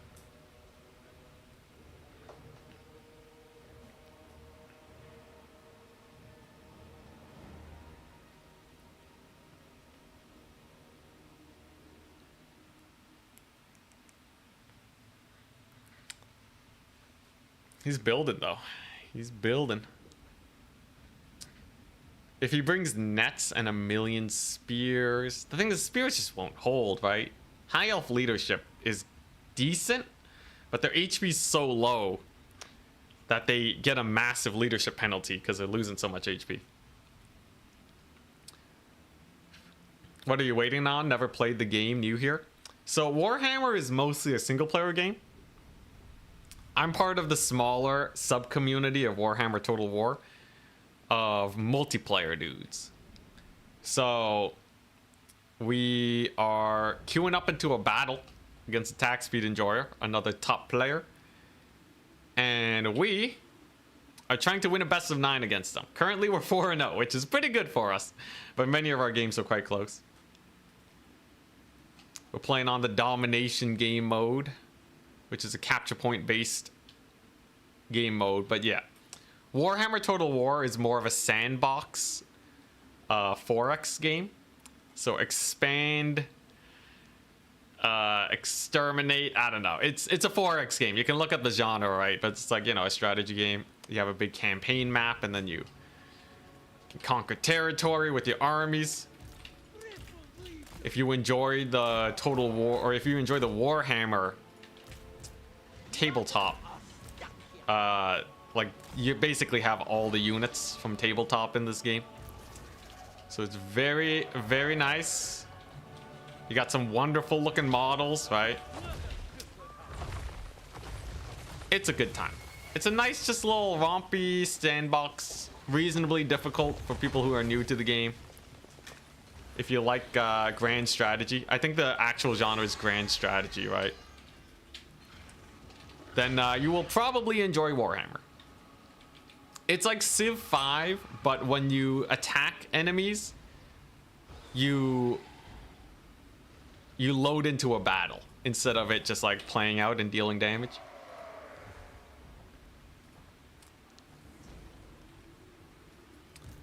He has 14 units. So for my build here, we bought 2 frost worms and a bunch of cavalry. The way it works is first person to 1,500 tickets wins. You get 1 ticket per second for each victory location you hold. You hold it by capturing the point, like so. And indeed, he's gone for techless. All right, so he's going for the techless net strats. Here's the thing, techless can only net 1 unit at a time, so I don't think I have to be that worried. We also don't need the incarnate. Incarnate elemental of beast is asking for death. So I'm just gonna creep up here and get my ambushers to shoot his archers, and I think we're sitting pretty comfortable, right? It's kind of crazy. He went for the same build. He went Sisters of Avalorn. Oh, so there's his armor piercing. Interesting, interesting. It's a Flock of Doom. Only hits 1 cav unit though. Kind of rough for him. Okay, so Sisters of Avalorn are super elite armor piercing high elf infantry. Keep it from the foe. We do not want them to bully me too bad. Now, sadly for me, he did damage my poor cavalry. I can heal them though, so it ain't the end of the world. It doesn't heal that much, but a little bit is still worth. And of course, Mother Astenkia, she can get a pretty massive shot with the bear. Bear missile incoming. And kerblamo! Hey, pretty good damage actually. I'll take that.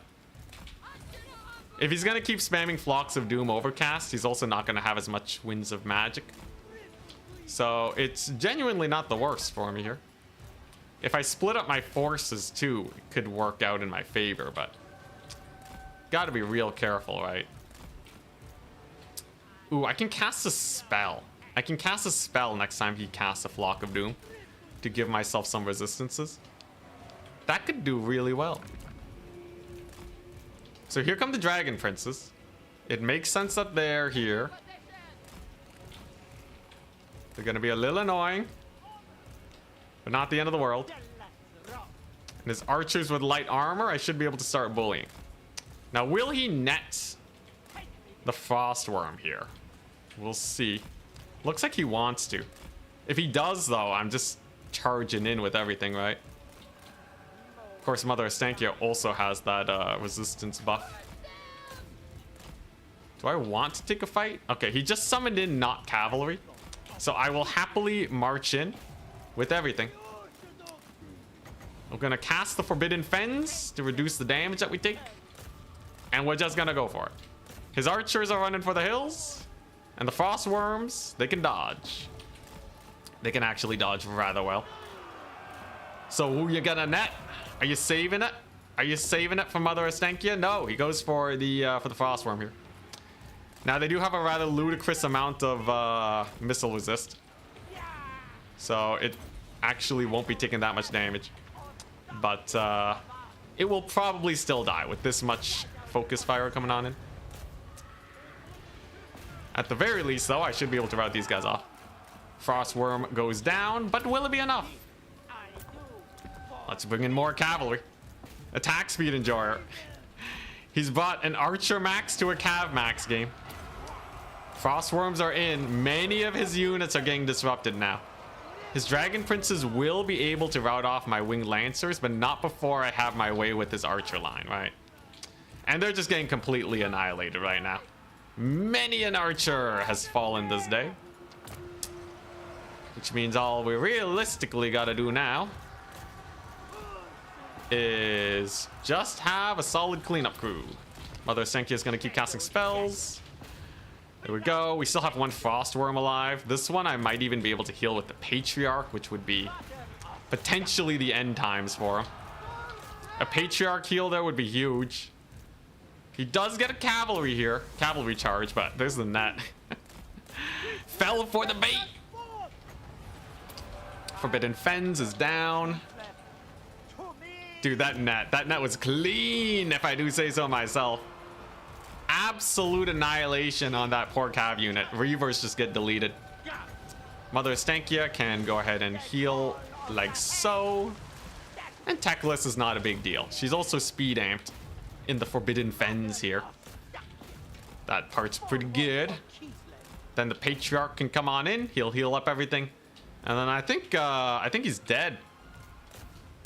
Trading wise, we ain't doing too bad. And this time I did actually capture the points, unlike last time. A few archers do remain, but we're kind of in the cleanup phase now.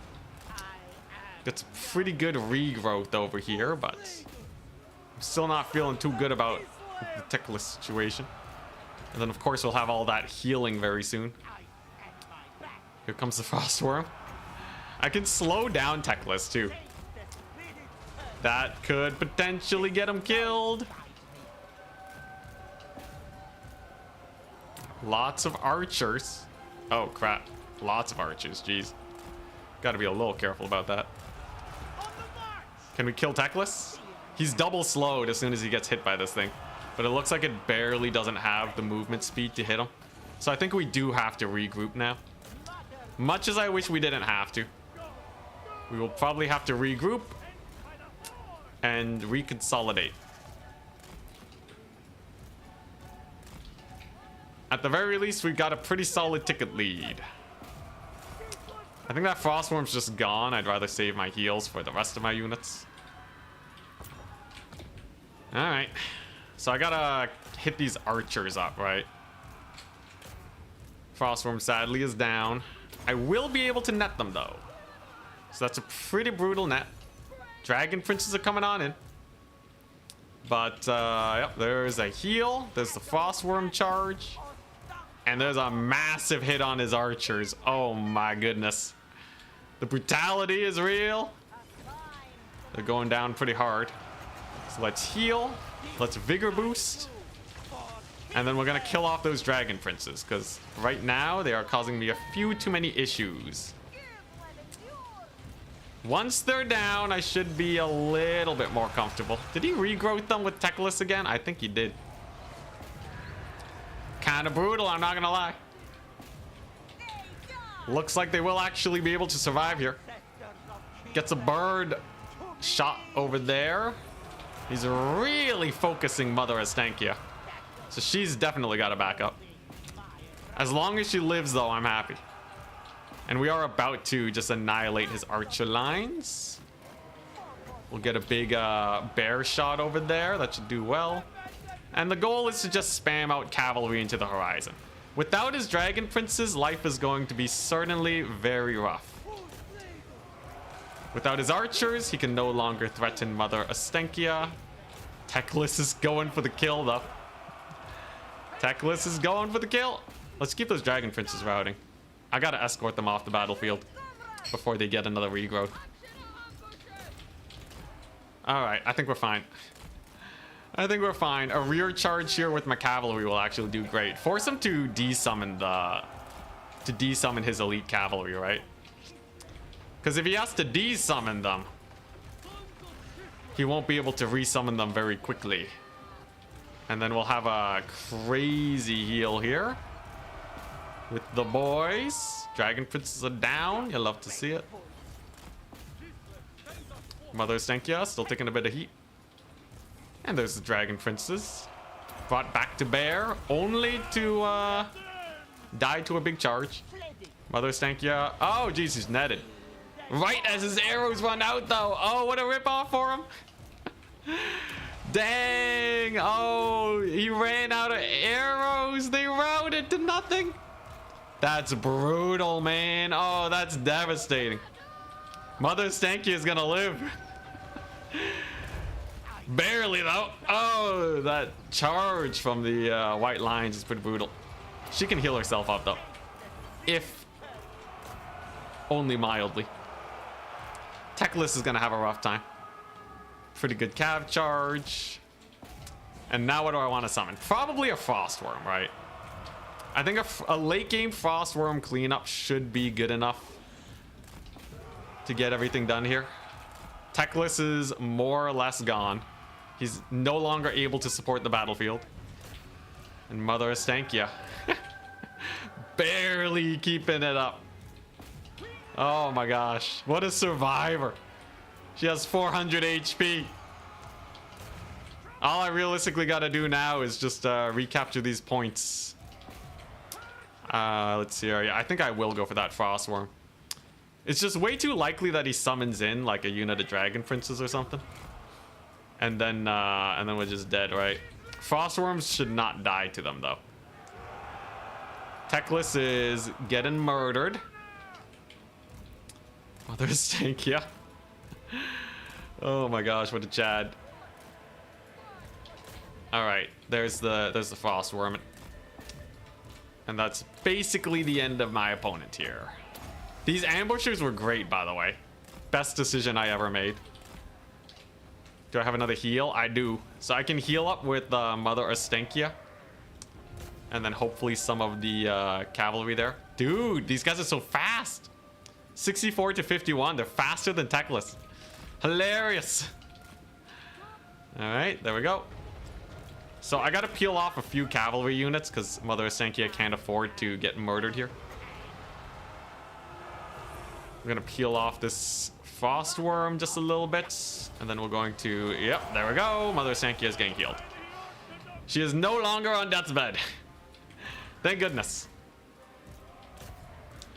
Alrighty. Jeez, that Patriarch. Some sick Patriarch plays. Reavers die to my version of Reavers. We don't have to worry much about that. Teclis is dead, I believe. And I think that's a 4-0 victory. I'm a 5-0 victory. Holy crap. Oh, man. Hard fought across the board. Very hard fought.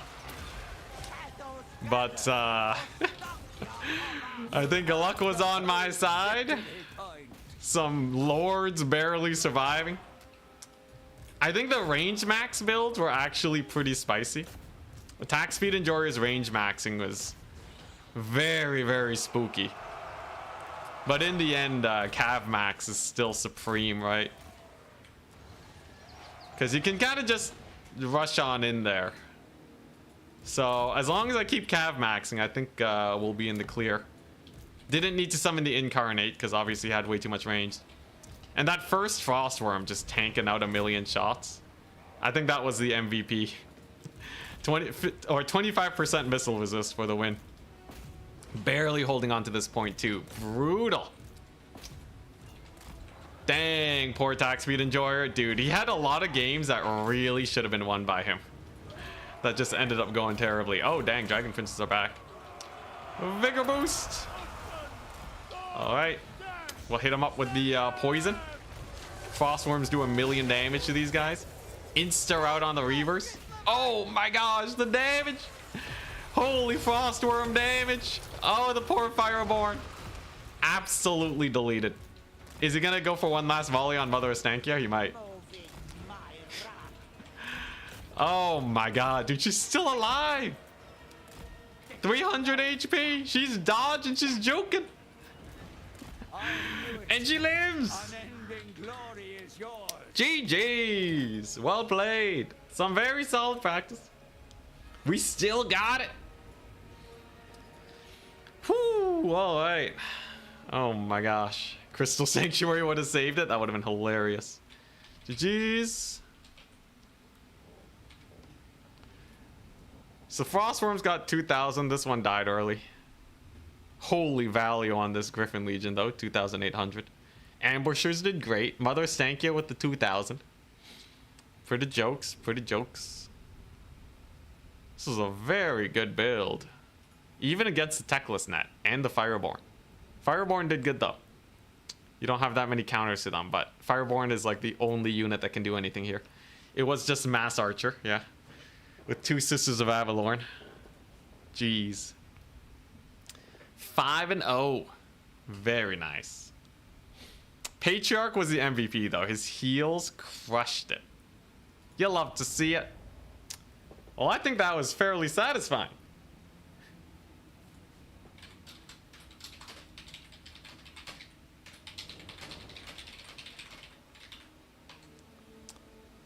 Thank you very much to Attack Speed Enjoyer for facing up against us in a best of 9 series today. Oh my gosh! All right, and I'm gonna raid Turin. Can feel the world champion aura. So this is a YouTube link. I'll also raid him on Twitch though.